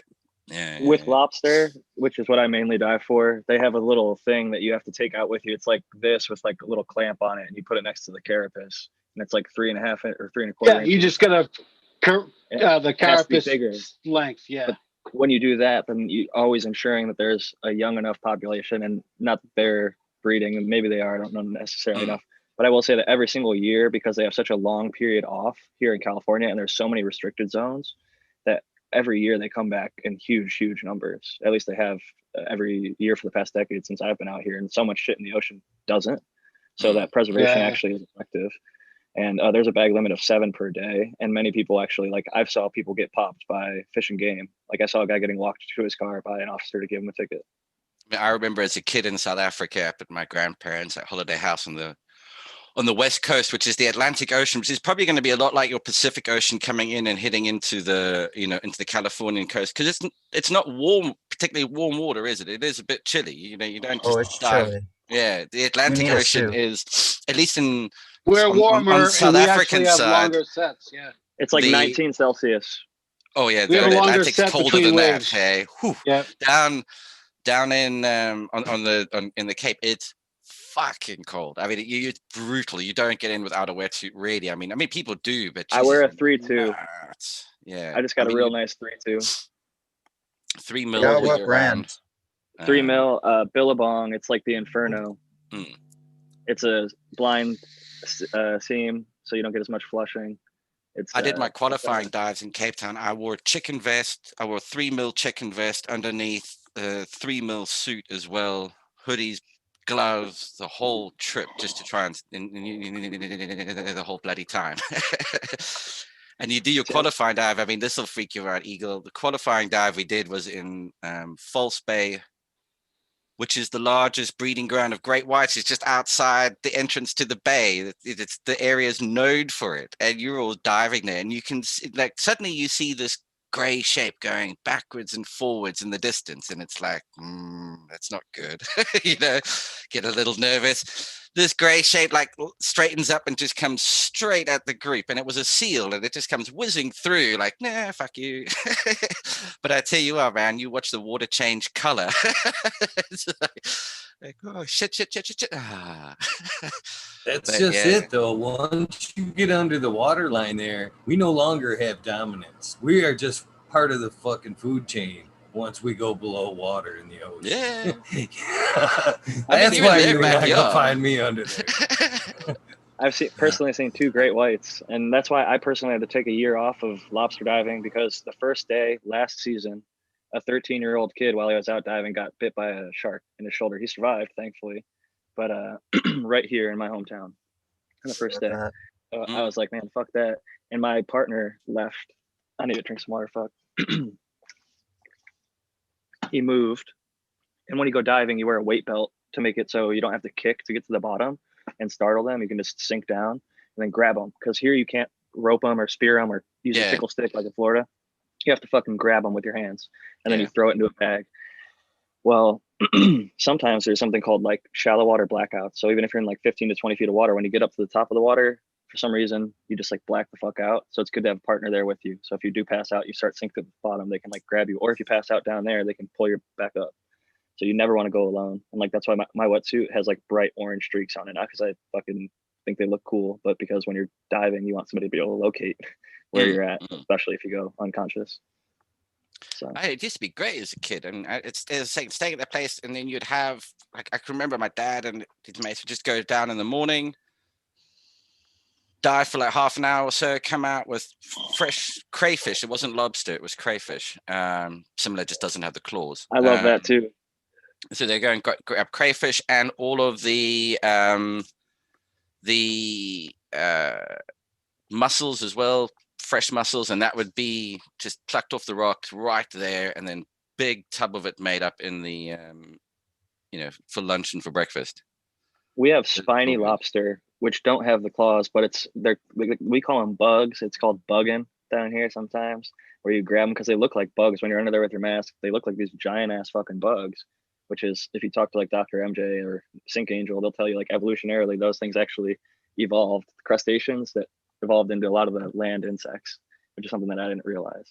But it's true if you look into the history of all that shit. But when you go down and dive for them, that was something I was surprised about, is they don't have claws. And another thing is like 95% of it gets exported. Most people here in California don't eat it. It gets like shipped to China for like way, way higher costs. And there's like, they pay much, much higher. It's like $23 a pound here. It's like 56 plus per pound there. Yeah, that's changed though. 70, Lately, they've the whole crab market, all Chinese exports have almost shrunk by like 70%. Yeah, so since COVID, like, this is when I used to dive. I guess this season I haven't gone, but two years ago it used to be crazy. Like, you would never see the crab or lobster end up in local markets, but now you're actually seeing it in the local markets. So how about Dungeness crab? I actually don't go for crab, just lobster and spearfishing. I'm like a poor man's spearfisher. I like perch, surf perch. It's like some of the most available, like cheap, shitty. But if you prepare it right, I think it tastes great.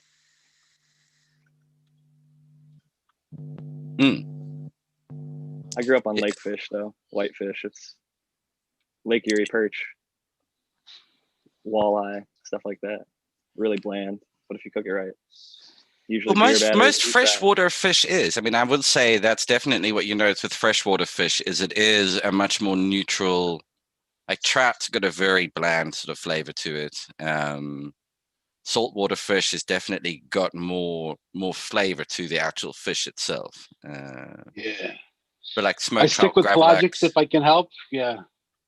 In stream and tributaries and lakes and ponds, I think the accumulation is already in the pond itself in most areas, unless you find a really pristine spot. Sadly, almost 90% of all of our rivers, lakes, streams, ponds are polluted to the degree where I would need shit out of them. They're that bad in the States. I agree, and I kind of actually feel a little weird even eating stuff out of the Pacific sometimes after Fukushima. All that fucking radioactive shit that got dumped in there. Like Ari Gold, the guy from Entourage, his name's Jeremy Piven in real life. That dude ate so much fish that he got mercury poisoning. That's some real shit.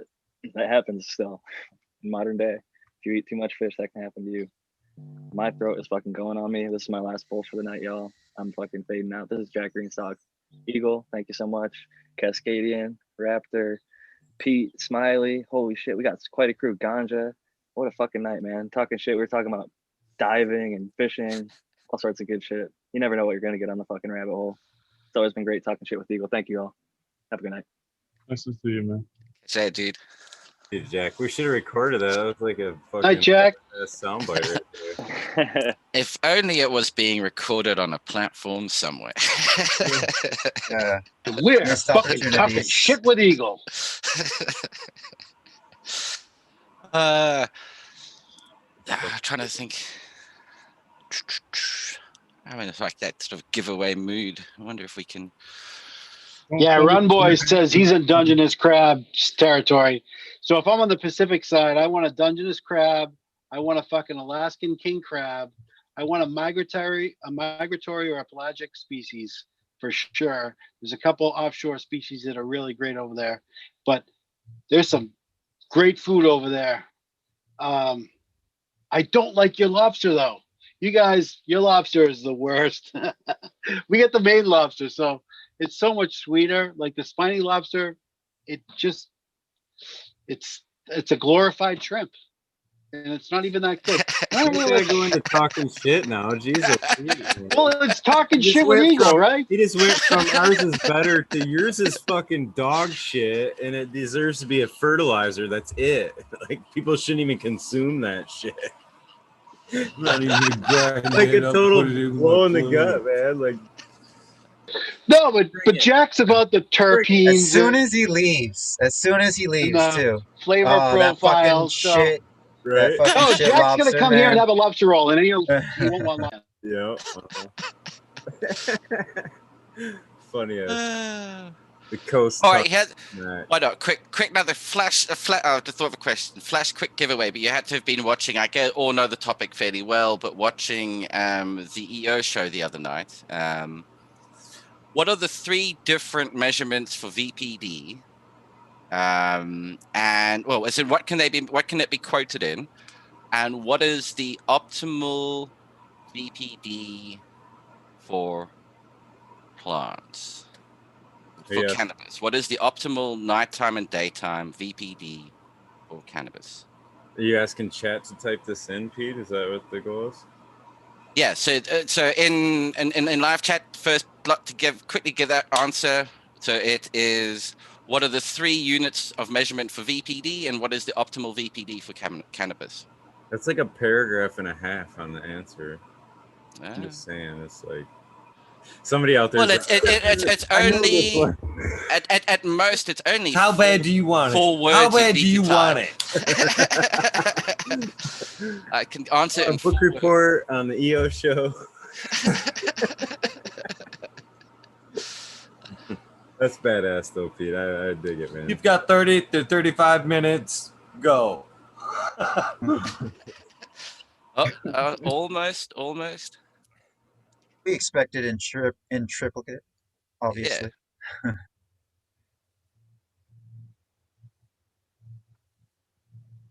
I'm looking at some of these answers coming through. We'll keep an eye on it. I don't know what answers Someone you're will- looking for. I know. I can put them up in our chat. I see ranges. I see some ranges. The one that was half close. Yeah, we need to know the measurement. Some numbers are getting thrown out. We don't know what them numbers are. We don't know what that measurement is. Oh shit! Somebody paying attention.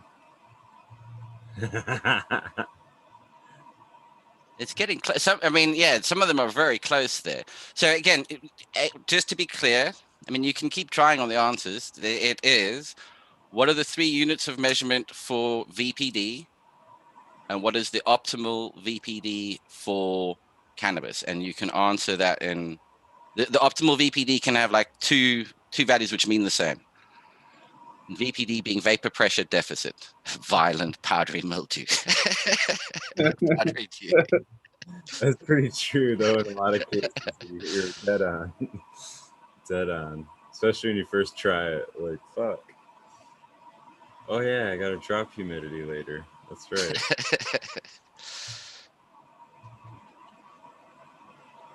I like how you addressed the issue with, well, what people were considering an issue with security. It's like if anything, it's safer because if you were to get pulled over with that information already on your phone, you know. Yeah, it's not on your phone. It's on a website somewhere. It's Is great. is it possible to monitor multiple spaces with the minder and extra probes? Well, each minder's a fixed unit, so you get the 2 probes with each one. So if you can put one probe, you could have one hanging in one environment and the other one hanging in the other, but you're only going to get temperature in one. You get temperature and humidity in the other, or just get a second minder. But they all hang together, so they all appear on a single dashboard. It's not like you have to look at different things. They all come together on a single dashboard at the end of the day. So, Raptor, I just want to point out to you that they can only lawfully swipe what data is on your phone if it's unlocked. I've always been, and they can actually drive up next to you and swipe that shit through a Stingray if they really wanted to. But lawfully, it's only if they have possession and it's unlocked. I started actually locking Keeping my tabs. phone just for that reason, and the reason for just dropping its sake. I didn't want somebody to pick it up, go through Instagram or whatever, go, holy shit. All the pictures that I take Eagle, of the I garden. found Eagle's phone. Are you seeing what you're looking for yet or not? Oh, someone's getting close. That were pretty close. It's definitely inching in there. I was throwing out the reminder that you wanted the unit of measurement, because a lot of people were saying things, but then it was not in the unit of measurement. So so to be clear, it's unit of what are the units of measurement? I did drop that hint in chat, so thanks. But I did see somebody I thought was pretty dang close, so I don't know. There's one there that's really close. Stopping it or yeah. I mean, we almost. Yep. I mean, Chiba Man says Eagle 2020 doesn't work. No, it doesn't work. No, Eagle 2020 doesn't work on the website. That's what you have to DM me on Instagram. There you go. And that's why it's Eagle 2020, because it's a piss take. It's on purpose. Otherwise, we just said Eagle. I wish you could have seen my face. I wish that would have been live when I read that, because I was like, oh.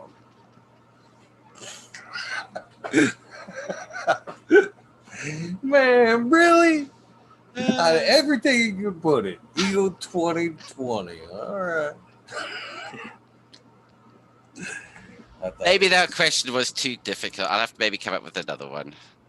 I mean, people have been getting kind of close-ish, but I think maybe what's thrown off is, on the actual VPD value, definitely, I mean, really close there. In fact, I would say GR420 got it there on the on what the VPD range would be.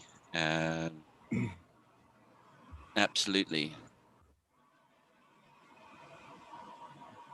Because what it would need to, the units of measurement are pascals, hectopascals, and kilopascals, being the 3 units of measurement for VPD. And the optimal VPD, depending on the unit of measurement that you're using, the 2 most common being hectopascals and kilopascals. It would be either 10 to like 12, 15 around there for the latter stages of flowering, and it would be 1 to 1.5. So look what he said.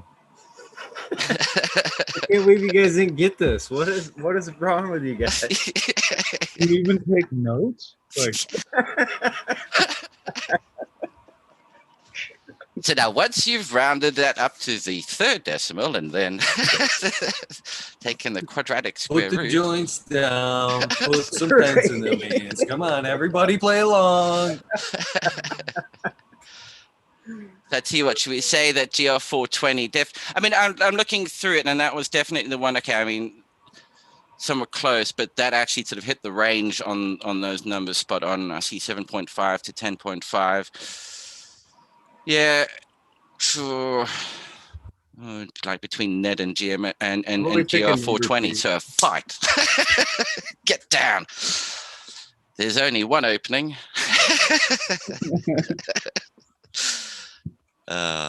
Let's pick a number. Why don't we do that? Yeah, maybe that's how you guys do it. Go for it. Do what Tie traditionally goes to that seems to Britain. work. Tie goes to Britain. That was good though. I liked it. It was thrilling. It's thrilling. See who's awake. It was fun to watch how quick I panicked inside. Like, I should know this. And then it took me a minute. I had the measurements wrong too in my head. Mm-hmm. At first, I thought you were asking for like temperature, humidity. And I was like, what's the third one? Is it elevation, barometric pressure? Aren't those the same thing? Then I was like, that's not even the question.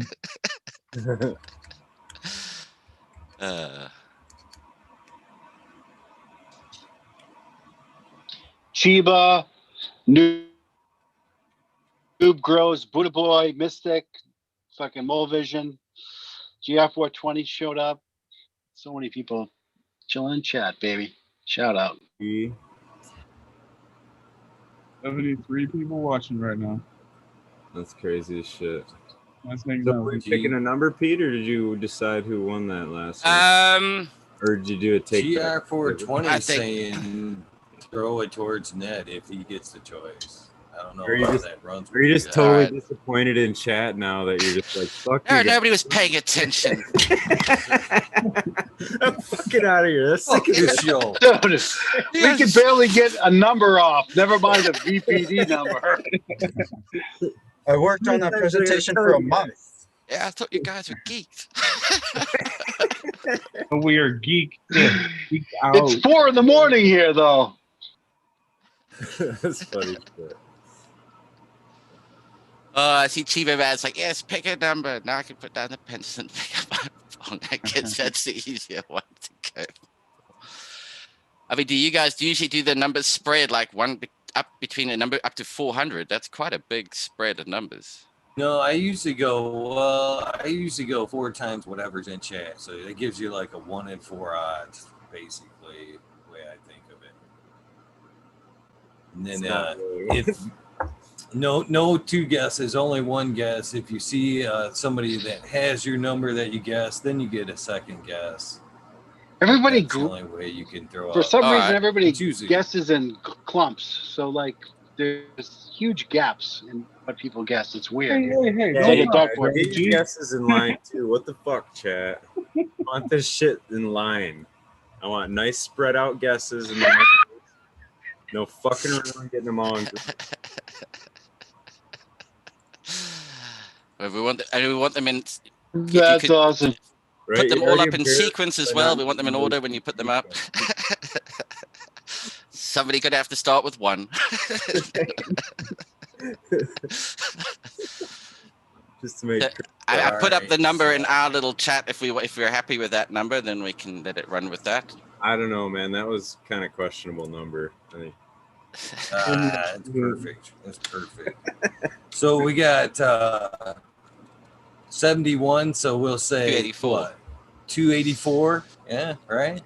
Yeah. 10 and 284. That's what you got. Of course, somebody dropped that out when we said that. Can we get a dab song to accompany the minute and a half? Yeah. Straight in with 285. It's on, baby. I don't have a kazoo like Kazoo did, man. That was badass. Oh, that thing was cool. Wood, even. That's what I loved about it. A wood kazoo. Yeah, it wasn't no cheap one.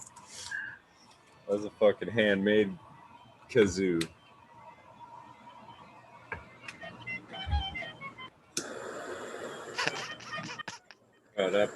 I cheat 84. I like the spacing on the numbers, guys. That's really nice.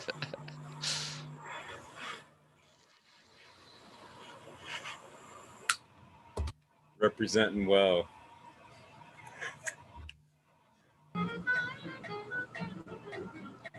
$30 seconds. Get them in, and more often you should be following P&L Growth Systems on Instagram, correct? Right? Yeah. Isn't that right, Pete? Correct. Yes. Thank you. Please be following. So this guy, were you saying this track that you play is what? I heard you mention the guy must be wondering why is it suddenly getting an uptick? Yeah, he's at 489 views now. Yeah, that's it. There you guys go. That was your minute and a half. Stop in chat. No more numbers after that. Stop. Yeah, it's funny because he's got Is anybody paying attention? 31 subscribers, and I'm one. He's got to be wondering where all these views, daily views, are I found coming one from. so close. Man, this guy Yeah. just loves this thing. At least you subscribe to him. So are we gonna go for Yeah. are we gonna go for closest over under? Keep Or on close. I how, got how do you go on Well, that? we I can say the see number now. It was 123. Yeah, what's the number? 123. 123. 123. And I see 120 is what I saw. Yeah, I see Yeah. that's Riffing Fat Boy came in at 120. Was there somebody Nice. else that was close-ish? Chicken fucker. 128. Chicken fucker. So 120 was definitely the closest number so far. That's random, Chris.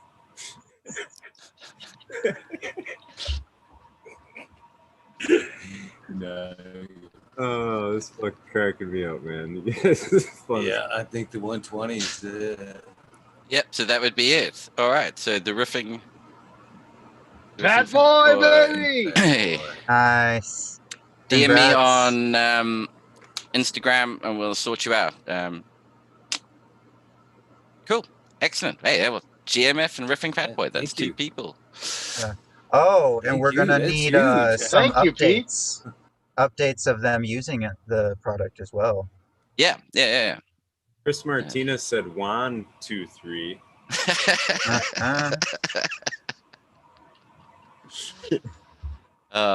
And for everybody, tomorrow it's today, I think, but you'll find it's your tomorrow if you haven't been to bed yet, and that's how you do today and tomorrow, but technically on the calendar today. The Operation Grow Show, 9 p.m. UK time, 4 p.m. Eastern, 3 p.m. Central, 2 p.m. Mountain, 1 p.m. Western. Hey, now I get to know what they all are. I didn't realize there was another one thrown in the middle there somewhere. Yeah, so and at something in the morning for Oz, whatever odd weird time there, 7:30 a.m. I think in Australia. You forgot the Caribbean and South Africa, and I think we got Australia in the chat. Iceland. Come on, man. South Africa will be Dude, 1 hour ahead, my friends. It's going to be at 10 p.m. your local time. Australia, mate, gonna have to get up bloody early the following morning. Street, throw another shrimp on the barbie and tune into the Operation Grow Show. Yeah, I think the It's springtime. Come on, for if those you're in the fuckers, though. Caribbean, you can just get up at whatever time and the show is recorded. Chill, you can just watch whenever. Peter, I think the one you usually skip in the US is the central time, Oh, that's funny shit. which is like Oklahoma these days, I guess. Yeah. Because you usually say like something like New York and then Denver and then LA or something, right? Yeah, I just know it by cities. I'm like, I don't know what the actual like regional things are. And it's at Western time, Pacific time, and all sorts of oddities. Eastern, Pacific, and then there's Mountain and Central in between. So Eastern is New York. Yeah. And then Pacific is LA and obviously the Pacific coast. But now when it comes to Central and Mountain, where do those two Central split? is the Great Plains. So is that East Coast up to Denver? So if you're coming in from the East Coast, it'll be up to where? Colorado, and then Colorado is mountain. Ish, yeah. Ish. And then Mountain and Pacific, yeah. That's the order they go in. So when I do your shout out, I'm not going to be committed to all those times, right? Yeah, no, that's fine. Just the important ones, so long as you remember those. Yeah. I'm not reminding you. just the first 8. Yeah. Just the show, the day, and the first 8. That's it. That's fucking funny shit. It's like a gig tour, but it's all for the same day. It's not different dates. So Want to now make sure everybody gets. Pete, you had me thinking about the EO show. So you were about to fight with Black Sail over thermal. He was coming through the screen at you, dude. He was pretty mad. He was like, bullshit. I fucking run these numbers all the time. I do this shit all the time. I didn't notice he was being got upset. But well, I mean, no, he was just misunderstanding. Oh yeah. I mean, I'm quite happy. Totally. It's one of those, dude. Oh. Here's the universe. Feel free to argue what's holding it together. I'm gonna go and sit in the corner somewhere. At the point where you totally misunderstood. It was just funny because you were like, it's a law of thermodynamics. I don't have to argue it. Yeah. Like it is facts. It's just what it is. Yeah, I hate to say it is one of those times you can actually say it is what it is. But you know, the great thing about science actually is simply the fact that at some point, if you can disprove that, if you can prove that it isn't how it operates, science goes, fine, we adopt the new way of doing it. You know, that's the don't plants defy the law of thermodynamics? Sorry? Don't plants defy the law of thermodynamics through photosynthesis? It's actually adding energy. No, well, it's consuming it from everywhere else. It's stockpiling it all up, and then eventually you burn it, or you eat it, or it gets consumed. It all returns back into it. I mean, it's just how Isn't it long more does of the a cycle storage? take? Can take a bit longer. Yeah. No, It's a carbon storage. Yeah. Right. So it's absorbing that. Eventually that gets broken down and used. But in terms of when a light is giving off heat, the heat bit is still there. It's the 600 watts is still 600 watts, however you cut it. That's the bit. And then it gives off the heat energy. I mean, the light energy is what the plants are then using to create photosynthesis. They're still, it gives off a little bit of heat. They're cooler because they're transpiring. That's why the leaves are cool.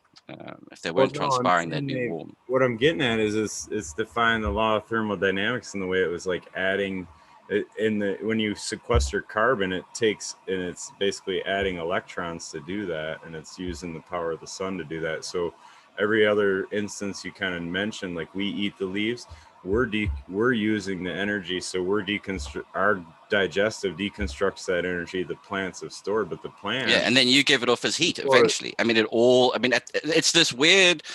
It's the weird thing about it. When the universe dies, it's because it freezes. All the heat energy, eventually, somehow it's lost. Everything's slowed down to the point where, Jesus, I mean, that's going to be billions upon billions upon billions of years away if it ever actually gets achieved. You'll never hit there being no energy kicking around. It's just constantly shifting and changing. And I guess that's the point. I mean, it's difficult to wrap your head around. I get it. I really do.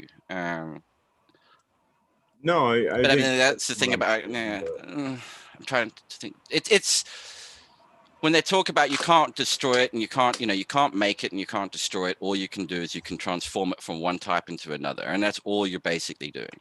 Right, and photosynthesis defies that because it actually is making it, and that's what my point is. Photosynthesis in the reaction form at its level of intercellular reaction in the chlorophyll is actually adding energy, and that's why it's getting it from where? From the sun. So it's taking energy from the sun and adding it to the carbon, where we're always eating it in these but the energy, it's coming from the sun and it's adding it to the carbon. You're not creating any new energy. You're taking energy from the sun and you're adding it to something else that then gets consumed, which then it's nothing new. It's just, there's constantly sunlight coming in. I mean, that's the only fresh source of radiation that's constantly hitting, and it's all just radiation as well. It's visible radiation or not visible radiation. But that's all anyway. I mean, it's a really deep topic. I mean, there's some oddities to it as well. And, when you start to play around with things at extremely cold temperatures, it all gets a bit weird again. It is a...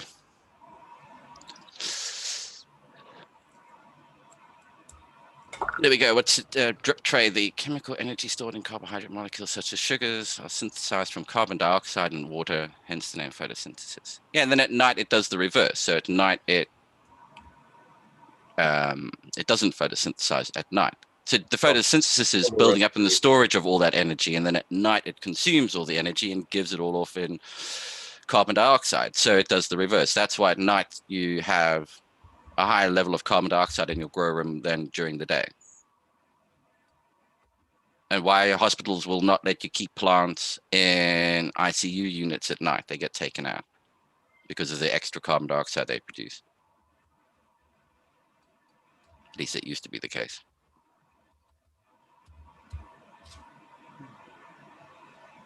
Did anybody actually watch that quantum biology that we were talking about yesterday? The what? Did you actually watch that quantum biology we were talked about a little bit the other night? Yeah. I think I gotta have a look at that. There's a great one called on YouTube. There's a really, really good video called The Museum of Alien Life. I've mentioned it before. It is a really, really interesting and good video to go and watch. And it talks about, like photosynthesis as an example. There are 40 paths of evolution. No, I think there was over 400 plus paths of evolution that it started with, and it settled on 40. So there's 40 different ways of doing photosynthesis. Some of them, and you can see that just in the colors of the leaves is the spectrum that the plants are interested in. So plants that have green leaves are not interested in any part of the green spectrum. They're absorbing everything else but green. That's why we see the green. Plants with the darker color leaves are interested in having to use a lot more of the spectrum, and hence they have much darker color leaves because they're absorbing so much more of that spectrum. So you've got these, and that will then also determine, so plants that come from colder climates tend to have darker leaves. They need to be able to absorb much more of the spectrum so that they actually stay warm. They want that high energy green to help warm them up. So you've got all of it, it's really interesting to follow and to see that carbon life, which is what we are, is suitable for certain conditions, but silicon-based life is the other type of life form that we could have. And that would be pretty interesing. What on earth is that? Basically, one of the things they were the saying gasket in maker. that show was how different spectrums could either slow or speed up photosynthesis by adding different colors is basically what they were talking about. And the different paths, what was it? The excitrons pop from back and forth in the leaves and during photosynthesis, and how it chose the quickest path without losing energy in relations to which spectrum it was getting. Namely, I think they were talking about green. I could be wrong on the exact color. Yeah, green. I mean, green actually punches all the way through. I mean, that's why it's green. You can see the green the whole way down. I mean, green actually punches quite. It's quite a high energy spectrum, and it does shoot. It shouldn't be removed from your full spectrum light. For instance, it should be in there. It does play a role. What it won't do is that the plant won't pick up on a pure green light as being something that it's using for photosynthesis. I think the energy is used elsewhere. Do you know what I mean? It's not. That's why it doesn't. You can have a green light on at night in the grow room, and it doesn't trip the plants into thinking they're in flower. But I wouldn't do that with dark leaf plants. Then I really wouldn't do that with dark leaf plants. You could only do that with green leaf plants. Is in your opinion, is light a beam or a wavelength? It's both. It is both. So it's constant. Light once you travels as a beam and it's a wavelength. And you say it's constant? I'm asking, is it constant? A photon in the laser. Because I was thinking about the speed of light the other day, and I was wondering if they actually had a number, if it's a wave, if they've actually put a number on the wave cycle. You know what I mean? If there's an actual speed, they've got to have a. Well, they've got the speed. Why isn't it picked up in like a? Well, we know what this. We know what this. Can they actually see it in a wave? Well, we know what the speed of light is. We've measured the speed of light. We know what the speed of light is, and the interesting thing about the way that light travels is it travels as a beam particle, but it moves in a wave. So if you look at your electromagnetic spectrum, that frequency is how it's vibrate. That the frequency is the wave frequency, the cycle. So how fast it's going, and that determines where it sits on the visible spectrum, off the visible spectrum, etc. But light is interesting in that it acts as both. It acts as both a beam and a wave at the same time. So there is a small. So there could be multiple things going on actually during that, the delivery. And when you look at, that's why if you take something, you cut thin little slits in it and you put it up, you can split the beam out. You can see the way that light will split out, and that's because it's doing this. It's moving. If it was traveling just as a straight beam, you wouldn't see it split the way it splits. So by having those thin slits and you see the way it branches out, it gives the idea that it's moving in a. Oh Christ! It's early in the morning. I'm trying to remember all this shit. I tell you what, I can bring my father on who will do a deep dive into quantum physics. No. Anybody's interested. I will be leaving I've just and been going diving into far it away. myself a lot lately. That's why I asked. He occasionally will throw down like a stack It's so of fun. slides and go, "Oh, I'm giving a talk on this. Could you just quickly run through and tell me what you think?" And it's like 150 PowerPoint slides on string theory and God knows what else. And I'm like, no, I have no idea what this shit is. Take it somewhere else.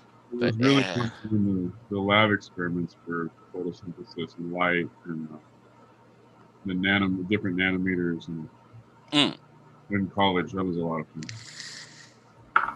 And then what you're doing with a laser beam is you're just trying. So where you get laminar flow in water. So you get turbulent. So most light, I guess that would be a good way of looking at it. When you switch on a normal torch, it's turbulent flow that's coming out. It's not. It's all heading in one direction, but it's not really focused in any sort of way. And it's all moving in different. The direction of movement is kind of random all over the place. Now, what you're doing with laminar flow, I don't know if you've ever seen water where it does laminar flow, is it's very smooth, and it's like a jet of water, and it's very, very smooth. It looks like a mirrored surface. So it's all flowing in the same direction. There's no turbulence in it whatsoever. And that's essentially what a laser is doing. It's bouncing it backwards and forwards until everything that's coming out is all heading in the same direction. So you don't have anything that's trying to veer off. And if it does it ever so slightly, because you'll see that the laser beam over a certain distance does start to diverge. It doesn't stay constant. You need an incredibly good lenses in that to keep the beam really, really tight. So there's always a slight variation on it. But that's essentially all that a laser is trying to do, is it gets everything lined up in the same direction. So when it goes out, there's nothing, all the energy is focused in the same spot. It's all just keeping it really, really neat. That's essentially what you're doing there. I just guess in my question here, in this example, I'm talking about the sun, the source being the sun, which is pulsed. It's constantly pulsing. So the light coming from the sun has to have a pulse along with it. That's why I'm wondering, can we pick up on that pulse visually? Can we see it in the light somehow? I mean, if you were to flick on and off a light switch, obviously at some point in the light pattern, you'd be able to see it, correct? And we're operating at the speed of light then, right? Because the light, I don't know. Yeah, I think what you take stronger source, of course. Yeah, I think you've just got to take into account that if you are a lot closer to it, you may pick that up. But once we've traveled the distances that we've traveled for it to reach us, and it's so dispersed out that I actually think it would be worse. Very little noticeable. I don't think you would see it until later on. No. I think it needs to be pretty intense to pick it up. It seemed like it would be too rapid. Yeah, too intense and too rapid. Well, the speed of it won't change. Well, we see this will be the thing, is it gets so it starts off at the center and it spreads out, so it becomes the speed less. Of light doesn't break. No, it doesn't slow down. It's constant. So the speed of light doesn't slow down. It never, it just light dies out. At a certain point, it just dies out. It gets absorbed at completely. The end of the shadow, it gets absorbed, but it travels at the same speed the whole time. And they have photographed a photon of light traveling through a bottle. It takes a trillion frames a second. If I go outside right now, put a flashlight into the darkness field, or even straight up into the air, and what's absorbing the light after my 50 feet? The air. What's stopping? Yeah, what's stopping the necessarily atmosphere. that light? Atmosphere. Atmosphere. Atmosphere's absorbing it all. And you will be able, but bear in mind, when you shine it like this and say, oh, I can see 50 feet. No. Get somebody to walk away looking back towards you until they can't see the light coming out of the torch. That's when you've reached how far away it is. It's not how far you can see the beam go. That's what you can see it being absorbed. What you need to do is the person who can. How come we know there's tons of particles floating around in space? So how come them clouds don't affect the light? Well, they do if light hits it. But there's not that we don't have dense dust particle clouds. At some point on the other side of it, we'd see a dimness.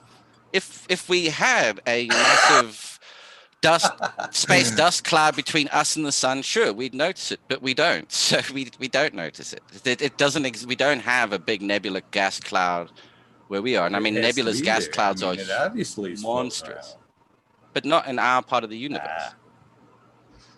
They do exist, but just not in our part. No asteroids, no nothing floating around. Huh? Oh, there's asteroids, but I mean that's a big rock. I mean, how big do you? Space dust following dude? them? When we get an eclipse, I'm just playing with you. The moon gets in the way, it all goes. There we go. The ultimate cloud. The fact that space is a vacuum as well has a little bit to do with it. There's not a. Thank you. As we understand it, there's not the same sort of an atmosphere to absorb the dissipation of the light between the sun and the earth. And there's more space between the particles in space than there are particles in space. There's the other, so give an idea of, it's really spread out. And we're seeing light that's traveling from stars that are billions of light years away. And the creepy thing is most of those don't exist anymore. What we're seeing is stuff that died thousands, billions of years ago. And that's why occasionally stars just go blink and they go out, because they went out of existence and we've just caught the tail end of that going through. These big flashes that they record in astronomy of, white dwarfs exploding and things like that. Those are happening billions of years away. And the dilemma with is you can only get, as you get faster and faster and faster, the mass increases to the point where you can't accelerate it anymore. And that's the problem with trying to travel faster than the speed of light. You can get really close, but to actually hit it is nigh impossible. At 99% the speed of light, which is fucking shifting, a grain of sand traveling at that speed, if it was to hit you, you would just be pink mist. You and the entire block would be pink mist. The amount of energy that's built up in that. Time. Sorry? The Enterprise does it all the time. Yeah, look how fucked up their facial features become. Right? No shit. He's fucking off green chicks. Right. That's funny. Oh, shit. Now that we covered all the laws of the universe, what do you guys want to talk about? I want to talk about that. I want to talk about that holodeck on the Enterprise, baby. Yeah. I want to talk about what we got going on there, with baby. The other day, actually, we were talking holodecks. Yeah, that's gonna be cool. Well, that's your augmented reality, more than your VR helmet. I think the augmented reality one, or just complete submersion. That's talking. It's like, okay, I'm out of bed. Holodecks. Or that complete immersion in that environment where it doesn't take your brain very long to get tricked into this is what I'm in now. So if you could do complete sensory overload, I don't think holodecks are that far away. Teleportation, that would be the next fun one. Yeah. I had a wet dream a couple of years ago.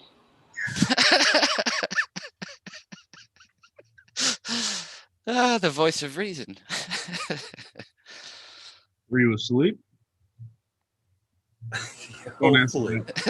Yeah, dude, I was asleep, man. I fucking woke up and I had to do nothing to get the pleasure of such a wonderful experience. And she was real. I bet that cleared up your schedule, your morning schedule. Huh? Exactly. I would think a conscious wet dream would have to be just like incredibly awkward. I mean, How would you explain that to somebody? I mean, Well, Be like every proud when you don't have to put any effort into it. It's a fucking blessing, dude. When you every don't have to do a 14-year-old. thing other than, yeah, exactly, man. When you were 14, you could fucking just think about it and blow a load. holy cow. Be sure to pass that on. That one was a blessing. Let's go again. There goes the ladies in the chat. I see this Oh, a wet shit. daydream. Is that an Urban Dictionary that you're reading? Let's see what Ned Denver put up there. Wet daydream. Oh no, that's gonna be a good one. Always awkward in the classroom.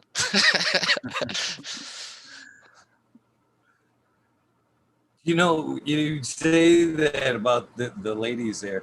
You know, I tried to clean my act up one night because we were kind of, and they were all like, really?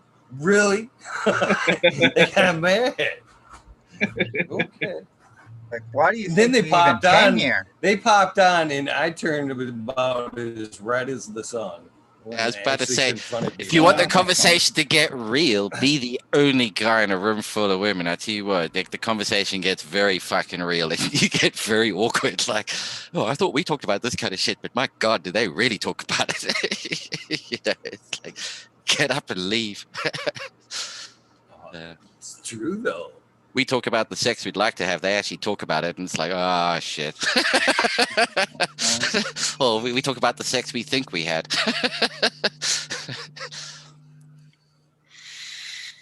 Brutal. Yeah, they can don't be pull punches. Brutal on their end. Yeah. Like living in a house with 3 chicks. Like, oh.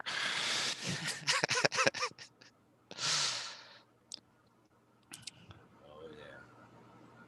And they do all get aggressive occasionally. Yeah, you have to back away slowly sometimes. Yeah, because they can hit you, but I can that's remember all I can once. do. Yeah. I remember once like starting a joke with my eldest daughter, and she went, "Yeah, Dad," and now's really not the time for that joke. Ah, got it. She'll move on. At least she gave you a warning. Yeah. But you lucked out on that one.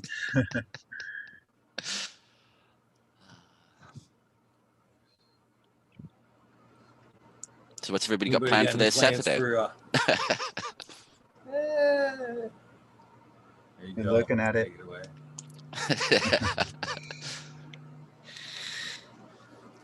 If the rain stays at bay, I which might. sweep some leaves. It's that time of year. I'm hoping to catch some of the UFC action that I thought when I logged on tonight. By the way, I'm for some reason, it may be because maybe I was like late logging on. It was like 12:30, so I'm technically right. Everybody that made me feel stupid. I guess I wasn't. I started asking about the fucking UFC fights. I was like, shit, I missed it because I seen something that said Saturday. And I was like, damn it, I didn't even realize I missed the fights tonight. And I started asking chat what happened. They're like, oh, that's, tomorrow's Saturday. Not this Saturday. After you go to sleep and wake up Saturday. That's the one. That's Saturday. Yeah, that's Saturday. At least you got the right date. Yeah.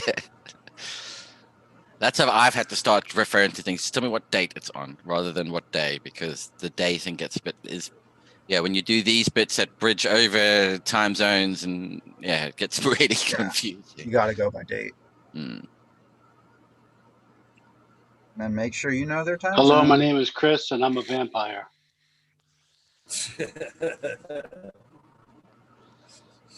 I can maybe believe that, Chris. I might be able to believe that. 420 somewhere. Bong rip. Ding, ding, ding. Yeah. There you go. I'm actually somewhat ready this time.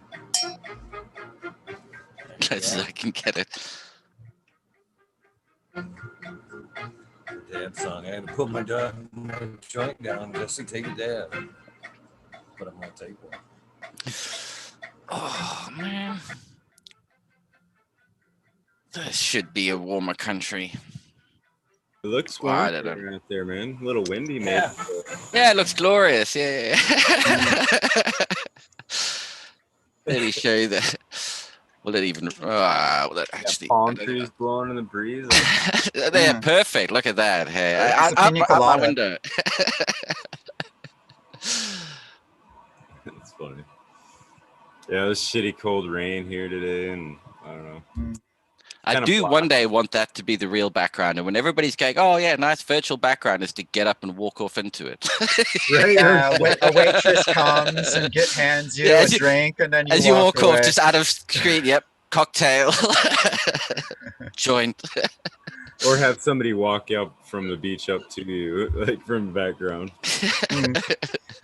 They think it's a cleverly done video until they put it down in front of you. Your drink, sir. That's Is the funny. meeting over, sir? Your dab rig is ready, so. Preheat it to your specified temperature. That'd be wouldn't that be amazing right there? That's Nice service. little, on the beach. Yeah. Little fucking plate full of fucking dad selections and shit. What would be your choice, sir? This is a good vintage. That'd be a fucking vacation. It's currently 9 a.m., sir. Would you like to be remembering 11 a.m. at any chance? I've got some recommendations. I have a plate of sativas here. Would you like some? It is morning. Then again, sir, it is midday somewhere in the world, so you're welcome to, a bit of indica if you want as well. That's funny when we were on a cruise there on St. Thomas, one of the Virgin Islands. That's the way it was on the beach. Like you took a taxi to the beach, right? And they were gorgeous beaches, but then there was like a bunch of locals that were there, and they just sit there mixing up drinks, and they like had it all worked out, man. It was like each one of them had a section of the beach. Our bartender was cool as fuck. He was funny as hell and like super entertaining. But yeah, it was his fucking gig, man. It was just mixing up drinks for tourists on the beach, dude. Fucking walk out there, handing him drinks. He'd walk back to his pickup truck or the back of his van, whatever it was, and fucking that was his gig. But it's cool. Sounds like Sounds like a pretty good gig. Yeah, right.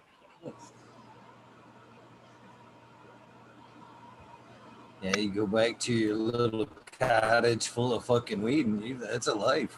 What more do you really fucking? I'd be happy. No, I'm sure. Yeah. It was cool. That was something I'd never seen before, so it was kind of like, I would imagine at some point in America they'd be like, "Oh no, you got to buy a license to do that, or pay these fees to do that shit." They shut down little kids' lemonade stands these days. I can't imagine what they do to somebody on the beach. Right? Yeah. Well, that feel-good story, I guess, is the one where somebody reported the little kid for not having the right things for the lemonade stand. And so what did the local council do? What they got everybody in together, and they got the kid up to code. They did everything. Boom, there you are, fully licensed. Away you go, kid. I thought, Bam, certified. Yeah. You even got a little signature too. With a That's little when you fuck need you. that whoever reported to come back again and go, yeah, bitch. Check it out. Do you have your papers? Yes, I do. I've seen a couple of them too, where they'll call the cops and that sort of thing, and the cops will just show up and buy lemonade. Stoplight. Yeah, buy all the lemonade. A fucking stoplight They right in just front go, of the you know? stand. I'm picturing the cops just pulling up and like smashing the table and being like, "What are you doing, kid? Get out of here! Yeah. Where's our cut? I don't want to come back and see this stand here again." Like, smash that shit. But what you need is the person that phoned it in to then, you need to set it up so the person that calls it in witnesses is like this complete over the top brutality on like a total beatdown. It's just lemonade, sir. Oh, that's funny shit. Sorry about that. Offend any police officer. This is a joke. Oh yeah. Yeah, if there's any police officers, just hit the weed. You'll understand the place. Yeah. We'll just put on a dab song for you. Right. I think if they're in this chat, I think they get it. Flat out. I'm just gonna make a cup of coffee quick. Be back in a sec.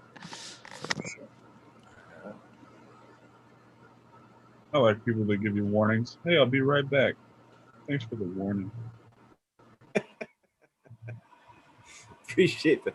I use that one a lot, dude. That's funny. It's one of my If you favorites. if you pass by a like, what do you what? if you pass by a lemonade stand and you got $1 in your pocket, you're a douche. Yeah. Sorry, I gotta Yeah, it's a fucking quarter. fucking always Yeah. support fucking kids that are selling shit in the street, man. I cannot pass that shit by.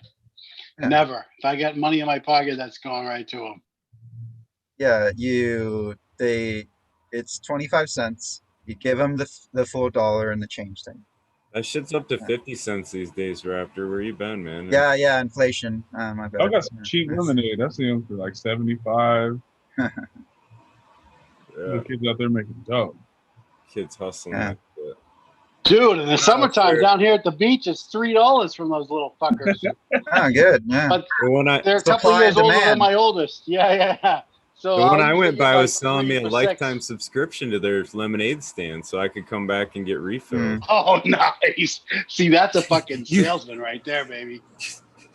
Use promo code little fuckers for 10% off. It was $20 for the subscription, and I could get lemonade from them. I fucking hustling. I had to point that out, man. I caught it when he said it. I was like, that is fucking hilarious. How much for the multi-pass? Yeah. Right? The one that we're... Exactly. The multi-pass. They're still getting seeds, right? Or can you still sign up for that? I haven't been keeping up, but that was an interesting idea to say the least. Like you pay a fee, and It didn't seem sustainable to me. That's what I was. Yeah, that didn't. Yeah, that's why I was like, it's interesting. So you're giving out how many thousands of seeds versus packing them up individually in 10, 13 packs. Yeah. And it wasn't like that much loot up front either. Like I get No, it. when you do the math. Some of these guys were like $300, $500, or whatever the tiers. It was tiered out. I get that too, but like, yeah, I know a couple of people that fucking got in that $500 range and were like, yeah, they definitely got their value out of it for sure. Yeah. Well, that's 5 packs worth of money. So are you gonna get 50 for we'll say 10 seeds, for the sake of discussion. You're gonna get 50 seeds versus, hey, I don't even know. Yeah, it's a lifetime supply for some of them, and then someone cut off at a couple thousand. I don't know. There's chat's saying they're still available, 500 or 1,000. For 500, 1,000. New Grows paid 100. Jumped in when it at 100. Yeah, Sequence jumped in at 100. That's worth it. What is it that? Worth it. It's worth it at 1,000 probably still, but my whole thing is I don't want to get every seed I don't want to have the same seed everybody fucking has. That's my whole thing. Like everybody gets the same fucking seeds all the time. Like, wanting to be. You've all got different genetics. Each one's slightly different. This is how the big pheno hunt happens, I guess, is if they send out loads and loads. I mean, so to find the keeper, you need to plant 10,000 seeds. To do the big selection process by giving out, although they may be the same, they're not the same seed that's going out to everybody. It's kind of like sending out 10,000 seeds, and hopefully it was really well organized, and you could do that as your mass distribution of pheno hunting to go, okay, that's the one, send it back so we can work with it. But I mean, does that make sense? I don't know. I think I've jumped in somewhere and my brain went, but that's what they should be doing is that's the smart thing, is sending out so much of it to figure out where the keepers are. But they never get them back, though. That's the problem. The people producing it aren't the ones who then get that. It ain't that gig, man. He's just sending out fucking seeds to everybody. That's my understanding of it. You get every month. You get like I don't know if it's every month or so many times a year. You get like once a season, every 3 months or something. Like it's interesting how would each do it. Who's doing that? That's what I was Ethos, trying to figure out. Ethos Genetics. Oh, Colin. gotcha. He's a smart ass dude, man. I much respect for him, I guess, but I'm not hating on the program. It just didn't seem sustainable to me. Seemed weird to me. Like, how the fuck are you gonna send them out for $100? You're gonna send somebody seeds for the rest of their life. You know what I mean? Like, this is weird. Even for $1,000, right? And is it 1,000? Is it 100 every month? What is it? Just a one-off? Mm-hmm. Or one-off? It's Wow. a one-time fee. Chad will probably support that, but I believe it's a one-time fee. It was $100, period. Yeah, that doesn't make sense. Then Yeah, you're gonna die on postage. yeah. Or you know what I mean? That was the other fear is, or they're just cranking out whatever to send it out. You know what I mean? I don't know. No. But I mean, it would be a good way. A smart business move is to say, hey, you sign up to 500 a month, and you get Subscription, yeah. all like the top of everything that comes through. That's what you get sent. No, It's a good he's one. As a definitely outside of the box businessman, thinker, man. He thinks outside of the box in a lot of other areas too. So I mean, like I say, I don't. To me, I don't get my head around the whole idea, but I don't see what he sees either. So like, you know what I mean? I do. I get it. I mean, it's perfect business. Especially if you're on somewhat of a legitimate level where it's a business write-off. You're actually, writing things off, because that's an advertisement. You write that off as an advertisement, 100%, any loss right there. Again, now you take in that $100, and now you send that out to every grower that's across the board. Again, they're posting it on their Instagram, advertisement times what? How many ever opted in?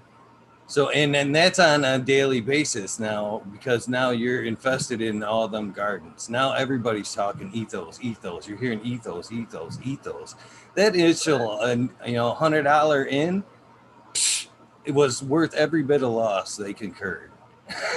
You know what I mean? In my opinion.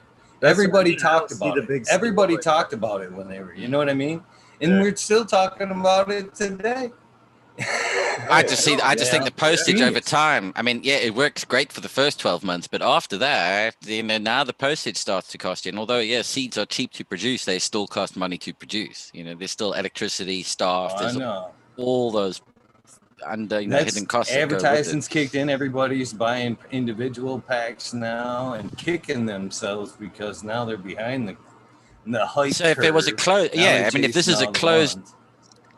If it's a closed thing where there's only a certain number of people who get it, then that makes a lot of sense. But if it was open to everyone, everybody should just sign up for 100 and go, I'm good for life. Thanks.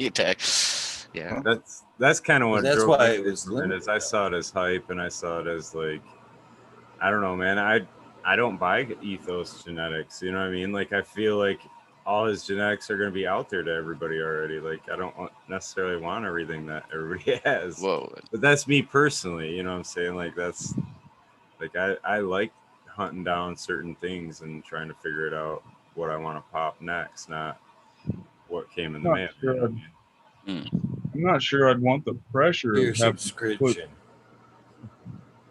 of having to put something out that was fire enough for everybody every year. That's a bit of pressure. No matter how good you are, I don't know that I would want that pressure. But yeah, I mean, that's just it. The Eagle explained an angle, and that's just it. He's big enough to where that probably is a fucking legitimate angle. It's just my head don't think that big. That's the only thing. So, I mean, it does, but not in this case, I guess. And these days and this day and age, it's all about that Instagram.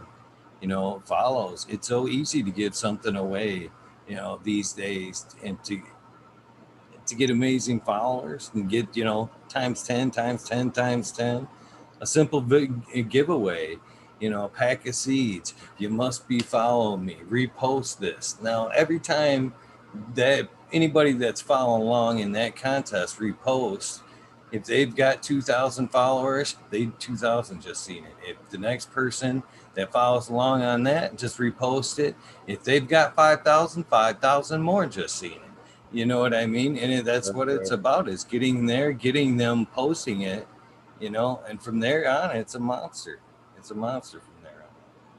Yeah. And I don't get all that. Like, to relate it, I guess, like in the automotive business, I never understood the cheap oil change either. You know what I mean? Like the whole cheap oil change hook, you know, like $10 oil changes and shit. That always, to me, it was just like, I don't know. It seemed like trying to just, it was a lost leader, right? You were fishing, basically, trying to get them for something else every time. You know what I mean? And I just feel like that's a shitty way to do business. I don't know. Yeah, I think by the way, sorry, I don't know. I'm not saying that about I'm- ethos at all. I'm not saying that about ethos at all. I'm just saying, for me personally, that's the way it felt, and I never got that either. Like, so I don't get that kind of a tactic, I guess. I think that oil change thing, I'm not comparing this to ethos at all either, but I think that oil change thing and things like that, they're like trying to set a new habit. So when you're thinking about, well, hell, where did I go get my oil change last? You're like, oh, I went over there, and then they don't have the $10 oil change anymore. Right. Cable companies, phone companies, they all do that fucking shit. Drives me nuts personally. Yeah, I don't like it. Crazy. Worse, you get the jackass who doesn't tighten down your drain plug and fucking you're halfway down the street and fucking sees your engine. Yeah, Well, they don't usually put they the wheel nuts over-tighten back it. on properly, and you're driving down the road, and a fucking tire comes off the car. Now that's an interesting experience. Yeah. And a tire doing 70 miles an hour down a motorway is a fucking lethal thing going down the motorway. And Yeah, we get all the Jiffy Lubes and shit here in America that are just, I mean, they're not exactly up to standard.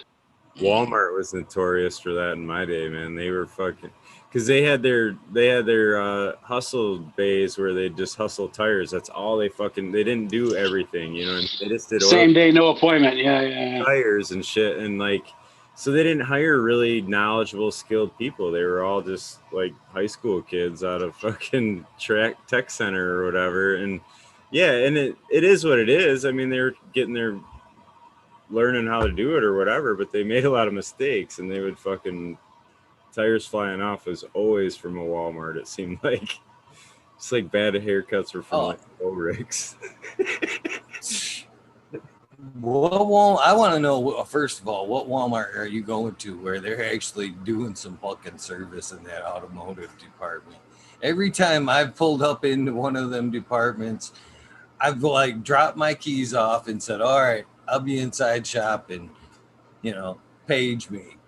And no longer 10, sometimes maybe even a half hour into it, I get that page and they're like, yeah, sir, I'm sorry, but we can't work on your vehicle because we can't find the torque specs on your brush guard, or you're missing a lug nut, so we can't rotate your tires.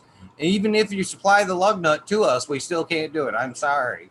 Because I've offered, oh, yeah, I know I'm missing one. By the way, it's in the passenger seat. I brought it with me. Oh, sorry, sir, we can't do it. You know, it was already like that when you got here. So, like, you fuckers just don't want to work. I don't even know. My local one, I don't even know why I even pull in there sometimes. Because I do occasionally shoot for an oil change. But they're always quick to shoot me down for one reason or another. Did you guys have those sketchy ones that were in like the back of the parking lot too, or were they actually connected to the store? Because it always creeped me out when the Walmart deal was in the back of the parking lot in this little like concrete shed looking thing. I'm like, I'm not leaving my freaking car with you guys. You're in the back of the parking lot. It says more what?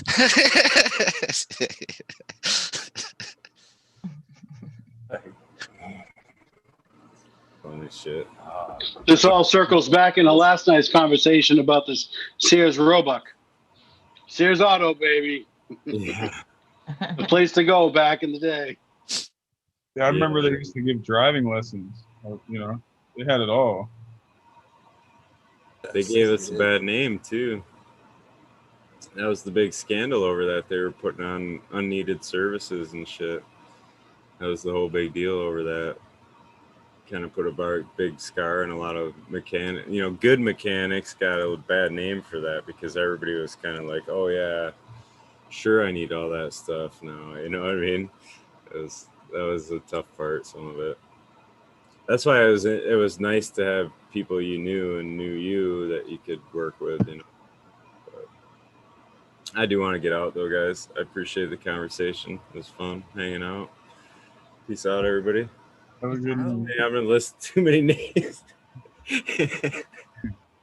So you He just dropped it. Thank you, Smiley. Appreciate you popping in, brother. I hope you have a wet dream tonight, Smiley. Good night. That is funny. No effort. That's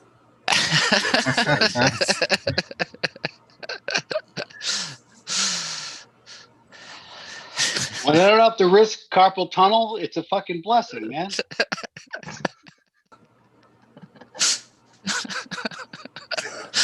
You want to save your eyesight. I should be so blind there, right now. there needs to be a fucking camera above your bed, Chris. I want to see that No. morning reaction. I needed a CNI dog at like fucking 12.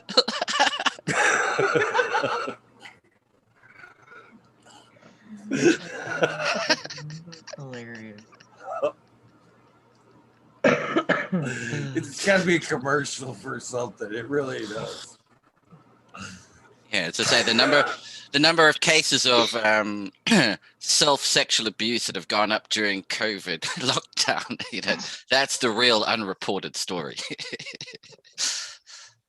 Yeah. Story of the century. Chicho! Show yourself, Hey. show on this doll where you touched yourself to the audience, you know, to the jury. Not Chris's doll, though. Not Chris's doll. Chris's is doll gonna is be showing the us where Chris first touched it. one That's the void. problem. Don't activate it. Don't activate it. Don't Chris act. is going to be the first one to void that warranty on that robot. Hey, it's got a cold. No, it doesn't It have can a be cold. sanitized in a regular dishwasher. I swear it came like that. Yeah. The dishwasher? I'm not eating off your dish ever. It doesn't have a runny nose. It's just full.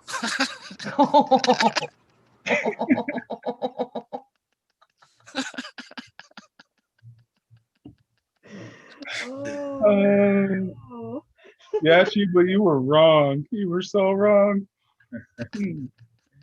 She's like, what did I walk into? No, I need Rabbit to. hole. It's all good. I worked in a kitchen for 5 years, so there's nothing I haven't heard. Don't set the bar. Yeah. No, I worked in the kitchen part.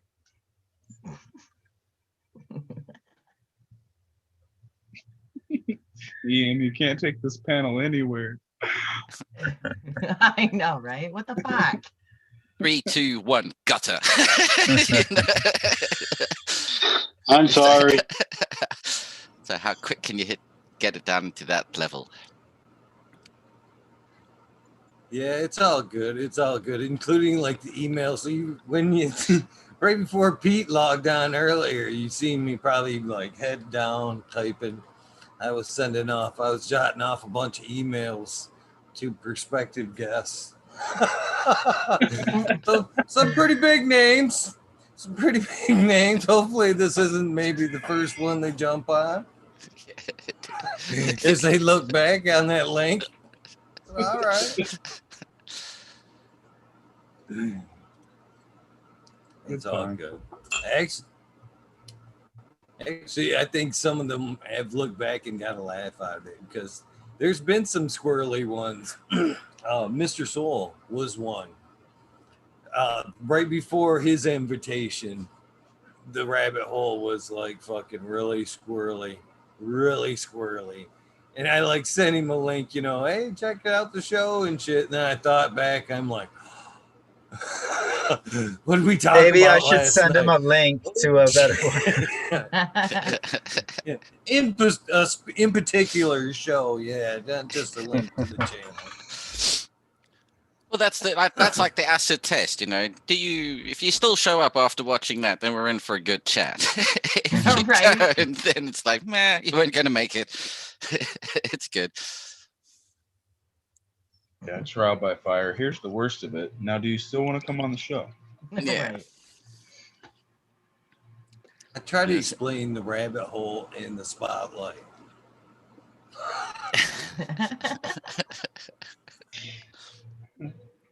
That's funny. Yeah, It's I funny, really. Eagle. Cascading. I was just gonna tell Eagle I really like this format. I really like how he has the spotlights and then it's just kind of Yeah. not that it's dirty and it's whatever goes, but that there's free to bring up a range of topics after. It really works pretty well. I think it is a good way of doing it. I mean, I'm trying to do that with the Operation Grow. Is that the Operation Grow show on Saturday is kind of like that hour and a half long, just on the Operation Grow bit, and then the other bits that crop up whenever they crop up are the random, and trying to do that hangout after the show. Oh, that. Dear old I got to give credit where GMF. credit is due. I snagged that right from the group right underneath me there, Miss Chicha B and the Witchy Weekends there. They were the first ones to start doing it. It was like the second or third episode that I watched. You know, they had it was a pretty tight, you know, this is our topic for the day, and then they started in with letting guess in, and it kind of got a little crazy that episode.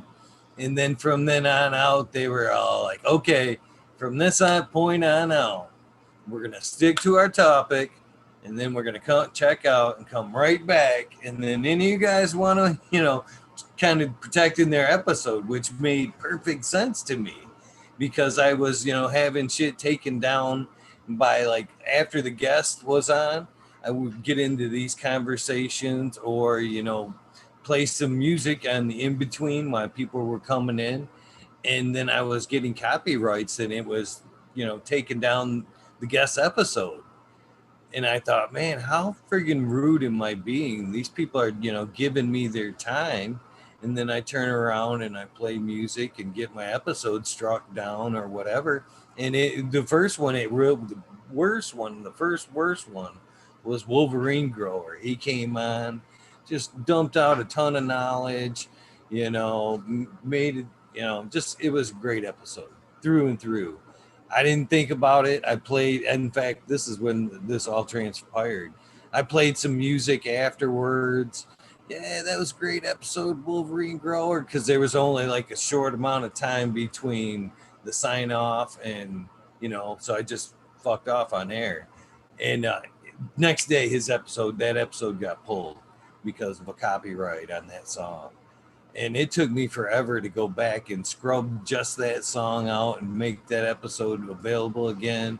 And then I seen them guys. I was like, oh yeah, this makes sense. This has to happen.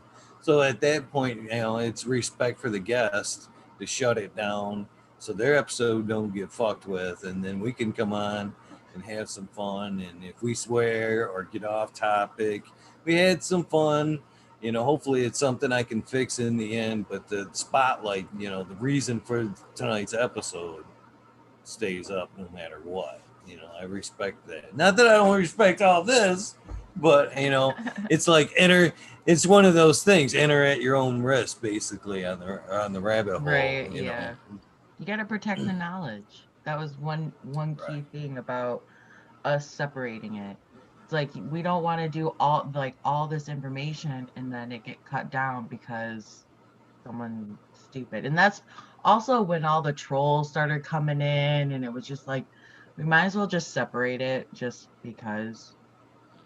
So Might have to borrow that same Smart. format when I get my own little show rolling here. I'm not ready for it yet. It's kind of, yeah, I have like particular topics that I want to cover, and I Yeah. don't want to deal with that same issue. So it just I mean, sounds I almost think we should do like the comedy, you know, like you look at Your Mama's House Network, using rather than saying the Comedy Network, but like one of those where they're all doing their own thing, but on each one of their YouTube channels, they list like the community channels that they're also Mhm. involved in, which is all the other ones. So it's this Right. constant, and they're all cross-promoting each other. That all helps. So it's all part of that little like network is all helping each other out. And because they're all similar. I mean, all the shows are kind of similar-ish, including in like their comedy thing. They're all of the similar kind of ilk of comedy. You don't have any like real outliers per se. Yeah, I'm using Your Mama's House as an example because it's particularly offensive at times, which is great. there's other communities on YouTube that are actually really good at this. Like, I think I mentioned on Eagle's show at one point that before I found him and I found a couple other people on YouTube and I was really messed up and all I could do was lay in bed, I was learning about fish keeping again, and I was watching a lot of the aquarist YouTube channels, and they will actually, like, the host will say, we're all going to go over to so and so's channel, their show is starting right now, and then the host from that show that just ended will like hang out in chat for like 10 to 15 minutes, whatever, and they'll all hang out and chat, and then the host from the previous show gets a minute to interact with the chat room instead of interact with the people on camera while the next host is starting their show. And it just kind of carries the group of people together when they're all on the same day. Yeah. And it's with the different time zones we're operating with, I think it is actually quite doable. On certain days for doing stuff like that. Absolutely. Yeah, where it's like, okay, so on Saturdays it starts with this and then it moves on to the next show, onto the next show, onto the next show. So from like 9 o'clock in the evening, whatever it is, there's this constant back to back of shows going on. Yeah, I think if we had enough people, we could almost fill the weekend. The 2 days. Yeah. I think it's different. We just need to organize ourselves. This little group is not great at, unfortunately, we're not the best organizers at times. Answer my DMs. It just takes a little collaboration, though. Like, when do you start? When do you want to stop? I want to start here. It's like one good half-hour group talk between the hosts, and you can have it figured out. All right, let's figure it out. Asking for it Maybe an hour. Yeah. But that's, honestly, I don't have some of the technology that I'm trying to get my hands on, and I don't have my desk set up yet. But that's another one of the hold-up factors for me is the timing of it, because I don't want to step on anybody else's toes. But at the same time, I'm not going to work with somebody that's not even going to respond to me. Like, so we've got to figure out like who's in and who's out, because not everybody's going to be willing to play by the same rules, regardless of how friendly the rules are. Right. Yeah. No, I get that for sure. So I'm kind of trying this to is figure what that out. I proposed this months ago to the bros before I left there. When I started this, we were talking about collaborating and Dude Cross promotions then. What I proposed then was a Sling channel, not just YouTube, but Sling offers a network where you can get on and actually get your own little network or channel there. So it would be totally possible for us to group on a channel there. And then Sling's a big enough network where people have Sling. You know what I mean? So we would be able to do a YouTube thing and then maybe organize the format, even in like reruns and shit. You know what I mean? Older episodes, live episodes, between old content and new content, we should be able to swing 24-hour content 7 days a week already. And then maybe as we get more and more interest and more people doing it, just kind of phase out some of the older stuff, and just concentrate more on lives and current operations. But it'd be too easy to set up a Sling channel, to be honest with you. Is that what it needs? I mean, a channel wouldn't be bad for organizing people. So when I get off here, that's exactly what I'm going to be looking at, the Sling channel. Look all into that and see what it's all about. Gotcha. I mean, I'd love to work with you guys because I'm just at the baby steps of beginning, and I would like to see the community be more freaking organized, and have some actual like I know the country's going to shit, but can't we at least have some unity in our own little happy world? Bring I on the can't, zombies. I can't take that the world's going to shit and the community's going to shit. It's like, come on, guys. Pass me my bucket of sand. Slam my head in it. All's good. No, but absolutely. I mean, I agree with you. I think it would be great, and I think we just need. I think there's enough of us who are have got the ambition and the drive to do it. We just need to organize, and I think, that's unfortunately we're a little bit slack at times as the organization, but we can think of great ideas. It's implementing them that becomes a bit challenging. But if we do it, then I think everybody will drive everybody else on, and it starts to go, and everything improves over time. So to kind of continue on a little bit with my little story there that I started on, I did this, I kind of went, I launched off. No. You guys, no, I left off. I left off. I stopped. No, but I tried this, again, I kind of was preaching this a little bit back then. And what I found was that's mainly why I chose the time slot that I chose. I was like, ain't nobody on right through here, because I reached out and was like trying to go a little bit earlier, but there was too much traffic, and everybody was all like, I was here first, and I can understand that. You know what I mean? So I was like, well, I'm going in. I looked for that one big time slot, and I was like, X marks the spot. That's me. That's me right there. But yeah, it needs to be done, man. I am right there with you. I'll sign right up. I'm wholeheartedly on that. Yeah, more willing to work with that type of atmosphere, because it should be done. My thought in it is, in what I've seen and what I still see to this day, is we've got a great community, and then we've got head shows that hit butt heads, and the community splits past. Some days it's terrible, the lives. Sundays mainly too. You got the one community split up going in 4 and 5 directions, and it shouldn't be like that. It should be one great day that just it's like Pete said. It should just fucking flow. The community shouldn't be asked. You must choose. You must choose between your 2 favorite shows. You know what I mean? It should be more of like a TV guide type thing, to where where everything's at. You just navigate to that day, that time, and yeah.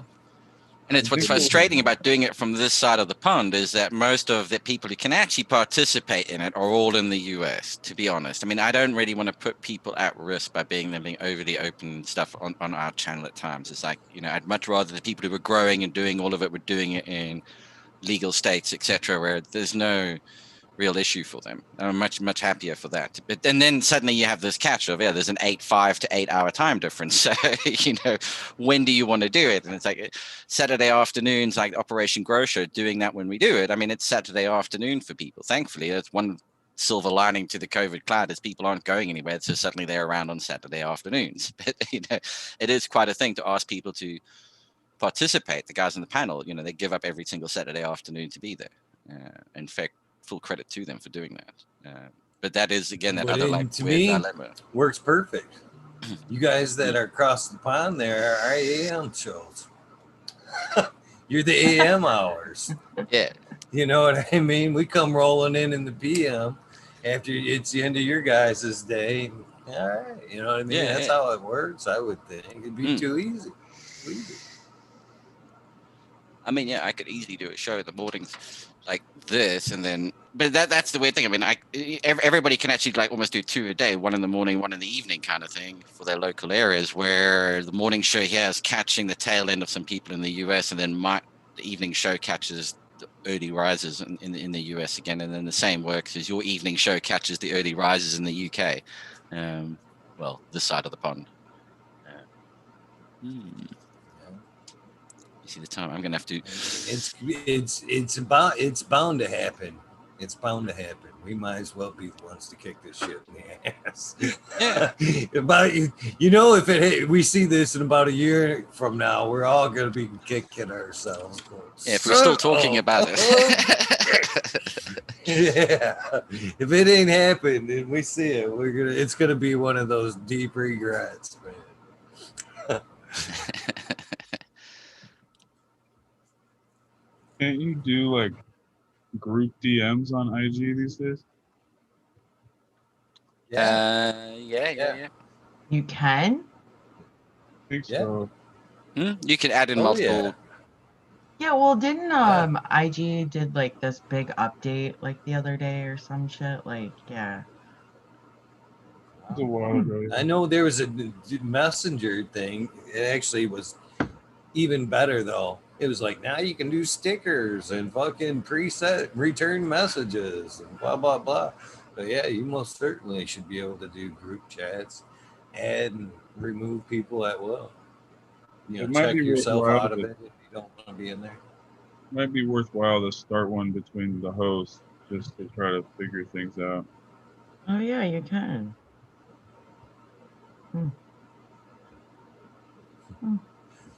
Sorry. I actually, you know, and this is the way I feel about it. I'm quite, I like all you guys, but I am very publicly on the record of saying the chance of you catching me in a group chat like that are about nil. Because I'll tell you why. This is because, you know, again, I've learned from experience here. You get, you know, tons of people in that, you know, chats, and you actually, you either want to participate or you find yourself just looking back. I mean, because so many people, they go so fast. By the time you chime in, you either feel like you're chiming in too late, or then at that point you start looking back too long, you know, just to try to get an idea of what's going on. And It should be one where hosts just time can. consuming. What you do is you just post up what the schedule is, and then everybody can just quickly organize. You know, if everybody just posts up what their different schedules are. I mean, I know we can probably jump onto each body. I mean, that so long as it's just used for very limited, you know, that's the only bit it's being used for, just to organize. Then it's done. But chances I'm are with that. I'm with that. It's not a general chat conversation. It's just for organizing, to bring it all together in one place quickly to organize it. Yeah, but I know what you mean. Some of those, yeah, if you've 15 people in it and you miss a day, you're like, oh fuck, I'm not catching up. You know, it's like, yeah. No, I know exactly You how do that know. is. You do know. delete everything. If it's important, they'll ask me again. Right. Then everybody, and there's the one day that you didn't look back and everybody is like talking about it again. You're like, what the fuck? You didn't know about it? We talked about it the other day, all fucking day. You missed it? And you're like, oh man, that was the one day I didn't go back and look. Man, no, I didn't. Yeah. I actually gracefully checked out of all of them. I was like, yeah, enjoy everybody's company, but if you want to have a serious conversation with me, please DM me directly, because that way, you know, I can get the message. I can go eat, you know, oh, we're, you know, 2 seconds. Oh, this is what we're talking about. You know what I mean? It isn't fring, fring, fring, fring. Oh, that's what he said. You know, yeah, I just checked right out of it. Because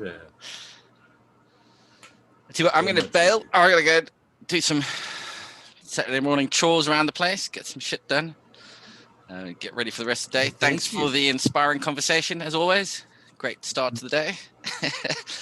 And hopefully catch you guys later on Operation Grow. See you later. It'll be hell yeah. Good. And I'll get that off to GMF and the Riffing Fat Boy. Well done, guys. I shall be catching up with you on Instagram. So once again, thanks. amazing, and man. Catch you all later. Have a Have a great good day. one, Thank you, Pete.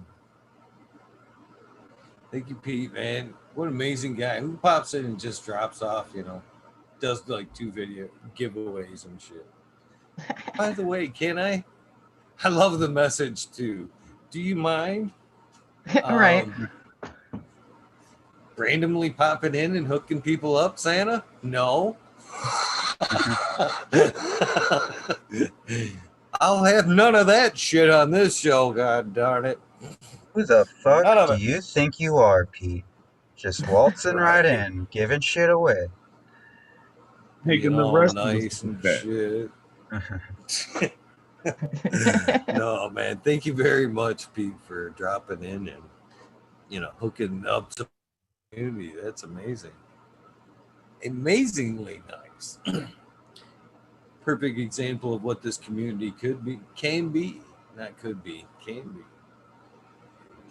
Yeah, and you can find Pete at his show, Operation Grow. That's on later on today. Saturdays, yep. 1 o'clock on Yes. the West Coast. You're on your own otherwise. I don't remember. Yeah. Well, yeah. 1 o'clock Pacific Standard Time. So you can figure out the rest on your zone. What's it for?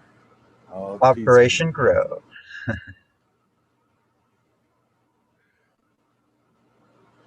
Awesome, dude. Oh shit! Don't listen to my background there. So Chicha, you said you're setting up. Obviously it's going to be some time, but do you have any thing planned to grow, or it's just? I think once it all gets here, I'll decide, but I've been kind of thinking of ways to just set up like a little tiny room. I Chicha, don't know. listen to me. What? Get Blow that up your light. house. Get a Yeah. closet. Go I get have you a some closet. emergency thermal blankets. Tape them up in the inside of that closet. Them little blankets you can buy for $1 that are like 5x5. They're like something like they're 60 by what? Are they 60 by 72? I want to say they're 60 by 72. But either way, super reflective. For $3-4, you'd be able to line that closet, drop that little light in there, and take off with your growing experience. You know what I mean? And for right now, that light is not going to cook that closet. At worst case, leave the door cracked, you know, right now until you can figure out your flower, you know, until you get an idea of what's going on in temperature and humidity, you know, during veg. You'll figure all that out during veg and be able to dial it in for flower. But the most important thing is just get them fucking going right now. Phase 1. I know. Phase 1, plug in the light and get them things going. We will help you along the way. Yeah, and you're already banging it out with an HLG. Like that's your first light. Boom. You're Yeah, I gonna know, knock it out right? of the park regardless of whatever. Like you could put up like just anything. You don't even need a reflective material at all. You could just put it in your closet and hang it, and it doesn't necessarily need to How be high do I hang it, or how low, I guess I should say. That's my thing. Because if it's going to be a smaller plant, I don't want it like. You got the 100, right? Yeah. The 100. I have it probably 3 feet off the floor. Okay, that's what I was thinking, 3 to 4 feet off. And it works. So it works really nicely from anything to a seedling to something growing into the light. Like, I don't have any problems. A couple 2-3 feet off the floor. Cascadian, can you help her out a little bit more and be like a little more specific from like light top of the plant to the light? Because pot size, and you know what I mean, 3 feet off the floor, and you know, pot size, things can be varied like that. You know what I mean? So can you like more of a rough estimate from like say the top of the plant to the light? He's like, fuck it, I'll just show you. No, like you can check this out. You can literally grow the plants into the light. Well, my thing is I'm just afraid of burning. So this 65, and they're growing right into the light. This one is the 100, and they're growing into the light. Right. What size pots did you But start there's them off probably in, Cascadia? 3 feet of room there from the tabletop. I don't know how well you can see. There's a tabletop right here, Okay. and then the tray, Right. and then in the tray is a half-gallon pot. Okay, that's what I was thinking. And then they're probably 2.5 feet tall. All right. Hey, Okay. bushy. That helps. That light's getting down in there. That's for sure. Hell yeah. Nice looking. And it covers the whole 4x4 just fine. All right. I just can't wait. That help a little? It's gonna be fun. I'm excited for you, Cheech. I'm excited for Yeah. me too. The light is perfect.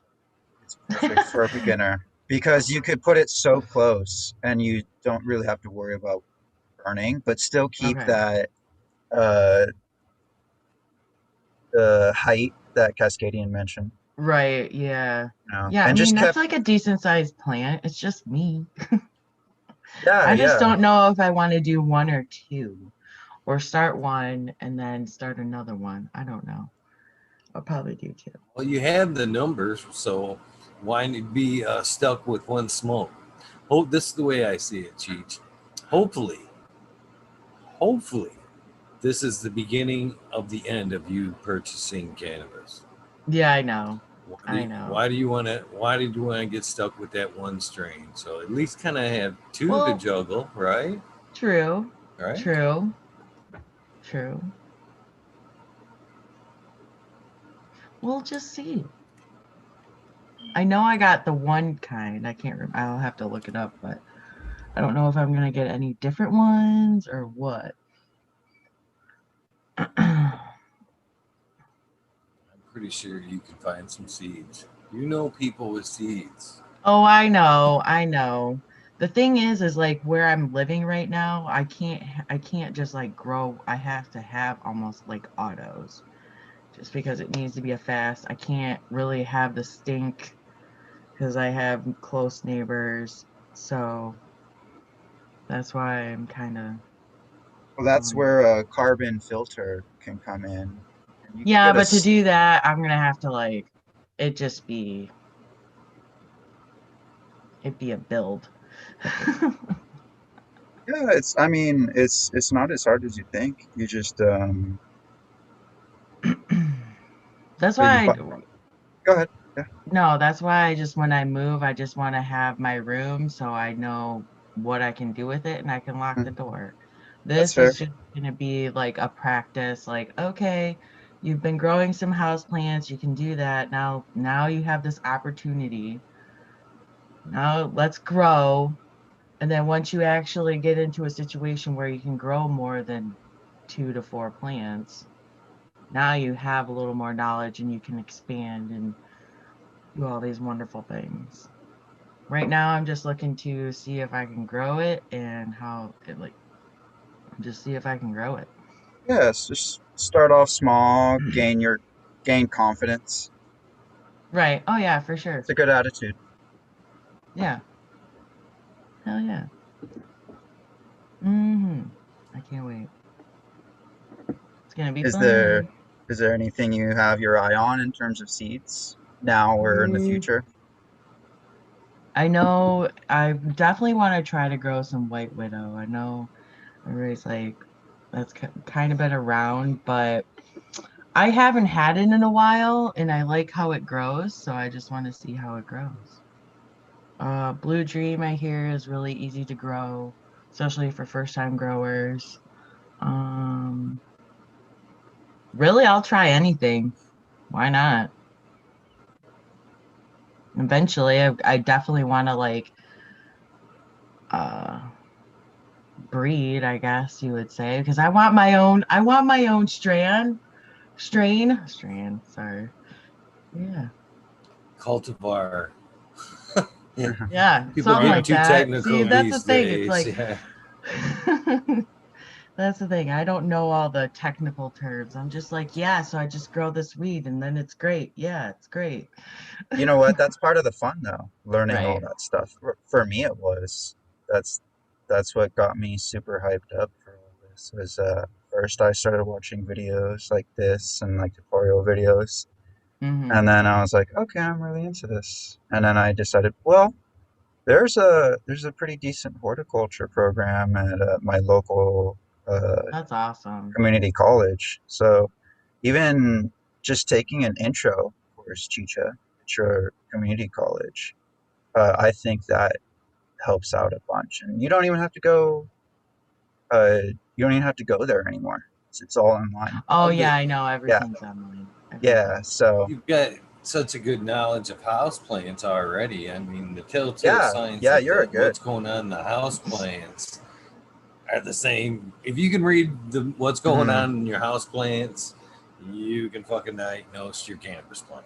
To be fair, Yeah. they are succulents, and the reason why I have succulents, yeah, is because I forget. And those are the plants that I can forget and be like, oh shit, oh, here's some water 2 weeks later. Yeah, they Whoops. propagate super easy too. Yeah. Rafter, well, I've been meaning to ask you because you like exotic plants. Mm. Do you have what? Do you have air plants? Do you have a collection of air plants? I mean, it's hard to have exotic plants without having a Actually, few. yeah. My grandma actually gave me. I mentioned that I went to a nursery, and I was looking at the air plant section actually, and I was looking at moss. It was like $20 for like something like a clump this big, And Yeah, yeah, I Good. was they ain't telling her cheap. that, yeah, I was telling her that, and she was like, "Hold on," and she like scurries on to the Oh backyard, no. and then she Oh, comes with this long freaking thing. Here, here, and I was just telling her like I was thinking about it, and she that's hands me this awesome. freaking thing, and I'm like, "You just gave me like $80 to $100 worth of plant material." She was like, "Oh, well, keep it." And yeah, here you go. That's Yeah, awesome. she's awesome. So that's my first air plant, but I haven't really dipped into anything else yet. Yeah, I really want like a small greenhouse little area, like with a see-through material that can be set up right next to my window. So that way I could just have like a shelf with like all of the high humidity stuff without like Like the little humidifying the whole black room. hanging terrariums, like the Yeah, glass little drops that you put them in are pretty badass. And, yeah, man, yeah. they're I like amazing those plants, terrariums. man. How they can survive for little for so long with little water. You know what I mean? No root Mhm. system to speak of. Amazing things, I've been getting into It's- moss and lichen myself, actually. And just like speaking of little terrariums and just how you put them in those small little glass vessels. Yeah, And terrariums are really cool. Really, yeah, really and fucking you just cool. seal them out with a Mm-hmm. cork. It's like, Mm-hmm. oh, okay. And then kicking myself because I don't remember the specific names to this all. But I think I saw it in like a National Geographic or some like probably like a BBC episode. But there's this there, it might not even be a terrarium, but it was just this sealed off glass vessel, this glass container that's like a circle, and it was made like decades ago. Yeah, it's Like, like the 25-year-old or the 20-year-old terrarium. I yeah, think it's terrarium. I know what you're talking about. yeah, yeah. So I think that would be really cool. That, and I want to get into bonsai more Yeah, because like bonsai. I just would love to get a bonsai. yeah, Yes, love like it. we were Jack Greenstalk super was actually bringing up. expensive. Again, super expensive. Yeah, to buy, Bonsais but are, yeah. yeah, I wanna just start off with a seed. Like I have Yeah, pomegranates and guavas and kumquats in my backyard, and I can grow a bunch of stuff. And just like you can literally do this with an apple. Like go to the store, get an organic apple, eat it, enjoy that little snack, and you can even though those apples they can have like thousands of variations, you're not using it for the variation.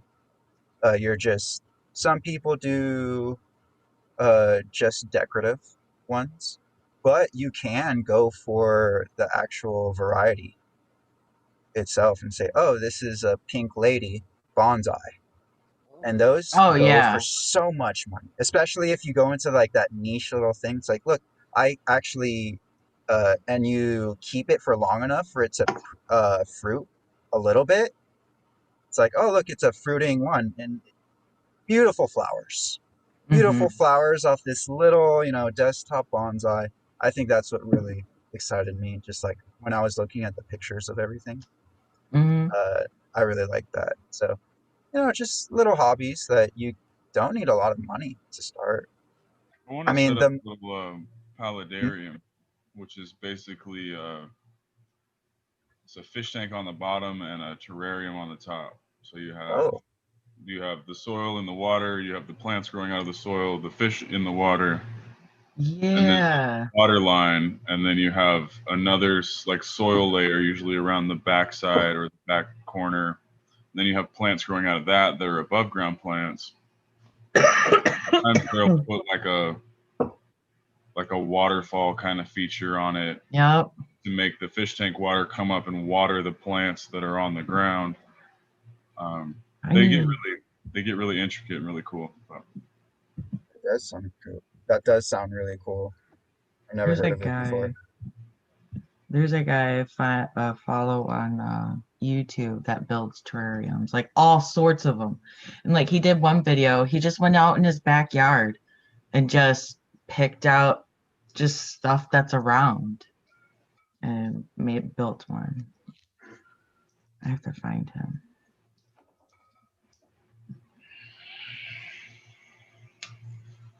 But yeah, I love terrariums and the whole like the other aspect of having like the fish and everything. Cheers.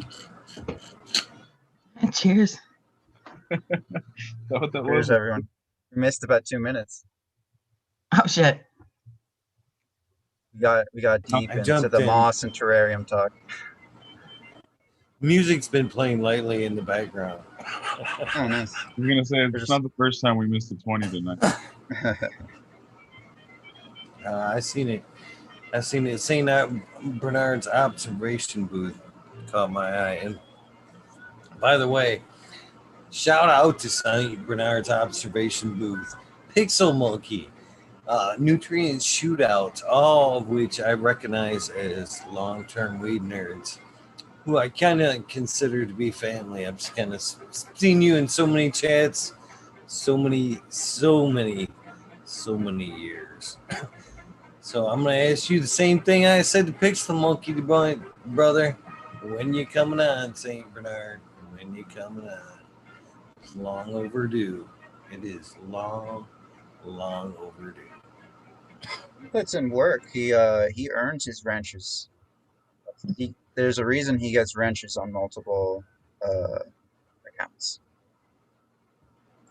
So shout out, man. You do a great job keeping out fucking trolls.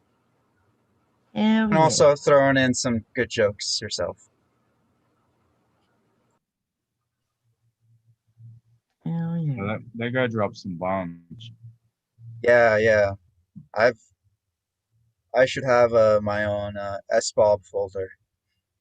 I actually made a Fumi folder for when we talk cascading, or when we all talk, and there all of these links are going on in our like private chat. And man, I got bummed because you put out some serious links one night, and I was just out of it. And then Fumador ended the stream, and I was like, shit, I didn't fucking get any of those. One So of those, I know if I asked, you would totally give them to me. I probably was just getting on myself. Yeah, one of those nights full of white papers or something. Must have been. yeah, exactly. Oh yeah. I was kicking myself because Red Eye Jedi brought it up. I wanted to. Yeah, I've been really slacking on keeping up with papers.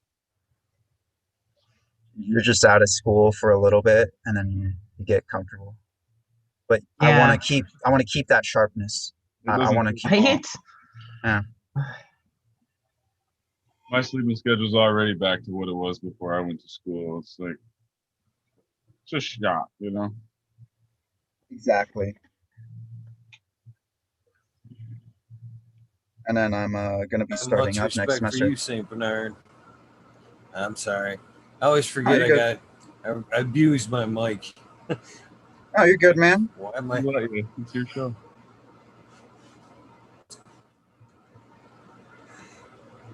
That would be cool though So to see him much easier. perform. Sorry, You're good. Cascadian. You're good. Man. It'd just be cool to see him come on and give his spiel. It'd be cool to know more about him because I see him, like you say, I see him in all the chats. So it'd just be awesome to get to know him a little more. Right on, right on. I agree. Most of the times I talk to him, he's correcting me and he's right. It's like, Yep. I know a Same. little bit more about you than just keeping me on my toes, man. Like, I appreciate it. Oh man, he was the one that caught the fucking mic problem. He called that out for Sub a long time ago. When he had that fucking broad mic fucking problem, he called it out. Sub didn't want to admit it. Called him fucking. I remember that episode, by the way, St. Bernard. I was there. I've been growing for fucking 20, 30 fucking years. I know what that shit looks like. Fast forward fucking a month and a half. I'm tearing down my whole fucking room. I got fucking mics. That's awesome. So you too big man not to fucking come in chat every night and go, I told you so, motherfucker. Yeah. He Very doesn't drag you true. down either, unless you're being a dick about it. I've seen him like, okay. Yeah, he lets it roll off his back, just like, yeah, I've heard worse. From other people.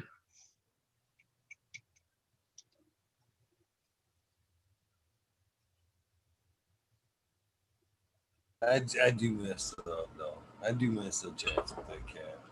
I mean, jump on that man, right? He was fun to watch. He was fun to watch. Hell yeah.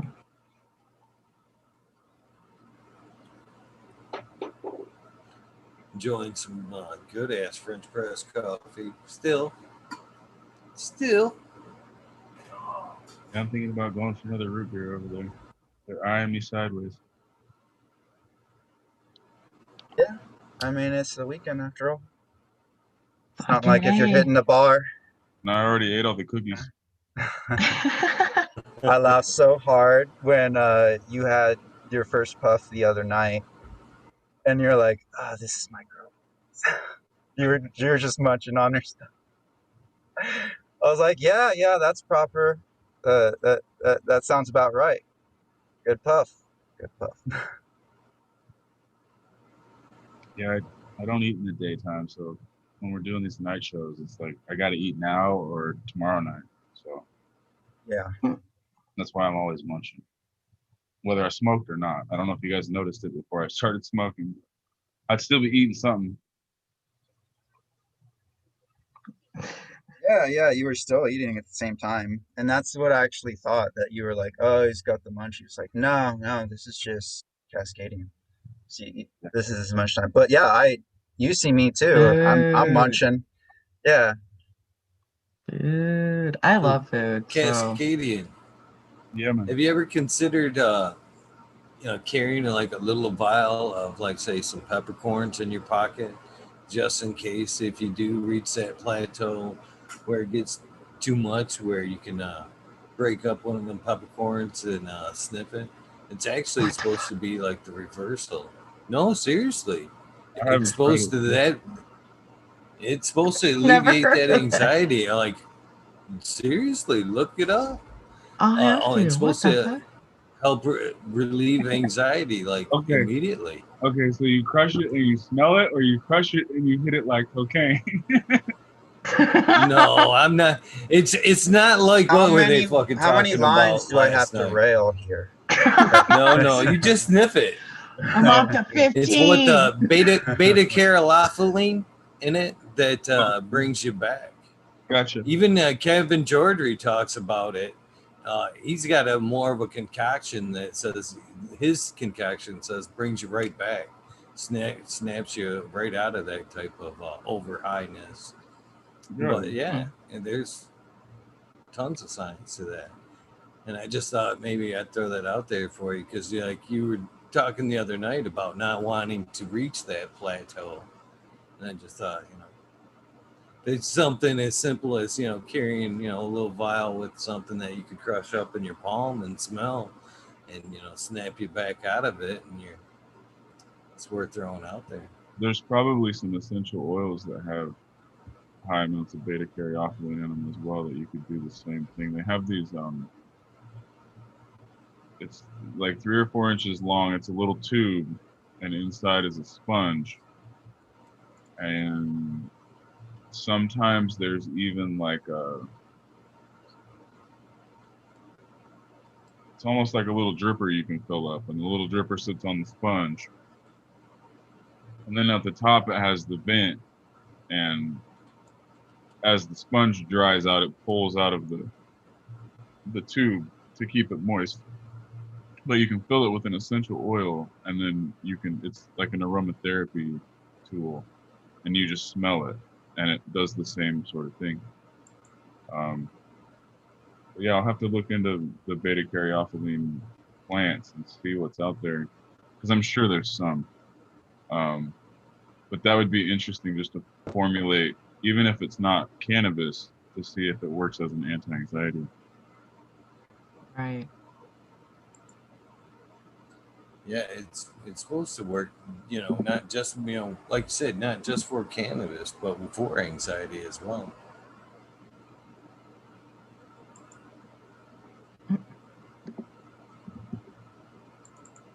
Trying to bring up this article right here. The cool part is I know of a database where I can search things like that.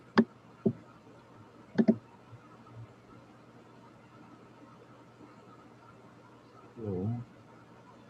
Well, okay, here we go. This website suggests actually chewing on the peppercorn. I can see that. For sure. Oh. This is how black pepper relieves cannabis anxiety. And yeah, right here. Suggests that you just kind of chew on it for a sec. Relieves it within an hour. I've heard most times it's a lot quicker than that. You're saying it.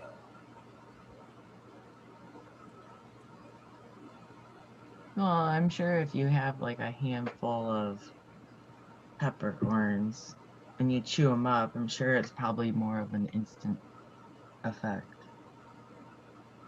They're also saying what right here? Beta myrcene, right there. It's sedative. That's part of it. Laminin. Alpha-pinene, yeah, is alerting. Beta-myrcene is sedating. Yeah, so myrcene is in some cannabis plants as well. Those are the couch lock ones, as opposed to limonene. The other study I seen on this was for the cayenne pepper, just for straight up anxiety outside of cannabis. Right. Calamus root is high in myrcene. Pinene-rich black pepper, limonene-rich citrus. Yeah, calamus root's high in myrcene. I know where to get some calamus root. There's probably a calamus. Well, there might be a calamus essential oil. I can't say probably. Hops. Hops would work. Probably have the same effect. If it works in an aromatherapy way, if you don't have to chew it. But that's interesting about hops, because you can also make like a hops tea. It's not going to be a beer, but just the basic sedative effect. Yeah, you'd get some of the myrcene, or a hops tincture, and then dilute the tincture in a tea, basically. because a lot of the hops constituents that you're looking for are going to be in that oil and resin sort of spectrum instead of water soluble constituents. So they'd come out better in an alcohol if you made a tincture, and then just take a dropper full of the tincture, put it in hot water, and drink it like tea. These nuts says, no thanks. I'll dance mine away. That's funny. This is pretty awesome.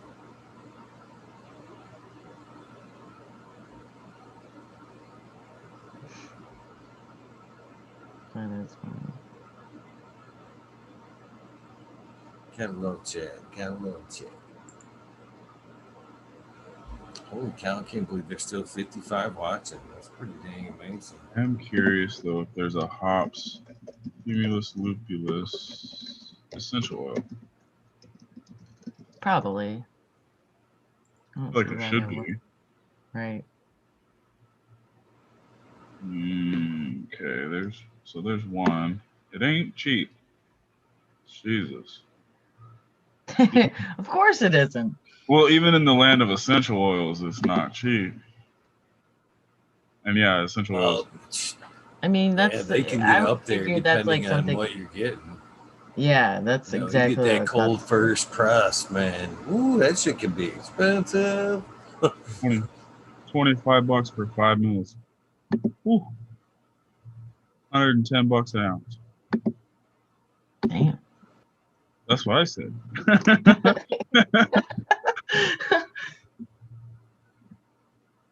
There's some of them though. I mean, for an ounce, I can't remember even which one it was, but it was like 10,000 an ounce for that oil, and I was like, holy shit, that is incredible. Indra suggested a few too on one of his episodes. If you go back and watch his episodes, man, he talks about some good extractions methods and what he's extracted. He's claimed to extracted over 10,000 different things. You know what I mean, from herbs and all whatnot. Pretty cool what he's got to say. He actually, I don't know, he left a vague recipe for a how-to mescaline recipe that was fully legal to order online. I mean, everything he said was very legal, but yeah, I couldn't believe it. I'm sitting here going the whole time because I'm off camera, because Indra's usually off camera, so there's no sense. I don't like those ones. I tend to be off camera on them, so I'm not. Everybody's not looking at me while the other person's talking I tend to just camera off. So he's sitting there giving out this recipe, and I'm like, holy man, this one's going down. This one is not going to be aired by tomorrow morning. They are going to take this one down. They never did. Never even flagged.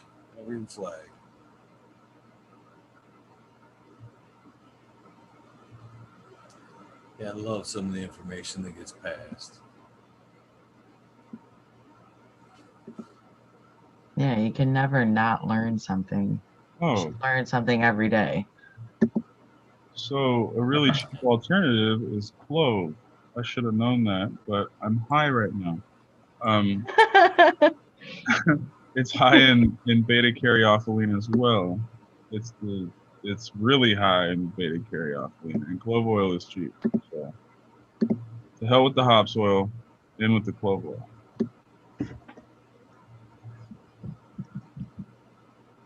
That's pretty awesome right there. Meow flower on the train, beautiful Irish countryside, listening to Eagle Gardens. Happy days. That warms my heart right there. That does. That completely warms my heart to picture that right there in my head. That's pretty awesome. I hope that guy's warms your guys' heart. Imagine right now, just the picture that in your head. That right now, somebody on a train, just a nice countryside, watching us five right now. On my bucket list. I've never done a train ride like that. Like, you it's can pretty do awesome. Yeah, Always wanted to What do a that. nerd. So that's awesome. Yeah, I was high enough. I was there for a second. You were reading it the first time. It was like, wow. And then I calmed down. I was like, maybe I need to picture that more often.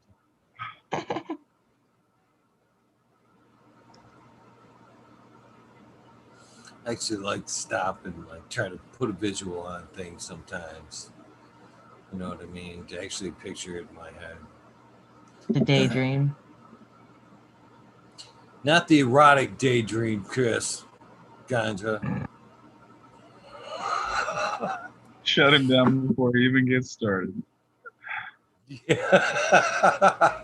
Put it back in your pants, buddy. Put it back in your pants.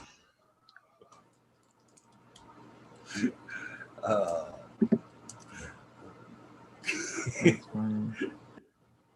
He's fakey. He's listening. He's listening.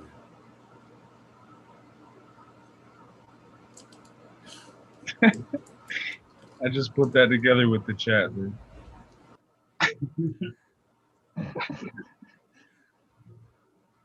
He cracks me up. I love Chris.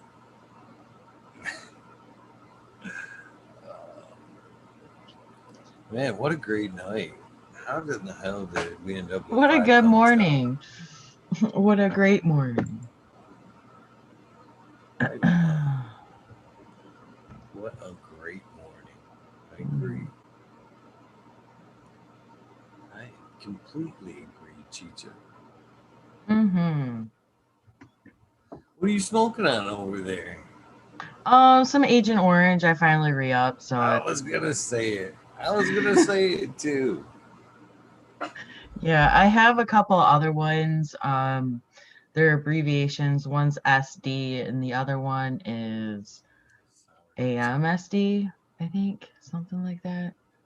Yeah, I'll have to text them. I don't really, when I go and re-up, I more look at the way it looks, the way it smells, the way it feels kind of thing. Names don't really particularly, but of course, in this community, you need to know so they know the genetics and all that stuff. So, yeah. It's funny. There's so many names. I'm just like, does it smell good? Does it get you stoned? Actually, without asking people their names, I can pretty much like, or not their names, but their age rather. When I'm like doing the spotlight, when I ask them like strains when they started out, if they can tell me like outright names and shit, I'm like, okay, yeah, you're probably started smoking growing, late after 2000s. After 2000s. Yeah. You probably graduated, 2000, 2005. You know what I mean? I can Right. Yep. put it together. I think it's funny. We're usually pretty close too. I like to think I'm usually pretty close. That's awesome. That's awesome. Oh yeah. Cascadian drinking beer, he's not drinking beer. Not even beer. Root Well, beer. It's root beer. Nice. So do you make a root beer? That's something easy enough. All you need is the sarsaparilla root, right? It's a little more complicated than that. I'm sure. But- I'm sure, but that's the base, right? So there's sarsaparilla and didn't make me pull out my notes. There's another S that I can't ever remember. And I know You got to get technical. I mean, you can if you want. Well, this is one of those things I take kind of seriously. Because I'm really trying to figure out the right recipe. I was talking about this on, I believe it was Fumi's show a couple nights ago. And that shit's about, once that shit starts growing on your property, by the way, sarsaparilla is a bitch to get rid of, man. I had some growing on my property at the last house, and man, every year it was a battle, man. That stuff just come up like regular weeds. That's the one I You could can't always remember. tell when you were mowing over it too. It had that smell. Just had Yeah. that smell. The one I couldn't remember was sassafras. How can you Um, forget that? I don't know. So the base herbs, the ones that usually make up some sort of almost every root beer recipe, sassafras and sarsaparilla. If you're making real root beer, sassafras contains safrole, which is an oil that the FDA has a problem with. We'll leave it at that.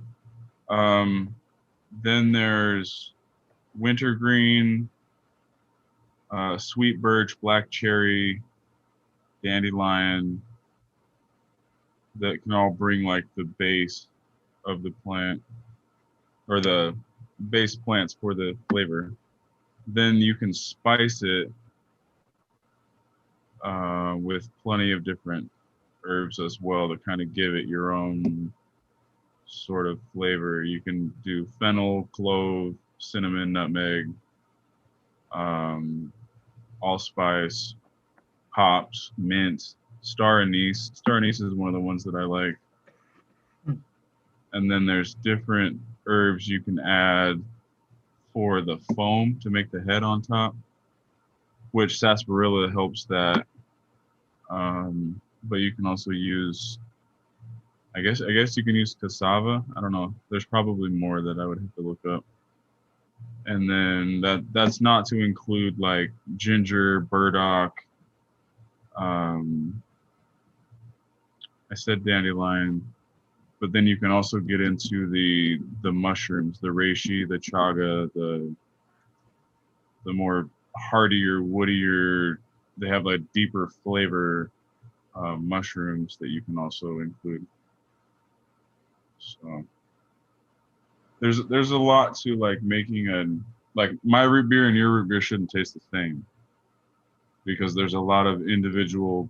It's like picking a favorite cannabis strain. You know that like you have Right. your favorite, I have mine. So if we bring them both to a party, we should have two, not a bunch of the same. So there's a lot of like individuality involved in expression of like your character and what you like and who you are, and it kind of plays through on things like that. You can see it too with people that make beer or make wine. They'll have a certain essence of themselves and how they made it and why they made those judgments. If it's super sweet or if it's just balanced or if they like it dry or if it's a beer and it's really hoppy or if it's dark or it kind of shows a little bit about you that I guess in cannabis would be, you know, the flavor and then the trim and the dry and the cure and probably the grow too, but it's those kind of nuances that lets you know like who you're talking to.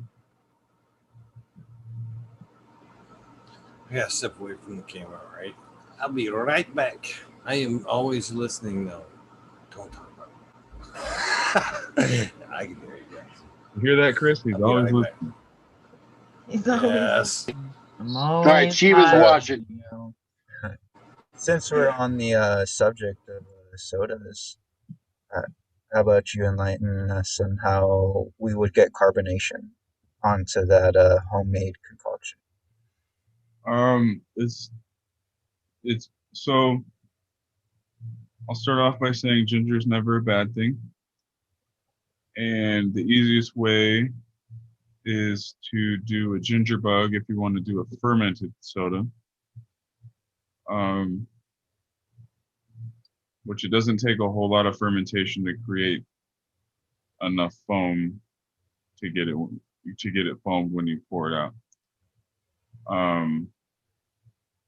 If you didn't want to do that, you could use something like a soda stream to just inject CO2 into the individual drink. My personal favorite, as far as a stilled version that you inject CO2 into, is it's like a kegerator. So it's a modified chest freezer with beer taps that you put kegs in. Mm-hmm. So then you would just load the keg, and you have a CO2 bottle in there. You load the kegs with your sodas, fill them up with pressurized CO2 from the bottle, and then feed the sodas into the beer taps on top. You can get the drip tray, the beer taps, everything. You can go really geeked out with your customized handles. But I've seen some really fancy like shells that they build on the kegerators so that they Ooh. fit into the decor of the house. It's not just a Oh yeah. freaking chest freezer. You can Mhm. put them on wheels. So you can usually, you could have 3 or 4 different soda flavors, 5-gallon kegs on tap, and just put them in the freezer, and then you have homemade soda. Yeah, I've seen kombucha on tap. Like my friends would like post pictures of like, oh, this is what my work gives me. I'm like, fuck you. They have like GTs on tap. You hear that, Eagle? They have GTs on tap, and it's we have that company actually produces in California, so probably get a better deal on it here. But yeah, it it's cool that you brought that up. The It might be something that I might be looking into for my kombucha when I make it. the cool thing about it, about that sort of a concept, is you can make like herbal syrups, um, and any syrup can basically be turned into a soda. So, Yeah. Right. um, Yeah, for sure. say like fall time, like right now, we have my girlfriend and I have a particular syrup that has some bitter herbs in it, like white horehound comes to mind. It's just really bitter on the palate, but it's also a respiratory herb. So I could formulate a product that, or a syrup that was good for cold and flu seasons, basically garlic, horseradish, onion, um, ginger, probably throw some lemon in there just to kind of balance out the flavor a little bit. But um, then you could add that to the keg, put it through the kegerator, and you would have basically a cold and flu tonic. So you wouldn't get sick. It would keep your body warm. It would keep the blood moving. It would increase your immune system's activity, and it would help keep you from getting sick in the first place. Yeah, I first looked into all this stuff with elderberry syrup. I was like, Yeah, you could. Yeah, it worked perfect for elderberry syrup. Um, but yeah, there's 1,000. Once you start diving into herbs, there's 1,000 things you could put in this kegs to put in that. yeah, and that's That just help. of one ingredient, and then you could combine things and make your own custom uh, tonic. Right, and play off the seasons, and it would be a tonic, basically herbal medicine instead of a sugary drink that you drink for the Yeah, fun of it. It can still taste good, but it has a purpose, not just a cavity. yeah, that's what I mean, I first got introduced to all this with just kombucha. I was like, oh, I could turn a really simple juice into a nice refreshing, as close as I could get to soda at the time because I was just weaning myself off, and I also drink tea as well. So tea and a little bit of juice, and doesn't even it could be 3 to 5% juice. I don't like doing that. I would prefer to just have some fresh fruit. Cut up a mango, cut up we our guavas are in season. They're about to there's a couple of yellow ones. So I'm excited for that. A lot of the time when I was younger, we would have all these guavas and they would just be on the floor because my family didn't know how to process, just like how we've been talking about, how to make syrups, how to ferment into a drink or make preserves or pickling or any of that. So I've been exploring a lot of this stuff and just like it really opens your mind to how much fucking food is wasted. It's just gross. just gross how much food is wasted. Like, gosh, let alone when just the food that's thrown out after it's made. Like after it's harvested, they go through it and look like, no, this red delicious isn't red enough. Just putting an example out there. And you could say that with anything. Like, imagine how many strawberries are just thrown out, and they can be sold for a reduced price. To food deserts. How much better off they would be, those communities. So GMF actually mentioned secondhand restaurant food where you pay into that and you get it like for a much more affordable price. And it's restaurant quality food, but it's just stuff that they made more of. There's nothing wrong with it. It's perfectly clean and it's made by a chef in a very clean environment, but they made too much of it. They got an order. It was for 100. They only needed 80, 80 people's worth of food. For whatever reason, it got messed up. Now they got 20 people's worth of meals. So I think there should be more companies that are established and, work. Yeah, he mentioned two of them. One of them I think was perfectly imperfect, and I don't remember what the other one was. GMF for summoning you. He's in chat, dude. He might Yeah, chime yeah. in. I don't remember what they were, but they're pretty cool. Same. I've seen them around. I just brought up the idea because I thought it was good. And yeah, he's in there. Chat right He was there. listening to our fermentation. Yeah. Nice. Offering his help to the masses. Yeah, St. Bernard's observation booth. No short supply of spent brewer's grains, restaurant waste, etc. Yeah, people talk about, it's so expensive to eat healthy and all this. Yeah, it costs money, but when you look at how much it costs for that fast food in the long run for your health, so much more affordable. And you can check out everything like that. Yeah, making compost and bioconverting waste is profitable. Yeah, that's actually something St. Bernard's observation booth is involved in. He raises black soldier fly larvae, and he swears by it. He's like, I don't even need worms. They process everything faster. Go ahead, Cascadian. Maybe it was Misfits Markets that GMF mentioned last time. So Misfit Markets covers the Midwest. For anyone that's listening and not able to look on the chat, that's Genetic Memory Farms answering the question that we were just asking. So Misfits Markets covers the Midwest again. Yeah, I'll have to talk to him, and especially over here on the West Coast, in my area, there's so many restaurants that could be working with this. And there's a lot of underprivileged communities that can benefit from it as well.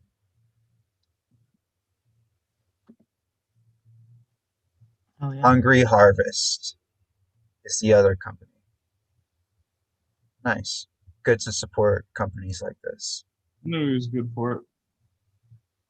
Over after. I want to be quick to point out too that these girls behind me, remember the other night when you see me choke out that one plant? I remember looking up and seeing your face as I toppled that plant over. But yeah, that's one. If you happen to catch either the YouTube video or the one I posted up on Instagram, that's one of the girls behind me there. Every one of them girls back there suffered from that fate. To get that camping, to get that nice even flat top right there, they all suffered that very same fate. So I just wanted to point out to you that She and they all are alive and well. I know it looked grim. I know it looked grim in the process there, but I knew they were going to be okay.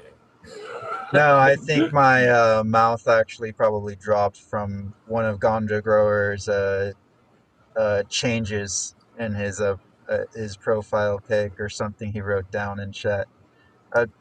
I can bet top dollar it's probably one of those. But I I like training aggressively, obviously to an extent, but they love it. I mean, it they seriously put it out. Like I like the response that they give out. It Oh yeah. that's why I wanted to look more into bonsai and implement those techniques as well. And that like I'll show him bonsai this. wire. Oof. There's one over there that man, you can actually see through that thing in both directions like a wiffle ball bat. I mean, that thing, if you look in there, I mean, you can actually see through that roof. And if I couldn't get on the side of it, but man, even looking through the side of it, it looks like somebody took that branch and just serrated it. You could look in through every angle.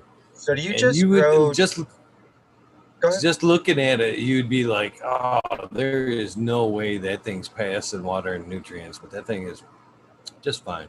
Just fine. No, there's vessels within. You know, it's not just in the middle. But I was gonna ask if you just grow like Christmas trees, or do you spread everything out with topping, combination of the two, you know, or it goes up a little bit? Strain dependent mainly. I Oh yeah. prefer to let them grow up and just be big girls. Yeah. You know, I don't necessarily like to train them. I definitely am not a fan of the scrogging. I'd much rather grow them up into big girl quads because I believe the stress of letting them just kind of fall down on themselves uh, increases turd production and trichome production to a point Well, in that's late the flower. plant's natural. That's exactly what it does. It gains I mass, know and it. yeah, exactly. That's why I Yeah. do it. No, it's a good way of thinking. So it's just I'm about to top my little Agent Orange. So it's just something I've been considering. I've been listening to Clackamas Coot on when he was putting his thoughts on it. It's like, no, if anything, he just bends them over and then they respond right away, like probably within 12 hours. Like you're back in the tent, like whipping them back. And yeah, I'm really considering just leaving it alone and bending it back. But I have a scrog. I've been scrogging for a while.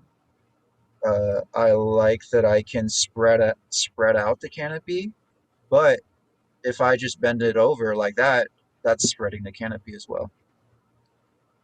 You know, a good technique if you're limited for space, I like, is just a multiple topping, just like a couple of toppings. So you can get 4 main leads coming up.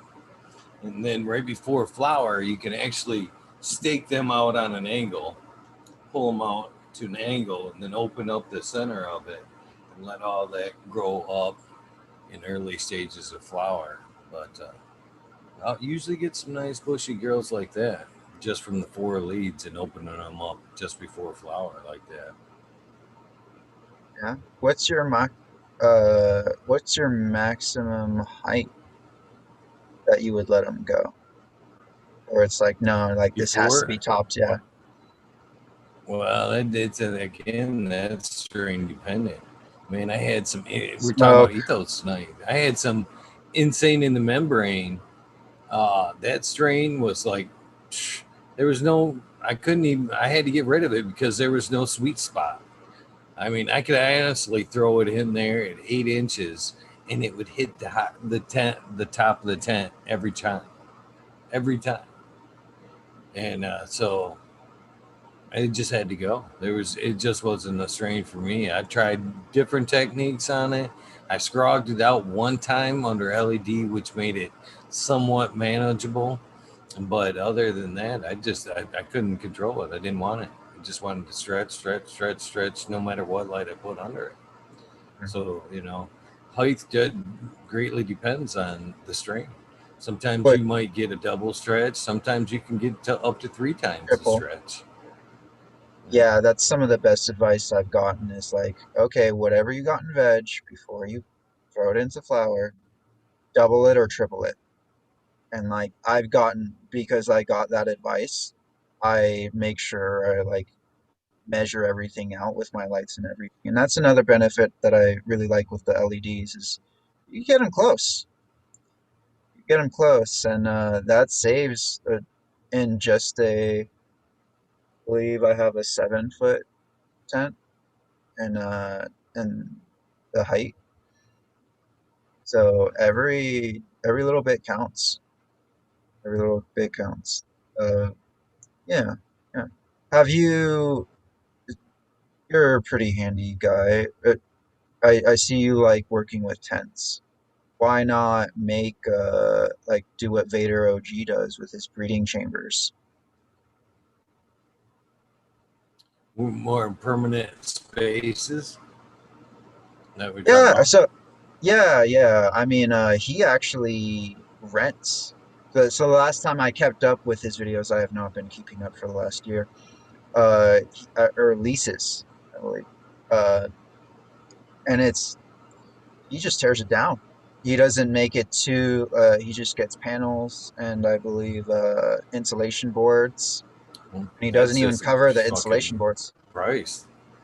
I mean, if you just go and check out any kind of like Home Depot, for a good sturdy container, you're looking at you should have 3/4 inch board so you can screw fans or whatever to the sides.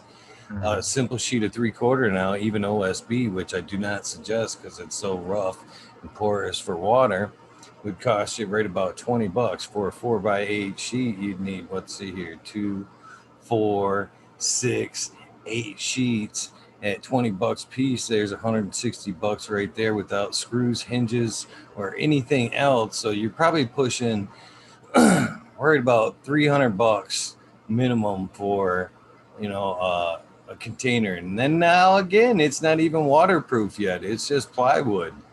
You know what I mean? You're not even painting it or putting anything else up. I'd rather spend $160 on this tent, this 4x8 tent, Mhm. and whenever it needs to go, I'll just fucking fold it up, take it to the dumpster, and order another one for Yeah, $160. and And it's easy to that's the clean. other thing too. Yeah, if it has to go, it can be thrown into a tub and pop up and go down whenever I need it. It can go into a tub where if it's a wood container, now I've got to have a larger space to stack up sheets and all that. And so that's good reason right there. And I never wanted to be permanent here. I've Yeah, that's actually fair. thought about, I've got 12-foot ceilings here. I'm actually screwing myself for not building chambers here. I could have, but much better setup.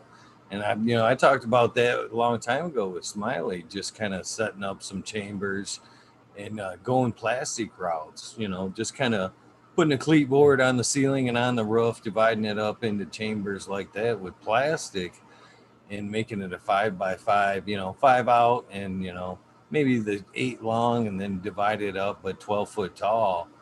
I could, but then again, why? That's the other thing. Now I'm wondering why. If Yeah, I'm, you know what I mean? If I'm running LEDs, I don't necessarily need 12-foot ceilings because what mm, am I trying to grow trees over here? I don't know. More at best, I want, 6 footers, at yeah, best, and that's out of control. So I might as well yeah. stay in The my trimming tents. alone on one 6 footer. Microclimates, I love. That's the other thing too, is like, again, you know one of these things where heaven forbid get infested with some type of molds or whatever, you know fold that thing. The cost of cleaning supplies versus Amazon dropping one off and then me knowing it's good. Yeah, I'm putting up a tent every time. And Huh. and even at Awesome that, points.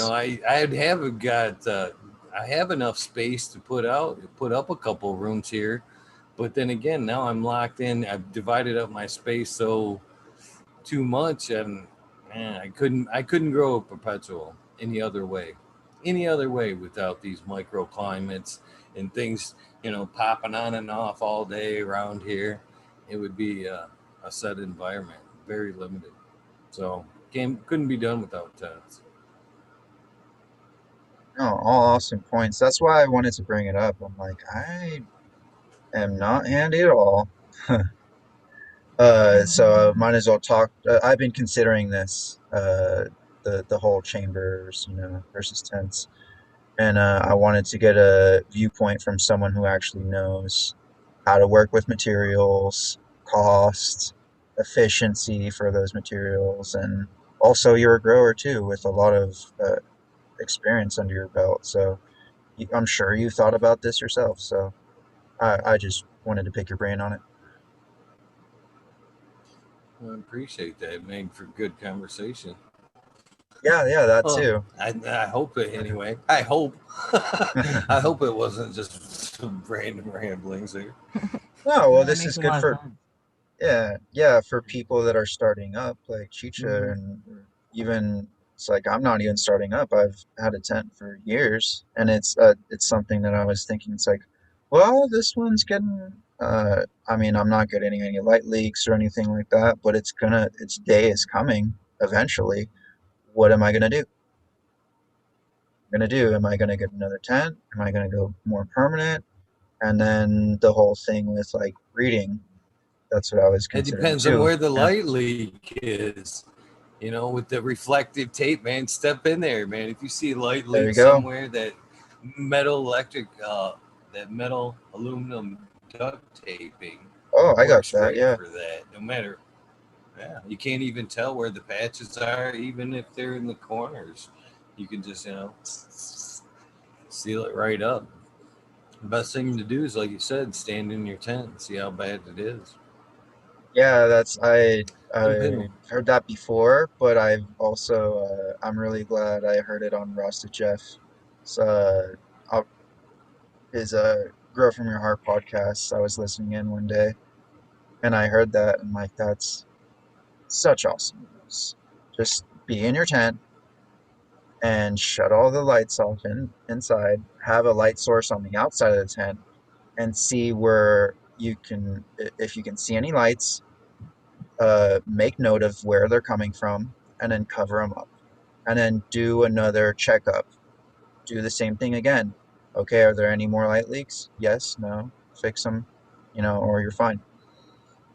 Have you ever customized one of your tents? So, like, maybe in the earlier days they didn't have viewports, like little view windows. Did you ever like add on an extra door for like access? Have you ever I've messed with that? no, I've actually fixed some ripper zips when I was running these T8 or T5 units that were 8 bulbs. It really compromised my zipper where the light were. Yeah, it maxed it right out, and it ended up blowing it apart. So I ended up taking some the fabric glue and just kind of piecing it together right there where the bulge was. I brought the zipper over where it needed to be and filled in the gap with some like fabric glue and a fucking piece of there it goes. One more run out of that and she's good. So other than that, no, I haven't made any more customized. And the only thing that I guess I haven't customized it as far as ripping it, but there is a couple of good things I guess I could share with you. Is like Walmart. There's a couple of good things I can tell you here as far as like either tents or converting your tents. Walmart sells like little fabric closets. They're like a canvas, but they're like miniature closets. So they have 2 bars for hanging clothes, and then Oh they have yeah, yeah. shelves, and the whole thing's like a canvas. They work very well because they're breathable for drying. And if you're not a Oh, big grower, and they break down. You know what I mean? Yeah. They're all you throw it in a bag, no problem, until your next drying time or whatever you need. But they work very well, and you can set them directly up in a tent. I've had multiple of those, but as of recent, my newest find, I think's a gem. All right, hold it. Give me a second. I moved a couple things. This is a gem, though. I really believe this is a gem. Okay, this is $10. $10 at Walmart. $10. Hold on. Eagles bargain bin. Right. That should be You this can segment. get 3 of these bad boys. 3 of these bad boys in your drying pan. So happy. Right here, this guy. Oh yeah. Oh hell. You can get Oh yeah, 3 of it's like a these. wardrobe thing. $10. Yes. Perfect. Yeah. $10. You can fit 3 of these in a 4x8 tent. With your little Cascadian's like, oh, take it hangers. down. It's like, fuck, that's a good one. Yeah, you can. Oh, yeah, with the you clips, can, nice. I like that. The clips yeah, on the yeah. hangers, You don't even nice. have to the hangers get dirty if you just hook on to the Oh thing. yeah, I've But seen a like so many clothespin's broken heads on there. I'm like, fuck. That pisses me off. That's a good one. Yep. Either that, or if you get a crotch or your bud there, it usually gives you. I always worry about shit like that. So yeah, 3 of these, $10 a piece at Walmart, double bar on wheels, no less. On wheels, Yeah, even better. $10 in the storage section. He's in there like you see those big comic collections at like Walmart where you gotta flip the comics. He's in there pushing one to the side, looking at it. Pushing the next one to They the actually side. have like them storage racks that like we buy, like the big 3-footer ones. They have similar ones like that in that same section that you can buy for a couple bucks a piece. Those little tiered storage things. Yeah. I'm definitely a bargain shopper. I see shit like that all the time and go, I got a use for that. Yeah, for Looking sure. at it from a grower's perspective. Constantly. Nice, good tips. Yeah, have you seen that video of a med grower where he customizes? He just does exactly what I mentioned. He makes a little viewport. I think that was like a couple of months ago, maybe 2 months, or maybe within the month. I was always Yeah. on the fence. This tent's got viewports, and it's the Mhm. first one I had. I'm still like you said, but the only thing that makes me not worry about it is the plastic's green, so I know if any light that's getting through there. So what they're telling us shouldn't do any damage because it's passed through that green filter. But yeah, you know what I mean? Yeah, and we're learning. Green does have some effects, but it has to be a lot greater than what you're going to get through that leak in the window, I would think. Yeah. It's just interesting little mods. Seeing people like tweak with their tents a little bit here and there. Yeah, it's pretty interesting. I especially like when people make their own like arrow cloners or whatever, like out of those big hardware store totes. They're like heavy duty, the black ones. And I was just like, ooh, it's a fun little project. Yeah, that's what I like about so much about this community. So many stoner MacGyvers. It's like it's like as soon as you take a puff, you're like, oh, yeah. I can imagine the first apple that was made into a pipe just like instantly out of like desperation. Just, I wonder when did you first see your first apple? What uh like is that something more recent within a couple decades or like this decade? Yeah, I've never seen it. Really? I guess that's Really? just a Yeah, high I school think. thing. Yeah. I grew up in apple country, so that was actually the first pipe that I ever found at the kid. Mm. charred weed in the stem. Yeah, super simple. 2 holes. On the top, it's already shaped with a bowl already. Like the top of it, it's perfect. Just boom, boom on the side. You're good. Maybe a third one for a carb cap, so you can like really hit it. But yeah, very innovative. I feel like no matter what, just takes a puff to like bring out the little creation, Take that edge creative side of the out. brand. That's the 2-liter cola bottle with the make the bowl out of the top and then cut down the bottom, and then water, a 5-gallon bucket of water and doing the gravity bongs. That was the killer when we were. Oh yeah, gravity. Oh, gravity bongs. That shit'll make you pass out. Kitchen sink, just fill it up. Yeah. 2-liter My- bottle. Yeah. Used to do stupid shit. Oh, we're bringing back. Four We're people bringing in a up the high 4-door school days. Okay, yeah. Oh yeah, 4 We people in each got a 4-door story. car, We each got a story. and we'd all roll a blunt. So everybody had their own blunt, and then we just pass them for no reason. They'd all be going in a circle. Did you ever fuck up the circle? No. I mean, somebody gets slapped because they're just sitting on it, but 4 blunts in one car at one time. There's no way to get out of the car without other people knowing. It's just a cloud. But we would that was half of the fun. We'd then hop out of the car, open up the doors, run about 5-6 feet away, and we'd all turn around and look at the car. Just there goes $40. I do that shit at McDonald's anymore. If they tell me Shit, pull that ahead. was Tuesday. Pull ahead. All right, I got you.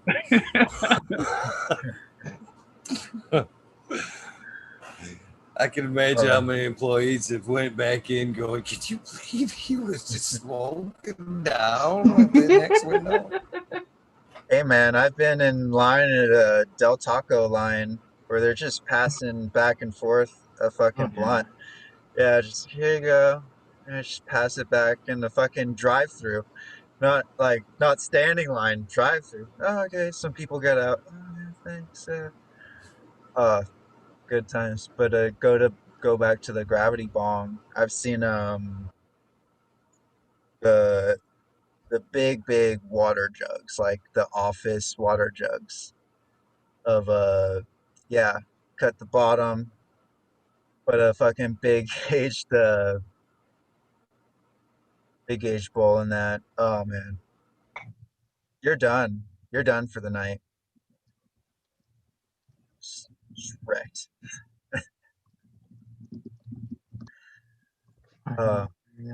Good fucking times. Surprised I can remember most of them. Right? Weren't those the first really lab tests on can cannabis kill you right there? Those type of events right that you're describing, Rafter.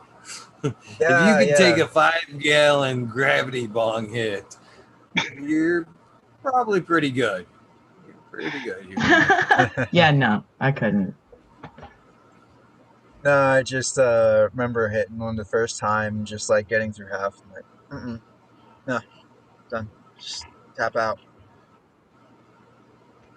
Oh, yeah, good times. Yeah, when the parents are gone.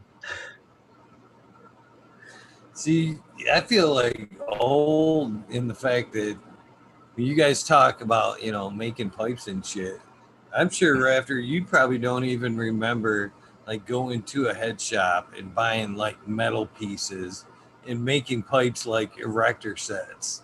The prototype. The prototype was the pipe that had, right? You go back way back. Yeah. Man, different like 90s and 45s and colored tubes you could use to hide the threaded pieces. Connect the pipe. All just the little chambers that you could stuff weed in, the little hash maker chambers. You remember those? Yeah, if you bought quality, it was all brass. Yeah. Yeah. So it's not bad. Those things would get hot. I remember trying to smoke out of one of those. Yeah, no shit. You know, it's like I was going to like, wasn't my uncle, but it was like my uncle's house. It's one of the guys that was always around while I was being. He was like, "Oh, you smoke now, huh?" And old country I gotcha. has pulled out one of them metal pieces out of his toolbox. We were in his garage. He's like, "Here, let's see if you know." And gives it to me like, "You really smoke? Like you're gonna hit this, right?" And sure enough, I hit it, but I didn't realize how hot those damn things Keep got. the cherry. Keep the cherry My going. Come on. my fingers, I couldn't pass it fast enough. He started laughing at me. Good times, man. Good times. So hard to keep clean too. Oh yeah. Just like after the first hit, you're like already trying to get the gunk out. Yeah. I actually look Smoking back through now metal. and wonder about them graphics pipes we used to smoke out of. If we ever got them too hot, I mean, they're some of the things we smoked out of back in the day. I still wonder about. You know, Oh, I fuck mean, yeah, the again, zinc and the aluminum, fuck, that shit's just crap. novelty smoking. Another again, I'm probably going to shoot right over Raptor's head with this. Is both the smokable footballs. Remember that where you could light your joint. You could put a joint in the one end, get it going, and then put it in the football, and you could squeeze the Oh football and take yeah, a yeah. hit, and be able What to the fuck fucking are throw those it to your called? buddy. Yeah. Or the Go frisbee, long. Yeah. or the frisbee that had the cap metal bowl that in the Yeah. center that you could fucking hit it and then pass to your buddy. Be out in the fucking days out in the road. Fucking those were the days where the main part of your day were like pulling up somebody, opening up that trunk, cranking your music, and just playing like frisbee in the road or football at the park with that fucking pipe and shit. I've never seen the frisbee trick. Like a I've shotgun or something like that. I don't know. seen the football trick, but I haven't seen the frisbee trick. Same. I've seen the football one, but not the frisbee. It's a good one. Oh man, that shit That'd makes be me fun. feel old. Yeah, they made a frisbee that actually was marketed. It was basically to smoke out of. Gotcha. Yeah, my little town wasn't that connected until 10 years after I moved out of it. So when I was young enough to have remembered something like that, they weren't connected enough to know about things like that.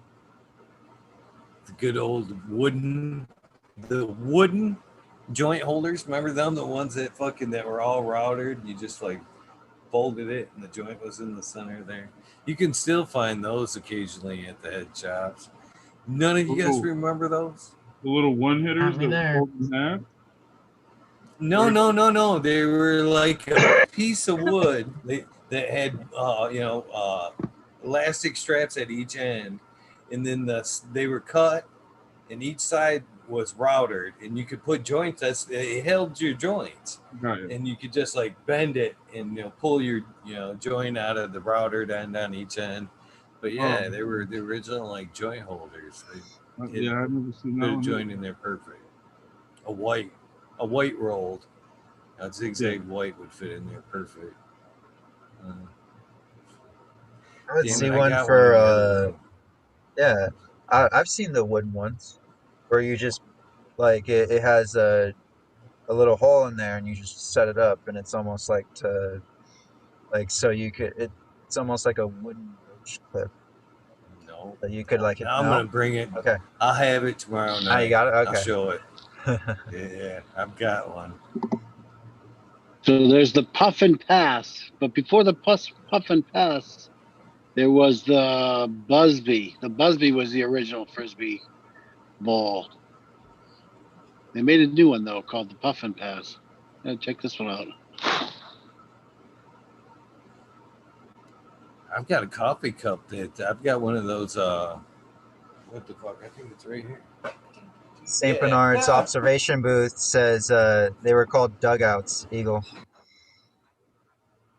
I think the dugout is when you pack the cigarette looking thing that you filled with weed, that you pack the cigarette looking thing in. I think that was a dugout. This Yeah. thing I dig too. This thing's really cool. Yeah, nice. Actually smokes very well, by the way. It's actually a Mhm. good smoking bowl. I've seen those around, but I never bought one. Got it for a Christmas present from my daughter. That's awesome. My daughters know what goes right to my heart. Cannabis products. That's a good one. That's a good one. Sure. Yeah, I'm like literally the only one in my family well, I have a cousin that chiefs up a little bit, but she's preggers right now.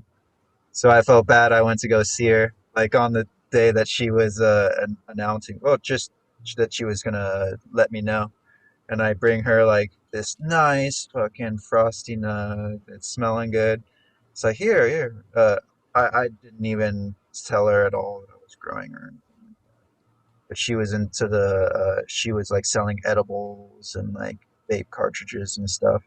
So I knew she before all that, and I showed it to her, and she was like, "Oh, thanks, but yeah, I can't really take a hit right now." And then I noticed she was like, she had a little bump, and I was like, "Oh, I am so sorry," because she's a puffer. She would puff like in the whenever we would be around. So I almost felt like I was like taunting her like with it. It's like, fuck. It's like that's the last thing you want to see or smell right now. She was super cool about it.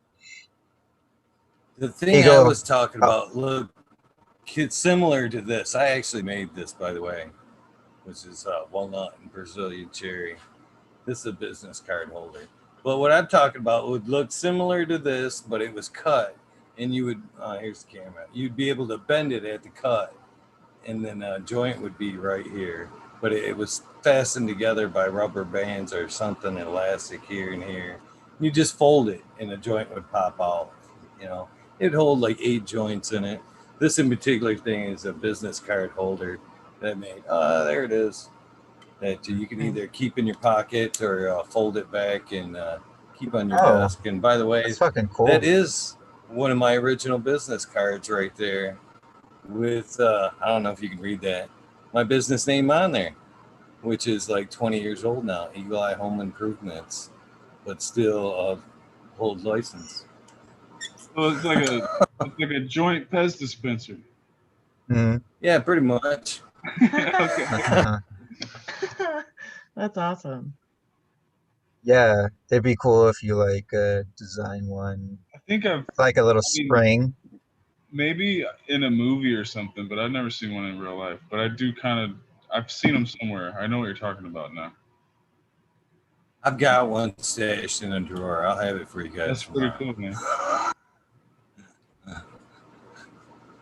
Yeah, you should start making them on As the well side. as probably two fistfuls of those metal parts I was talking about. All in the same drawer.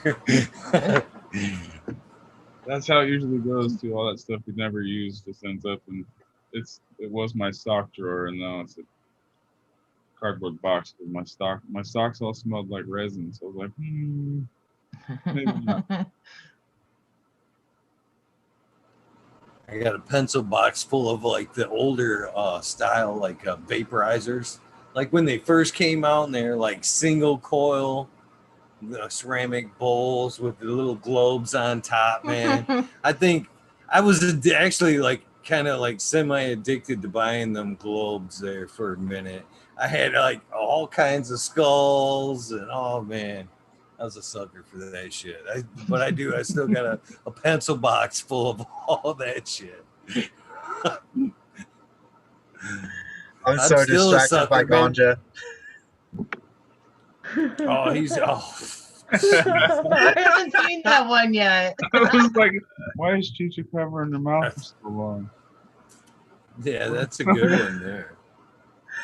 I haven't seen that one yet. So Mm.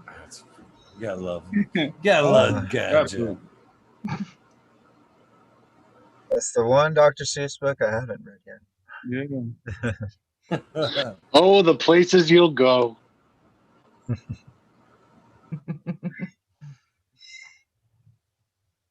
Shout out to man. Aldi, our ass man in the audience.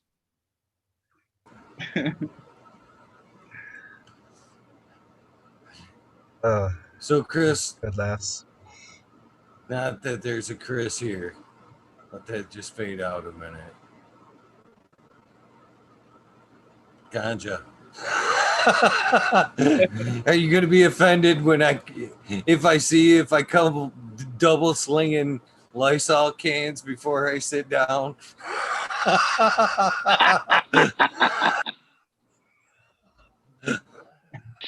They're all good microbes, man.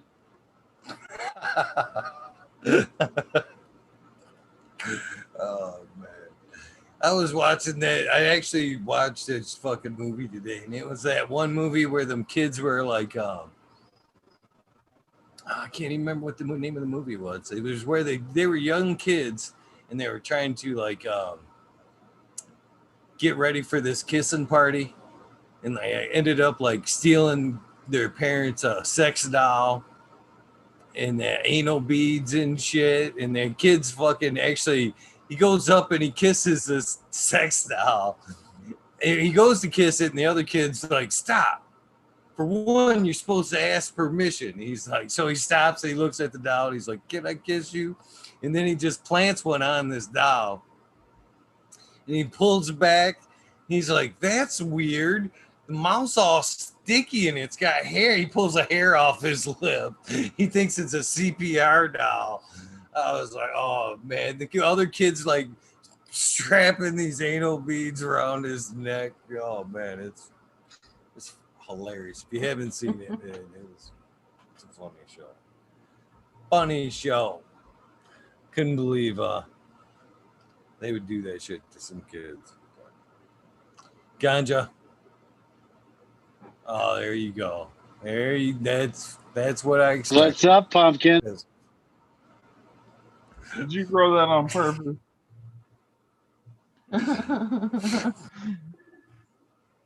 Chris just wandered up to that stand and was like, "Name your price."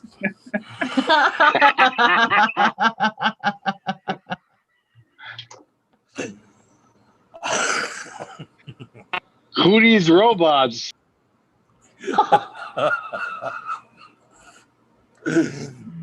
I've got a drill and a microwave, and I'm going to be friends.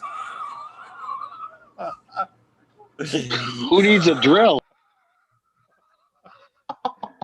You gonna Woody Woodpecker that motherfucker? Oh no! You die hard.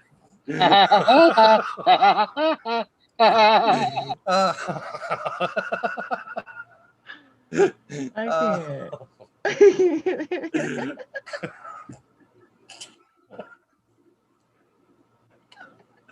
That big old grin. I barely had to work for it.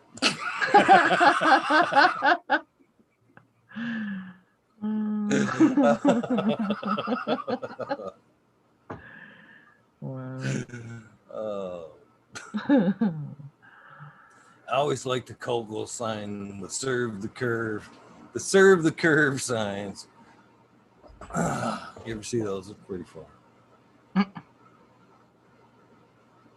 Yeah, Ganja, Chris where doesn't do you even find need these the. signs? No, not even What a town do courtesy you stick. live in? What town are you living in? Just porn stars for neighbors.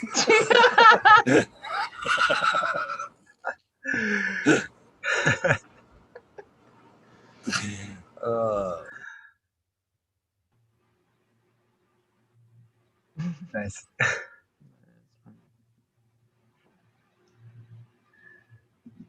Yeah, Oh, great way to spend a wife is Saturday morning. officially pissed. Right. Oh man, you gotta love all the smiley faces in chat. I know. It's lit up right now. Sorry, Chad. Oh man. Sorry, Mrs. DLP. Oh. All in good fun. All in good fun. What do you want from a show that's went 7 hours smoking pot? I mean, come on. There's going to be a little bit of some stuff like that. There's still a bar to reach. Just the title of the bar changes after a while. But you still have to achieve a certain level. Right. Like Oh, for the people just tuning in. Spike. Oh, spiky Like, what pile. the fuck What the? did I just walk into? just pooped in and what the Yeah, fuck? did you come in right at the pumpkin, or was that before, Spike?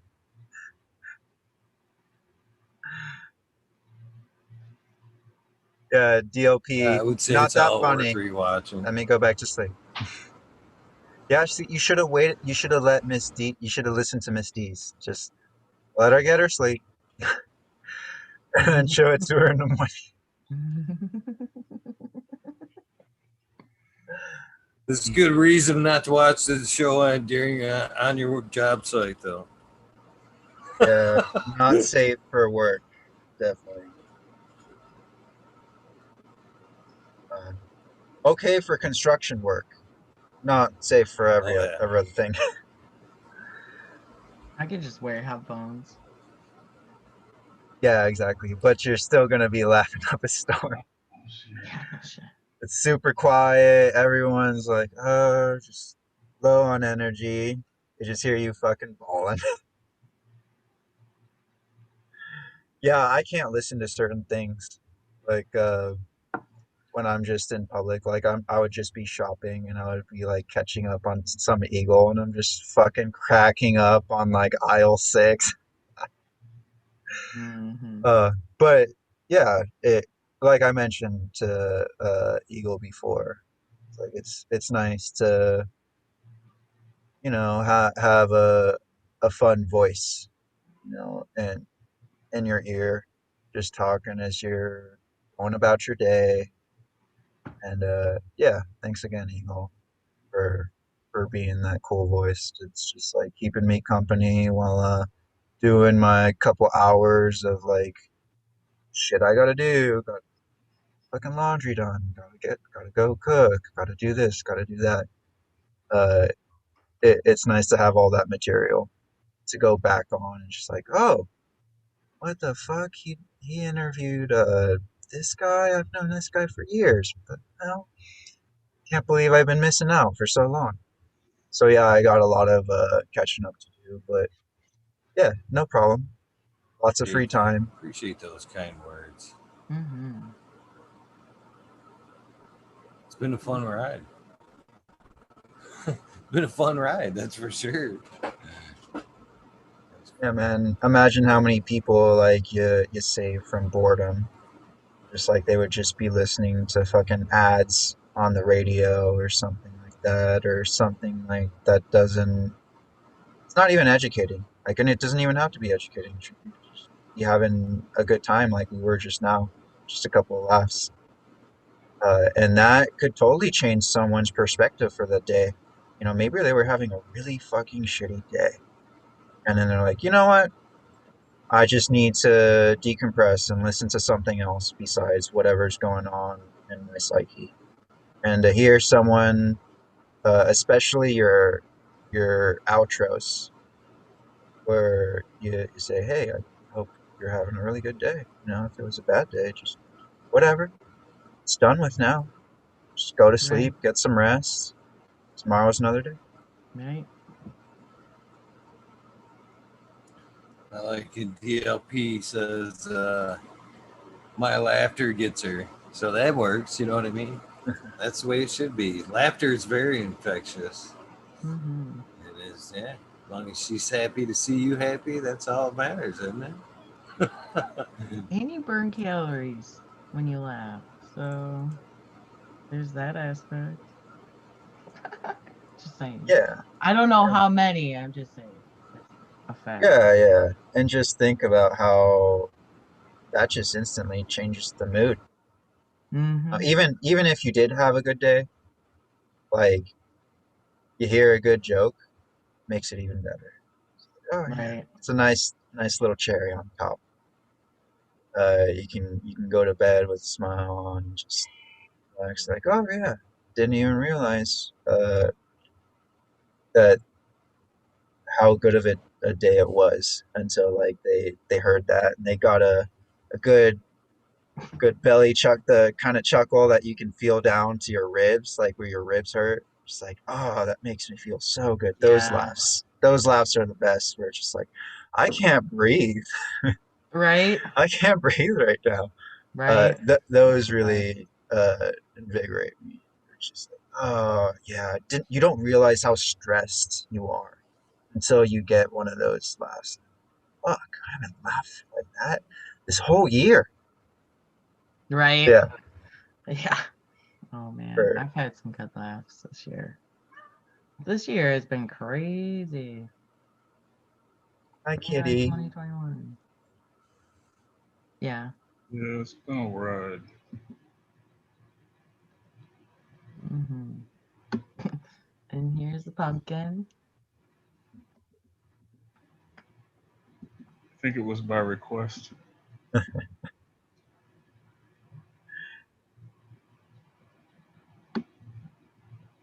Still floating.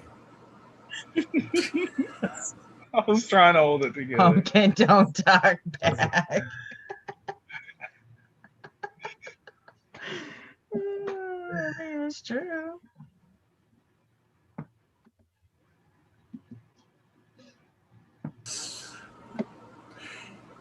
Where's that pumpkin at, Ganja? We're gonna make some pie.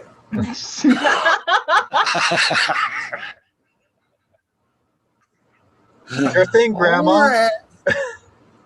I'll be right back. Who's coming over for pie?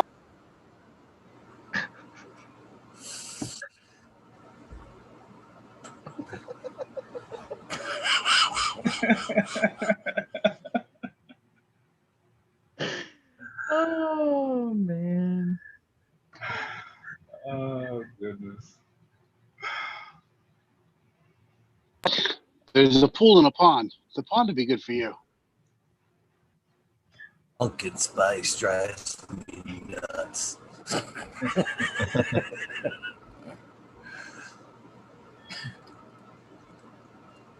Oh man. So Chris,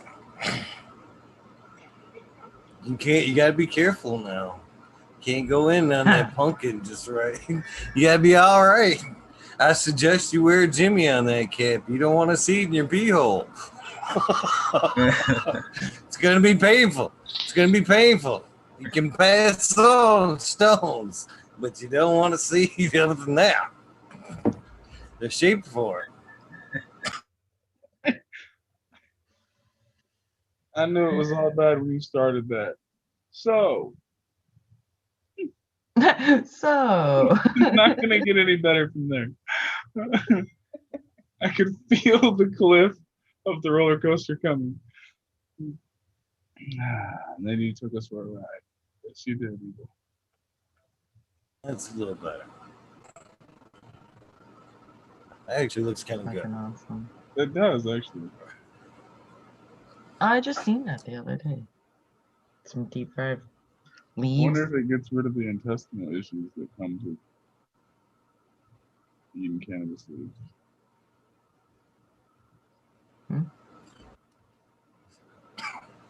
Spike the holiday fucking green bean casserole with those. I imagine they'd be good just by themselves with a little like cayenne or some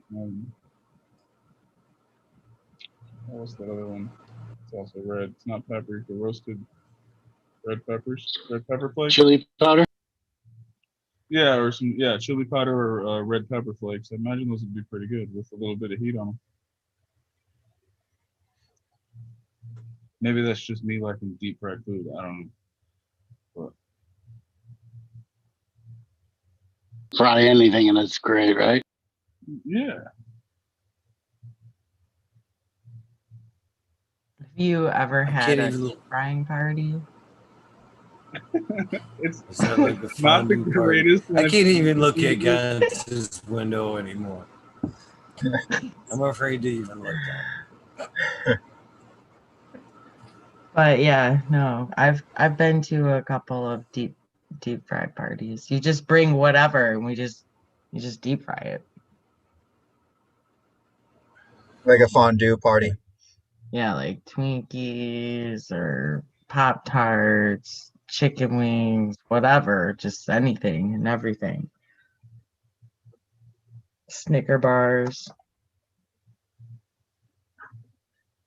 Mhm. It just comes so fast. It's oh yeah, I just realized what I said. Hey, that's funny, Eagle. So do I. What a coincidence. It's not. I come so fast. I don't even know. I don't even know how to back away from that statement. It's just like shut the camera and mic off and walk away. And show. Oh, Twinkies are a good one. Deep fried Oreos.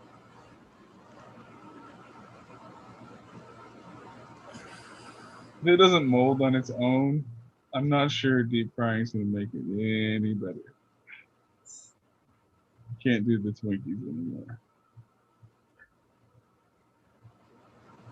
Yeah, I've seen deep fried ice cream. I was like, what? Yeah, How in banana the ice fuck? cream. How Yummy. in the fuck? That's delicious. Yeah. Mhm.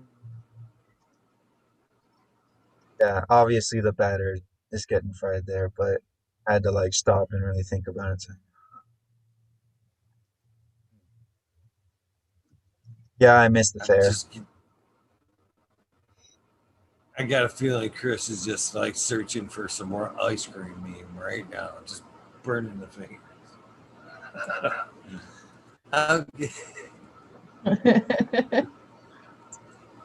Found that pumpkin one. Who knows? That's a hard one to top there. That's a hard one to top. This rabbit hole has went and tickled so many different holes tonight. I don't think there's really been too many subjects left unturned. I think we've covered just about everything. Yeah, no hole unturned. This has been Chris's kind of party. Oh my goodness. Amen.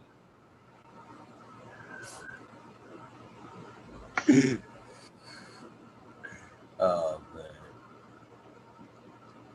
You were probably a fun guy to grow up with, Chris. I'm gonna give you that.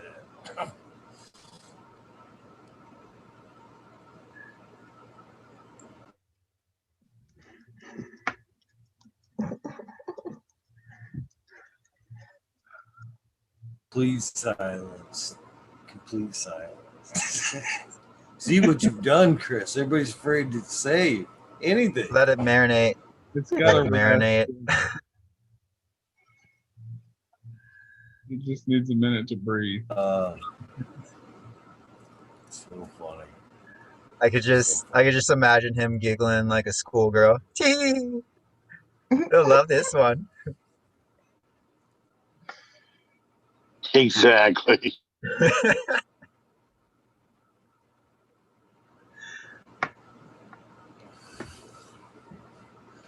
Chat's just making it fucking easier and easier too. I'm just trying to chat avoid is just on fire. stepping into Side I'm pros, trying yeah. to step. Yeah, you try to back out, but they just bring it back in. There's fucking 63 of these crazy motherfuckers in chat right now. What the fuck? Holy shit. It is 3:54 a.m. over here. It's almost 7 o'clock here. Yeah, still going, still holding on strong. You can't save it. I can only imagine the people catching the tail end of this thing going, Yeah, Pete's in What chat. happened? I know. He comes back and he says, "Whoa, I'm done with the morning chores and was not expecting to come back and see this stream." Wait till he catches a glimpse of the content. Yeah. You won't believe Save us from chat, Pete. That's some funny stuff right there. Funny stuff. Oh, there's tonight's guest. Oh.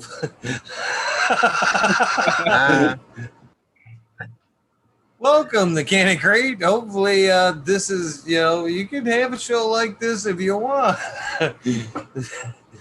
This is not exactly the model. Yeah, by the way. But it's highly repeatable. That's funny.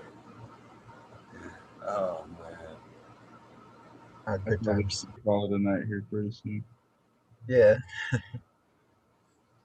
Yeah, probably. Good. So.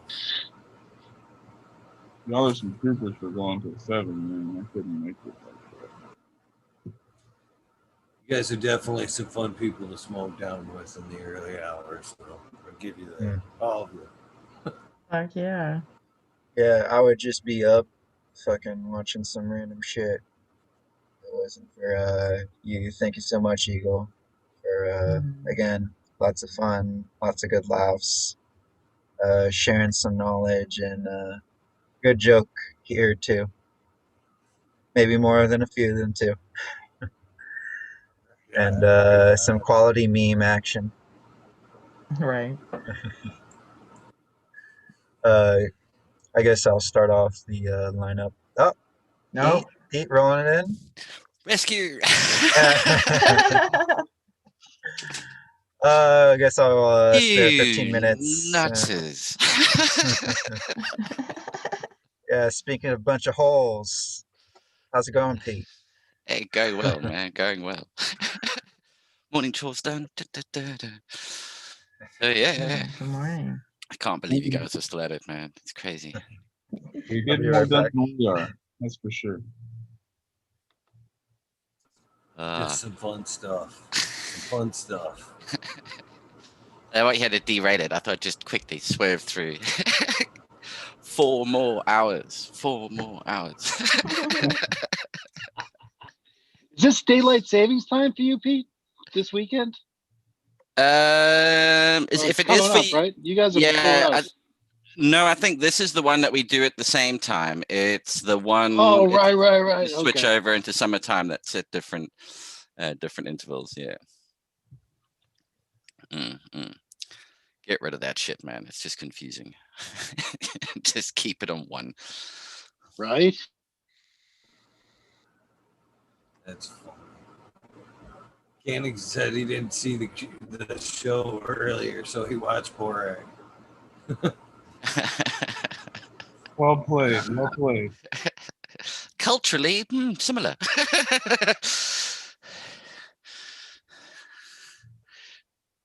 Been a hell of a show. Hell yeah.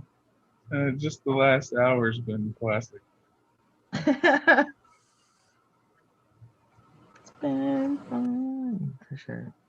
I do think I'm gonna call Kurt it. Says, just waking up, you guys were my sleeping music. Could you imagine sleeping to this and waking up to some of this conversation? Be one of those weird days. Like, hang on, did I have one of these weird conversations earlier? Where it's kind of filled in for you. Like, now, did I actually have that, or was I dreaming it? I think I'd honestly be thinking myself, man, I want some of the cannabis they be smoking. Holy cow, man. They were talking plants like an hour ago. Wow, this is really went somewhere. I could just imagine Pete waking up. Man, I could really go for some pumpkin pie right now. Fuck, I just don't know where it's coming Don't know from. why. Why do I want pumpkin pie? I blame all my actions on the Fruity Pebble OG.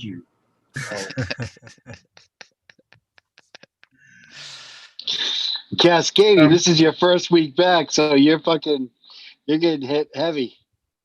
I actually made it through a whole bowl tonight, and then so far I've hit the green hit on the next one, so I'm getting places. Right I'm up. getting places. That's funny. It'll take me a little while, but then it'll be back for good. I don't know what Miss D's Nugs watches, but apparently this is like waking up to the sounds of soft porn. It's a very niche market of soft porn that you're watching.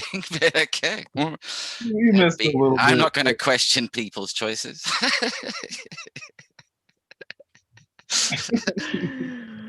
Oh no. Eagle Hub.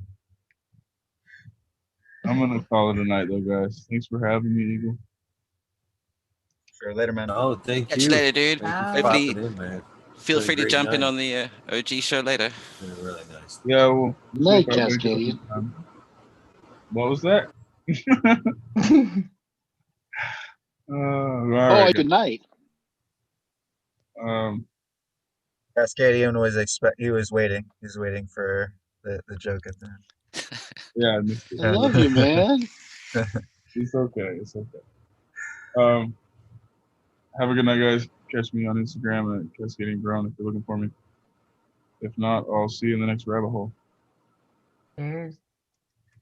That is. Good one. Thank you for popping in. Oh yeah. Yeah, I think I'm Firing gonna up, Pete. take off. Go ahead, Chicha. Yeah, I think I'm gonna take off too. I gotta get some stuff done. And I've been up since 4. Now it's 7. Nicely baked. Yeah. You just start my day. Good morning, Chicha. She's smiling. It's like that. What am I doing again? Where am I? Who am I? Wait, am I? Oh wait, it is Saturday and I need to do some shit. It's 7 o'clock. I've been smoking since 4. Why are we here? Okay. Yeah, that COVID time. It's like you wake up. It's like, what day is it? I Yeah, know. but It's the weekend. Nice. Yeah. Yeah. the stoner in me says the next step is to shut this off and to smoke another one and be like, all right, after I smoke this next one, I'm gonna get Yeah, basically, I'm gonna get sit another here cup and of make coffee. the list. Yeah, I'm gonna get sit another here and cup make of the coffee. list. Finish this bowl, get another cup of coffee, and sit here and be like, okay, what am I gonna do first? Fuck. Probably just sit here and drink this cup of coffee. And then think about it and go, you know what I need to do is I need to have a joint before I get on with this list. Yeah. Keep reset before you know what I should do before I have that joint? Probably have a joint. Yeah. Right. You forget the part where your coffee mug is also packed with a bulb. So as you're Right. drinking, take a puff. It's like, how do you go for a J? And then a pre-J. Obviously, I need a pre-J. Well, you have your cup of coffee and you have your bowl, and then you roll your doobies, and you smoke your bowl while you're rolling your doobies, and then you finish your cup of coffee, get another cup of coffee, light the doobie, and then you start cleaning. You have the doobie with you. You're just walking around the house with the doobie, cleaning it. And then that first cup of coffee is just to get rid of the shakes so that you can enjoy the second cup of coffee. That the caffeine kind of the second one's the good cup. That's where you're kind of slipping in the zone. 8th cup by 10 a.m. everything's cushy. You have a little bit of blood in your coffee system, things are good. Right. Right. But we'll let you go, Chicha, if you still want to joke around with us. But I'll you probably got some hang stuff out to do. and chat. I just need to kind of be mobile. Yeah. And not laughing every 5 seconds and having to stop, catch your breath. It's been fun and it's been real. So till next time, peace out. Have a good night. Night, Chicha. Good night. Wait, no, good morning. Good I've already morning. Yeah. slept. So, yeah, peace out. Yeah, you can That's find funny. It's Chicha actually on funny to Witchy hear. Weekends. She didn't give herself a shout out. You can find Chicha on Witchy Weekend. Or please correct me, Eagle. It's I've been up all morning with you guys. Oh man, she knows I got her back every Yeah. night. It's the Witchy Amber Weekends on Amber Lalana's show. Lalana There you go. Witchy channel. I Weekend. had it right. 4 Sorry. o'clock. 4 o'clock for the main show, 5-ish for the after parties. And of course, that is Amber Lalana, Chicha B, Madam T, Little Witch Tilly, Peppa Faye, to Stone Doctor, or the Stone Daddy Jacob, Teresa, Lily, Luna. I think I got most of them covered there. But you can find them all Sundays, 4 o'clock. 4 o'clock where? YouTube, Amber Lalana's channel. That's the first thing I said. Come on. Yeah. Come on. Which time zone? Your time zone, 4 o'clock Oh, Yeah. p.m. yeah. The shout out list is only so long. It's already like 20 minutes long. Get into like times and time zones of all the shows that I shout out. That's just Well, you killing should me. do the sensible thing and Killing just do them all in GMT, my man, and then everybody else can just figure it out from there.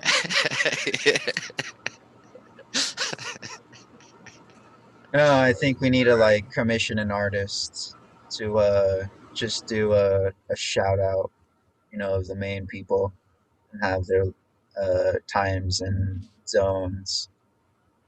And yeah. And Find by the someone. sounds of it, you've got the spotlight, the rabbit hole, and then followed up by the shout out show, which is just an entire show just for doing the shout outs. My favorite one was I'm sitting there, I said most of my goodbyes, and I grabbed my piece of paper to do my my shout outs, start my shout outs. I look up in St. Bernard's observation book. It says, and now Eagle reads the phone book. That's fucking funny shit. Well, I mean, at this point, it's basically the Canna community phone book, the YouTube phone book. Getting there, like even though that I think this thing's 6 pages easy, and I've added 3 names tonight. New one just a few minutes ago, right there. The Goddess Grows.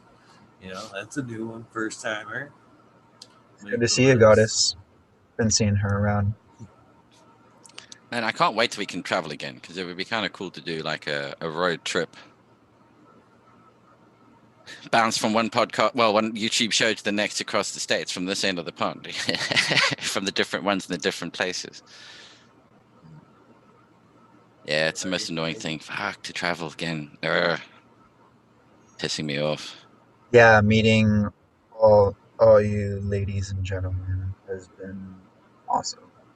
I wish I could just talking with you all and just realizing how chill everyone is and how much we have in common. Our differences as well, but even though we have differences, we just come together. Oh, you do that? Oh, I've never really done that. That's cool. It's a different perspective. It's been so awesome. I've really enjoyed it. So it's been exactly what P said. It makes me want to travel around even more and visit you all, and I like think that's sit what would be down and have a cool. puff. Yeah. And the nice thing about this little group of communities, I do look at it as you've almost got a couch to crash on almost anywhere these days, through the whole sort of network of people. It would actually make doing a road trip quite pleasant, rather than I don't want to stay in hotels and shit like that, to be honest. I don't like doing that necessarily when you're traveling. It's better to stay local if you can, get to experience local living. That's what it's all about. Yeah. Especially going over to Michigan's an California. easy shot, man. You can hit a lot of us right here one stop in Michigan. We're home to a bunch of the good chunk of the community, I think. Yeah, and you're right next to Canada, so then that goes into the Canadian people. So you could just like straight up do road trip Canada, US, or US, Canada. Yeah. US into Canada, because I think, Yeah. because I know that. Well, we'll see what happens, but I do know that it was at times it was a little weird if you were coming over and they're like, "Oh, you got weed and shit on you, fine, you're not coming in," and then the US are fucking idiots like that. In terms of you can never come back into the next 10 years, it's like that's a bit of a bummer. I'd rather go the other way. They're a little bit more like, yeah, it's federally legal here, so don't give two shits. Welcome. You know, in that regard, it's not like you can suddenly be done for it. Yeah, that's a good point.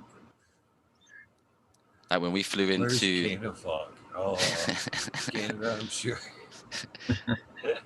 First time going to Indo Expo, we were flying in and bringing Minder units and that with us, but they all got left behind at Heathrow.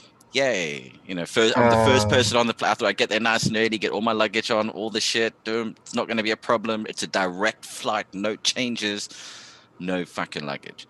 But when we go through there, you know, you fill out the things that I'm on business, So then they circle, stamp, different codes, whatever. So the guy goes, yeah, you need to go and speak to them. You're going to, you know, over at customs or you'll get searched sort of thing. And they're like, what are you here for? Business?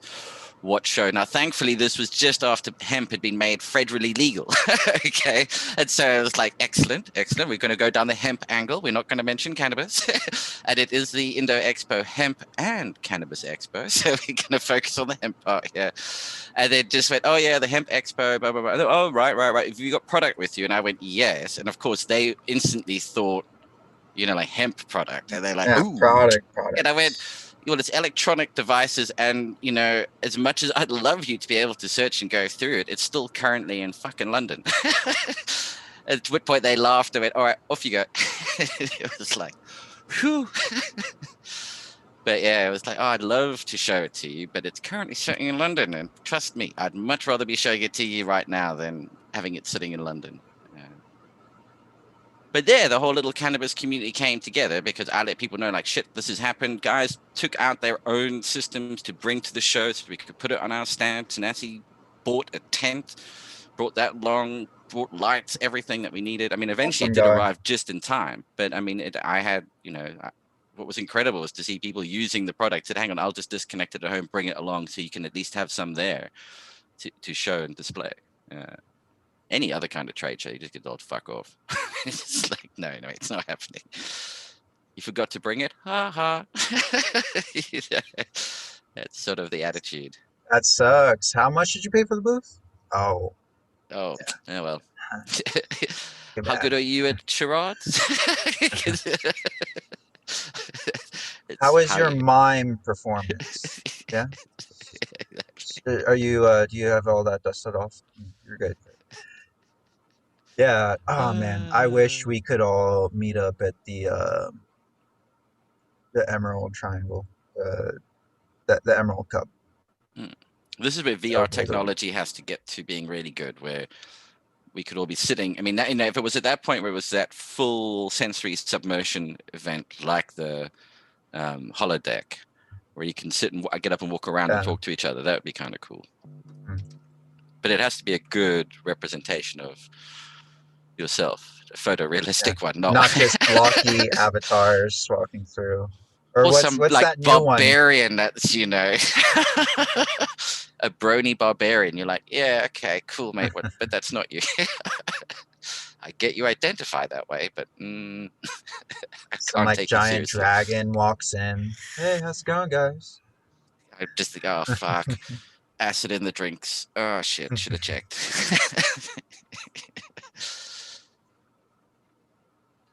I'm still gonna spray down ganja growers' avatar.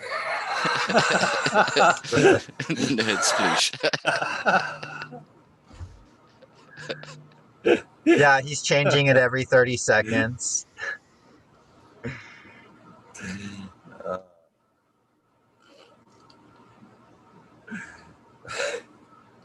is funny. Oh man, crack me up, ganja. Crack me up, ganja. Oh man. All right, we're gonna have to go. We'll go to the 20. Take that dab at the 20, and I gotta call it at the 20. Fair enough. Yeah, no, absolutely. So it'll be 420 for the West Coast that we'll be celebrating this time. So, right on. It's funny. You sure you're up in 9 hours, dude? Yeah, I'll see you in 9 hours then. Operation Grow. In 9 hours. Tick, tick, tick, tick, tick, tick, tick. And then your show would be on after that. There's also a Fumi show. Isn't there a Portland one on tonight as well? Saturday night's like the Clash of the Titans and Chronic Table. Chronic Table Brews and Buds or whatever it's Brews called. and Buds with Buds. And that's at 8 p.m. Pacific Standard Time. So yeah, have fun with us. You don't even necessarily have to drink. I drink kombucha and coffee. You can use if you're a tea person, that's fine by us. If you need some company, you stay up late. It's pretty fucking hilarious because every week, except for last week, I'll give him that. Fumador's been posting up his times, and it goes from 7 p.m. to 10 p.m. Yeah. Yeah. Sure. Yeah. See, that's the warm-up session. It gets real at 5 hours in. Exactly. You want some honest talk? Off the dust, Get down at 6 hours.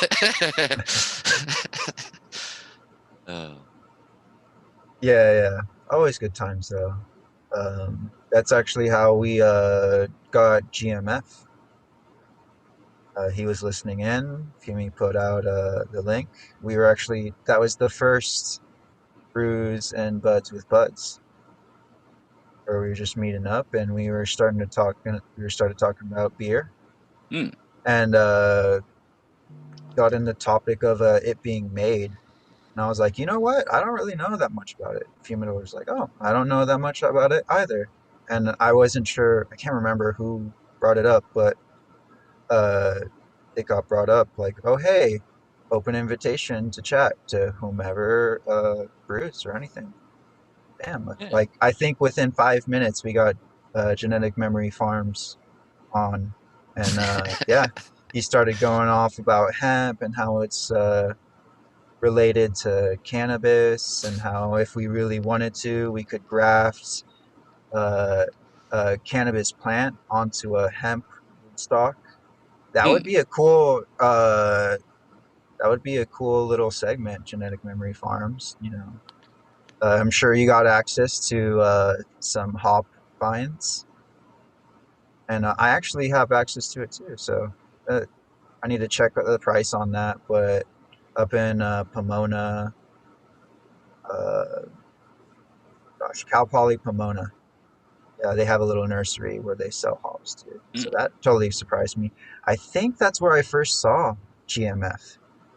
And he was on my first live that I ever did, that I was doing it there. And I started off on the nursery, and then I moved on to the dragon fruit demonstration. So, yeah. Really cool, man. I'm glad that you popped on and you decided to it's chill. We're perfectly happy with the mask.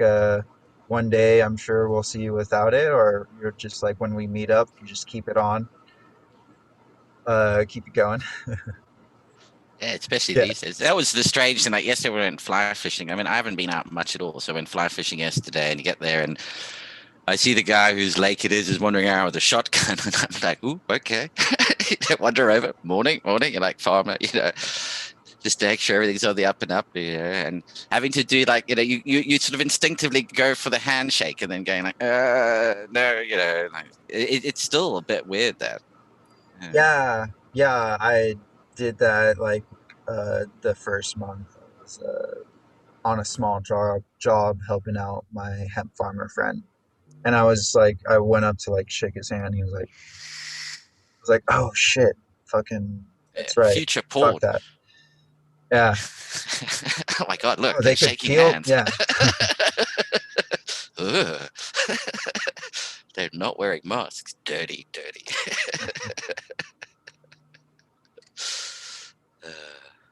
Not even a glove.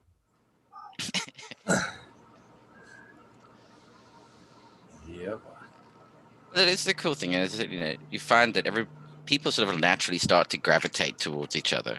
That's certainly something I've found over the years is you filter out and you naturally sort of settle down on little groups. Yeah. Yeah, I like our little community here. Eagle, And I thank believe you it for is starting it up. 420. Yes. Happy 420 from the West Coast and onward. I like the way we still call it 420 too. It's like Happy 12:20. 7:20 here. Yeah. It's 20 past the hour. somewhere. We stuck it out for 4:20. Raptor and all our Cali boys. Yeah. Oh, it is 420 again. There, isn't it? See, Yep. small world there. That's what I was saying. Yeah. I think somewhere towards the Middle East, and if you are there, be celebrating it carefully. Yeah, check your shoes. Check your shoes. Shit, I'm well That on my fucking way to sucks. celebrate my next real 420.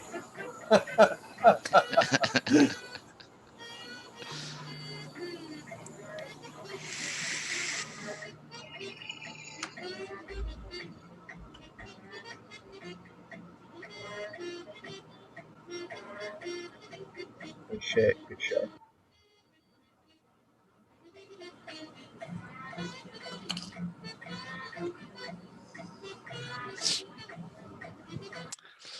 I don't Is know, everyone puffing on? whatever's going on should've in went for chat the so we lime get through the skunk. starters. Sorry. Yeah. What you puffing on, Pete? Earlier it was some golden goat. I'm sitting inside and it's just nicotine. Sorry. I could make it up, but no. Shame. Just nicotine. Shame. How dare you bring dirty nicotine into this? Oh, I'm a nicotine addict. Won't die. Through and through. I can't believe what were the odds last night that a power went out just as I was getting ready to do the shout outs. Yeah. Yeah, I saw you froze and I was like, yeah. Go ahead. Just as I was hitting play for the music, it went blue. I was like, second night this week, no shout outs, man. People are gonna get pissy. Well, it's not your fault. I mean, that was literally a storm rolling over. But you did get the heads up from Ganja Grower. It poured cats and dogs here all day and all night. I mean, we got some good rain today, all last night and today. Probably like 2 weeks worth easy, not a whole month's worth. My road was all flooded. Pretty thankful I got power restored though. I'm just happy for that. Yeah, I was mentioning in chat that I might have a power outage for, they said 1 to 4 days possibly because of fires. So if you guys don't hear from me, They're still going. yeah, in certain areas, they pop in and out. It's not. I mean, in some places it's continuous, and then in other places it's patches. Just it doesn't get any better as the years go on. Fuck. That's crazy, man. They're still burning, and that's what's me in Colorado as well now. It's like Jesus. Yeah, the video that I saw, Guru from the DGC. Fuck, man, it's yeah, it's scary. And even though I had fires around me in the beginning, I was still checking in on my friends. You know, like in Oregon and in NorCal. and it was literally the whole fucking coast. Whole fucking coast. It's amazing. Yeah, all Alberta too. Yeah, it went up into Canada. Like, wow. Absolutely Yeah. amazing. Nature. Making you realize just how insignificant you actually are. You know? We gotta be Yeah. like the Finnish and rake our forests, man. Yeah, man. If we just raked our forests, we'd be all set. Yeah.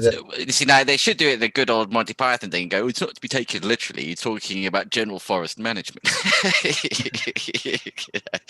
Would be the Monty Python slant on it. That's such an underrated. I remember the first time just seeing all that stuff, just like, wow. Their humor is just so on spot. Like, it's timeless. It's timeless, man. Like, I can watch it decades after it's fucking made for the first time. Just like hilarious. The Life of Brian is still. I mean, their two best are Search for the Holy Grail and The Life of Brian. It's by far the two best movies that they did. What's it? History of the World too. History of the World with like Madeline Kahn and Mel Brooks. That's a Mel Brooks one, isn't Mel it? History Brooks, of the World. yeah. That's fucking hilarious too. Yeah, that's really good.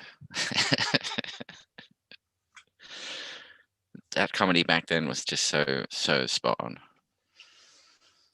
Like the one he goes, "You mean you were raped?" Well, at first, it's like.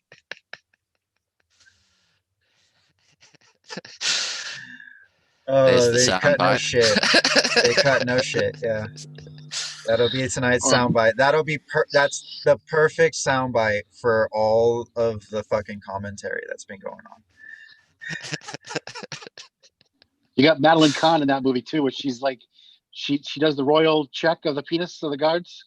Yes, no, yes, no, yes. She just goes down the row of guards, looking at all their cocks. That was just fucking hilarious. She's basically having an orgasm right there. Dude, you need to get out, man.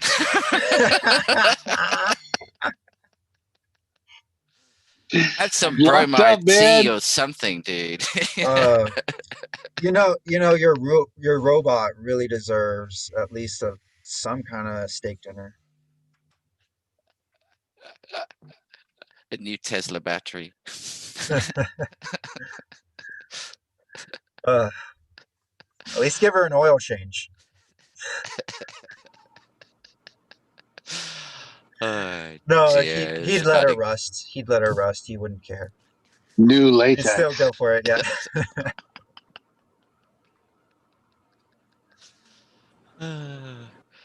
Nothing like the smell of new latex in the morning. Oh dear, oh dear. Well, that's what I'm gonna head out to chat, guys. Much love, I'm guys. gonna bounce. I can't believe I made it this long. I'm so fucking tired. Good night. Yeah. Thanks for leaving me with the awkward pause, guys. See you in 8.5 hours. Buddy. Thanks for the time. I'll save everyone. us. Thank you. I'll save us. Very much. Okay. Yeah, Pete, where can we find you? Operation Grow, like you were saying, your time zone, my time zone, Eagle's time zone. Yeah, at 9 o'clock in the UK, 4 p.m. New York, 2 p.m. in Denver, 1 p.m. in LA, and there's another one somewhere else between in there. So yeah, go with it from there. I believe you were on a certain show. I don't know. My tongue. On the EO show just the other day. Yeah. Oh, yeah. The one on VPD. Have a jump in on that. It was quite. We didn't. I mean, we got into it a bit, but it could have gotten more into it. But it's a really deep topic. Yeah, maybe we'll talk about it tonight on the Operation Grow show. Actually, go into a little bit more detail. But yeah, no, cool. At Operation Grow 2019, because that's when we started it on Instagram, or at Peel Grow Systems on Instagram. Eagle 2020 is the code. DM it and you get free postage. Something good's gonna come out of it. Hey. Anyway, cheers, guys. Have a good one, man. I'll see you in 9 hours. Sheesh. Yeah, I'll get some sleep. Yeah, great guy, Pete. So knowledgeable. Thank you for jumping on. So fucking gracious. Not only gave away once, but twice. Wow. Really cool, man. I just jumped on. I just was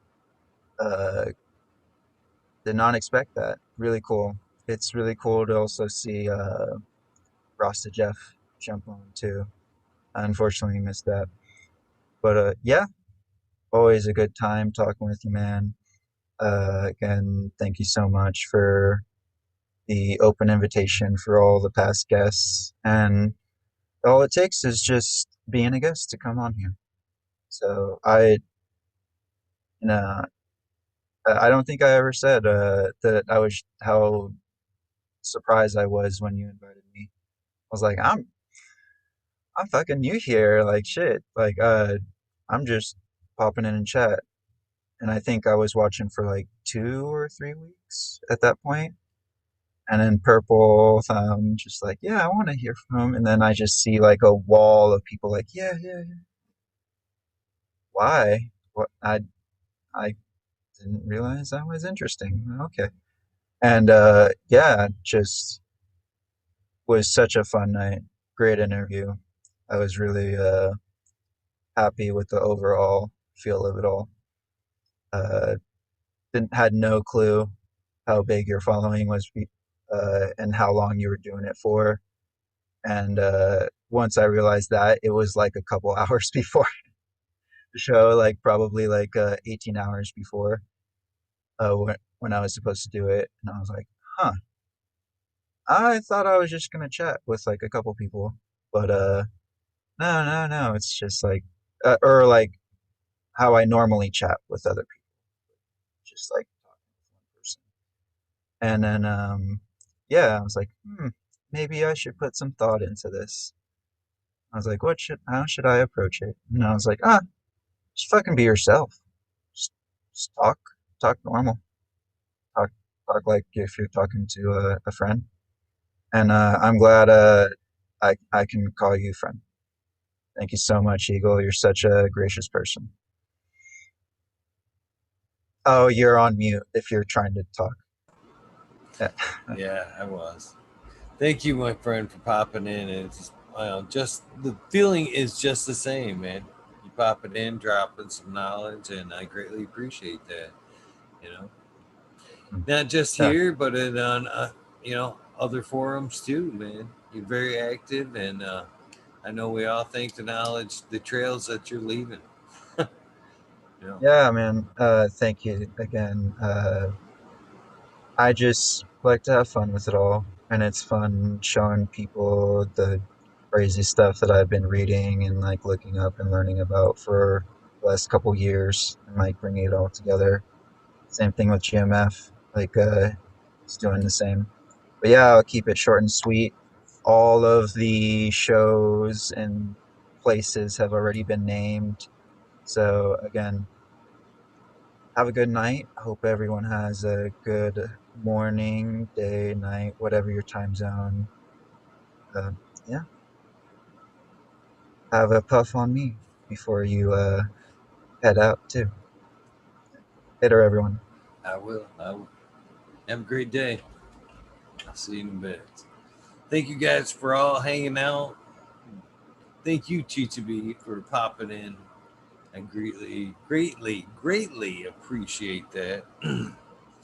It's always a pleasure when we get a bunch of friends together, having some good times, having some laughs. It's been a great night. It's been a lot of fun. We can get some music tonight, this morning. With a little bit of luck, the internet will hold out long enough to do some shout outs. Man, what an embarrassment that was last night.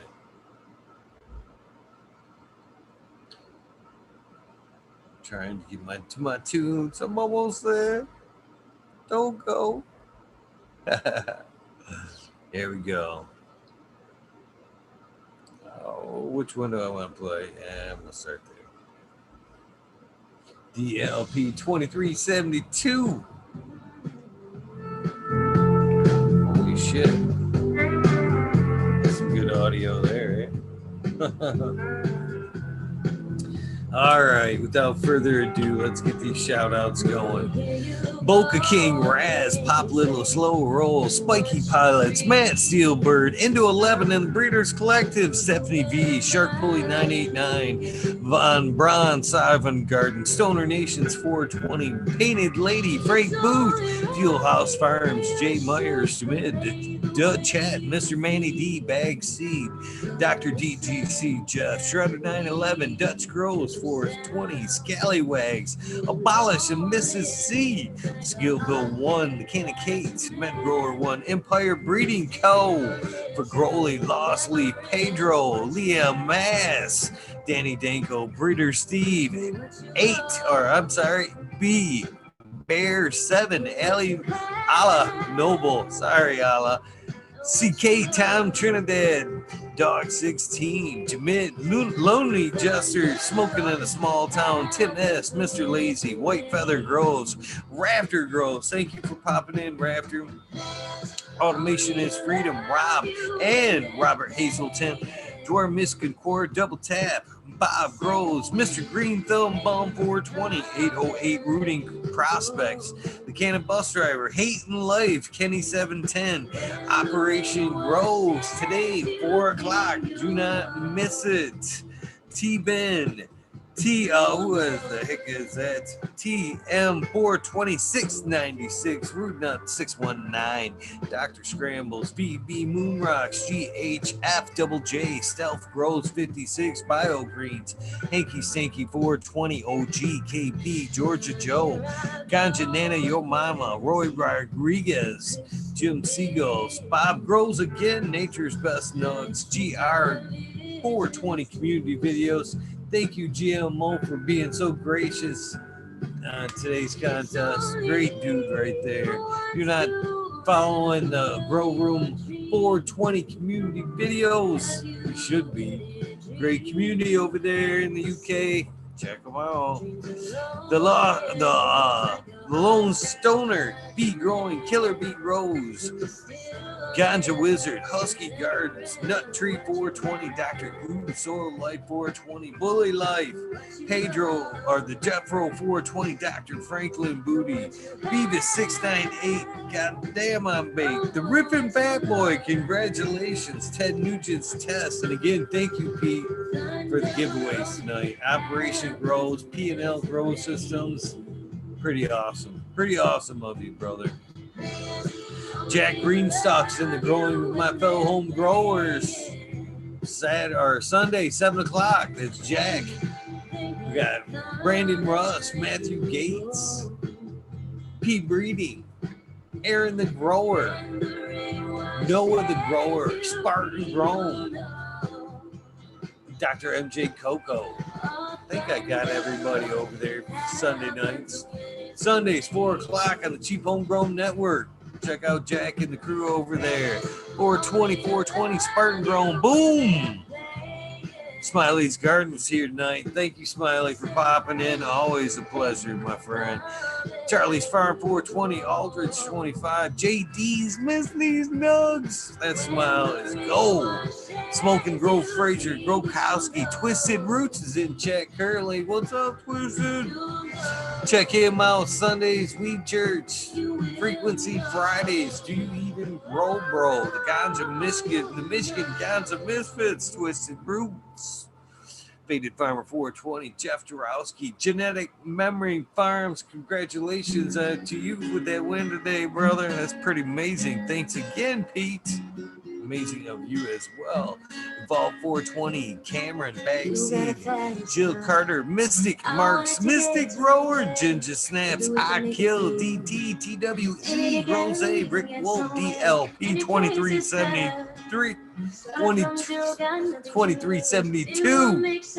Sergeant Pepper 420. Cannon Trooper Sequence 3. Blind Cat 420. Lay up again, Tim. UKSIF 420. Boot Boy. Devin Shipwreck. Medical MJ, Bugsville, USA, Resurrection Prophet, Chris Martinez, Tara Wilson, Dateman, Dan, Dateman, 420, Red Setter Farms, Good Life, Bill Sid, Joni Bell, Cheetah B, Most Hated Grower, Major General 420 Army, the American One, W Digger 714, Shirates, Kenny O's Genetics, Mountain Skies, Ready to Hit That Hot Fire, Chris Mertz, Even, Seldom Seen, John Smith, Oak Park Gardens, Hal 9782, Skunky Packs, Martial Artist 2012, Micro Slave Hefner, Robert, Mr. Green Thumb, Thomas, Miss Daniel McDizzle, Medically Fit, Lemon Hoko, KGB, Rancho Costa Plenty, Monkey Bowls,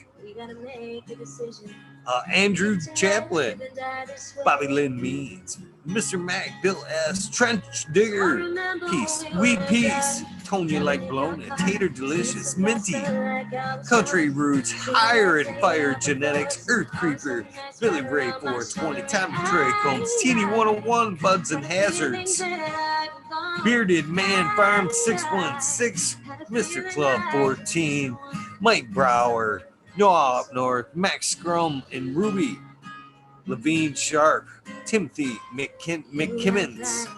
I'm sorry, Timothy, I know I fucked that up. Neo, Jess and the Bean, Andrew Chaplin again, Chronic 88, Fat Boy, Fat Belly, sorry Fat Belly, my bad there, Fat Belly, Cannabis 03, Turk Farmer, I believe this is Shannon Stevens, Carlitos, Latinos, I believe that's correct, Gator County, Mr. Speed, Wolfson, Firestone, oh man, Wooly Bookie, the Goddess Grows, man, I just thought of another one that should be on there, just forgot it,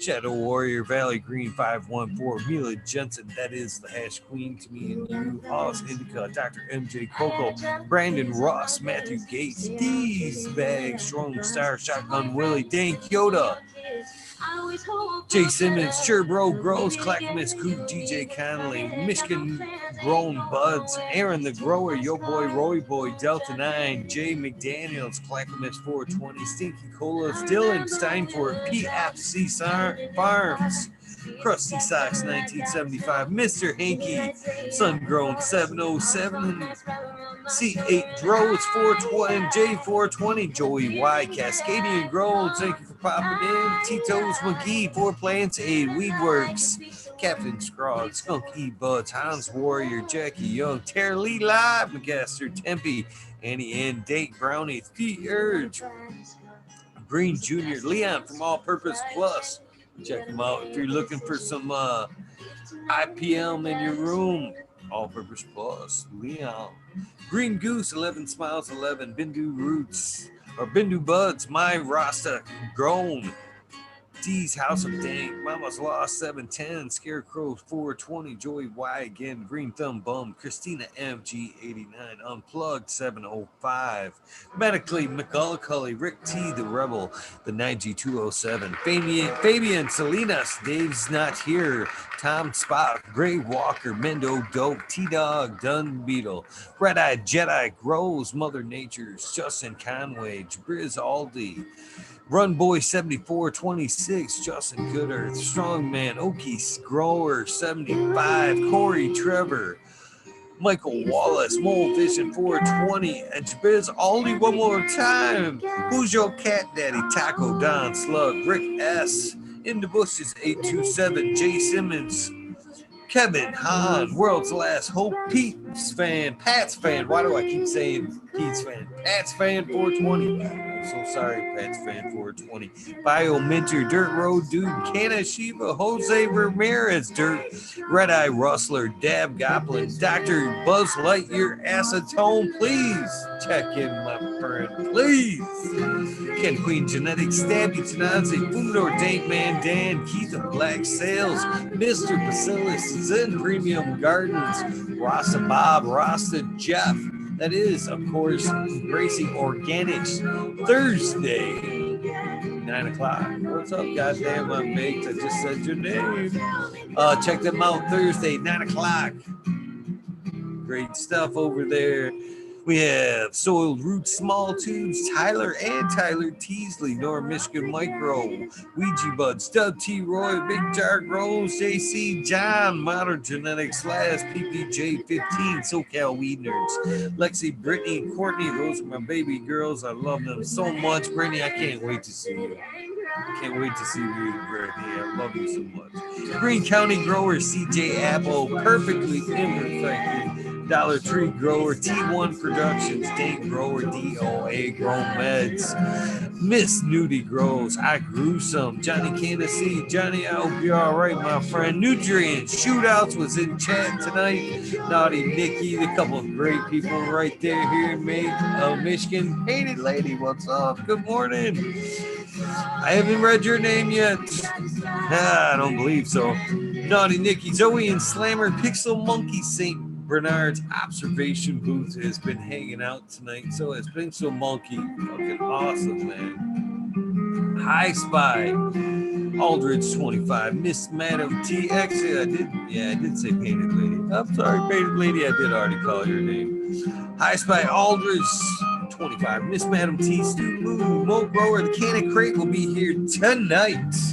Loki Grows, Cass, this guy, 79, Burton, Polish Hammer, Midwest Outlaws, 31, Voodoo Ultras, Fresno Nerds, Wolverine Grow, Big Jar Grows, Laid Wayback Barber, Jimmy One Life, T-Block, MMP Nations, Creations, Witchy Weekends with Amber Lalana. Of course, that is Amber Chicha, Madam T, Lily Luna, Happy Faye, Cam. We have, oh my gosh, I can't believe I'm great for it. Lily Witch Tilly, the Stone Daddy, Jacob, Teresa, Lily Luna. Any other witches, if I forgot you, I'm completely sorry. Bunch of great gals over there and gentlemen, twisted sometimes on there, of course.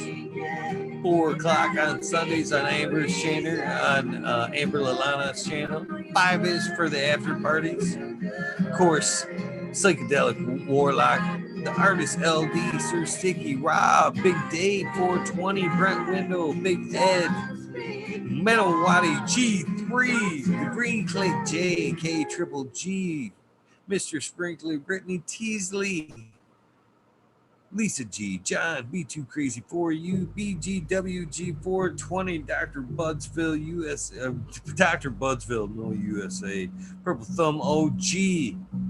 Hopefully you are doing well, Purple Thumb. Always an honor when I see your name in my chats. In chats, period. Art Throw Sons of Media. Miss these nugs. So nice. I always say it twice. Just a Face 420. Beast Coast Score 420. Sir How. Trey Balone. We miss you, Trey. Where have you been, Trey? Check in, Trey. Doctor, missing you. Of course, Johnny Canacita as well. My heart goes out to all three. Lemon Hoko as well. Keep It Real, Danner 1620, Egerton 420, Zeb Zeppelin, Audit Everywhere, BT Double D Grows, Bingus, Green Puffin Man, Alex Boykachev, Chef Life, School of Crop, Cause I Love It, Green Mountain Grower, Southwest Okie, Reels 100, 212, Andy Man, Miranda Family Farms, Page Farms, Be All Flower. Checking us out on that train. All right, what an honor.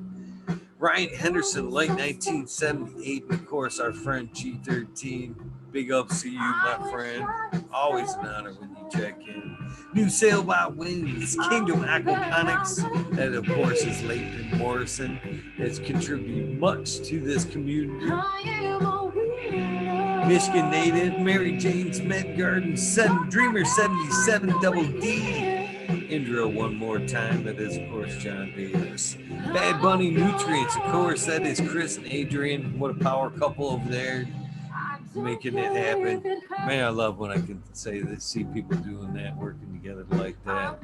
So awesome. Mr. Green Pots, Mr. Green Nugs from 619 to 664. Spaniard Kruger, Jones and to Grow, Papa G Grows, Raz, Amy, Dro Grows, Cass, the Grow From Your Heart podcast with Ross and Jeff, Lily Luna, the Green Med Flock, Jeremiah Miranda, Stony Creek, Lost Ark, Mr. No One, Jones and to Grow, Smith Dude, LG420, Giant Mike, Prometheus Soil, Jason Eyestone, P Win, David Colby. That, of course, that is Fresh Pork Chops on Instagram. And last but not in any way least, Mr. Reedus 207. Thank you all for tuning in tonight. Most of all, thank you to everybody that popped in tonight in the rabbit hole.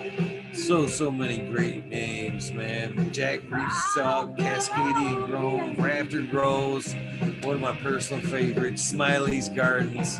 Man, I just can't say enough things, but great things about Smiley. He helps me out in this venture a lot. Thank you, Smiley. Not only for what you help me do here, but for all the great information that you put out into the community. The world needs more Smiley's Gardens, that's for sure. What's up, Jim Bob? Nice to see you. Throwing you in the book for tomorrow's shout outs. Thank you for popping in. Who else made the show tonight? We had Chicha B. We had Pete from Operation Grown. Who else, man? I hate when I do this because I know I'm gonna forget somebody. So many great people tonight. Ganja Grower popped in first.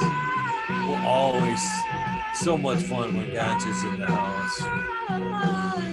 Just great examples all across the board of what great people can be like and what random acts of kindness can do. Doing something nice for somebody like myself, popping in, making something all right, great. Thank you all for popping in. It meant a lot. With that being said, you guys know the deal. Please do something nice to ask somebody. Random acts of kindness do save lives. I can't say enough, man, about that. It doesn't take much to help somebody. As Raptor was saying, to pull you out of a bad place, snap you out of a bad thought. We all get there sometimes. We all get there sometimes. If this is the end of your journey, like mine, please get some rest. Tune in for Pete, 4 o'clock Eastern time. Thanks again, Pete, for dropping in and doing the giveaways, man. Pretty awesome of you. This is the beginning of your journey. Chicha B, Purple Thumb, many others. Please go out and have an amazing, prosperous day. Spread some good love. And I look forward to seeing you tonight, 11:30, with my guest, the Can of Crate. I look forward to getting to know you, my friend. Hopefully you're listening. It's going to be a good one. I got a feeling it's going to be a good one. Thank you, everybody involved. I'll see you tonight. Have a great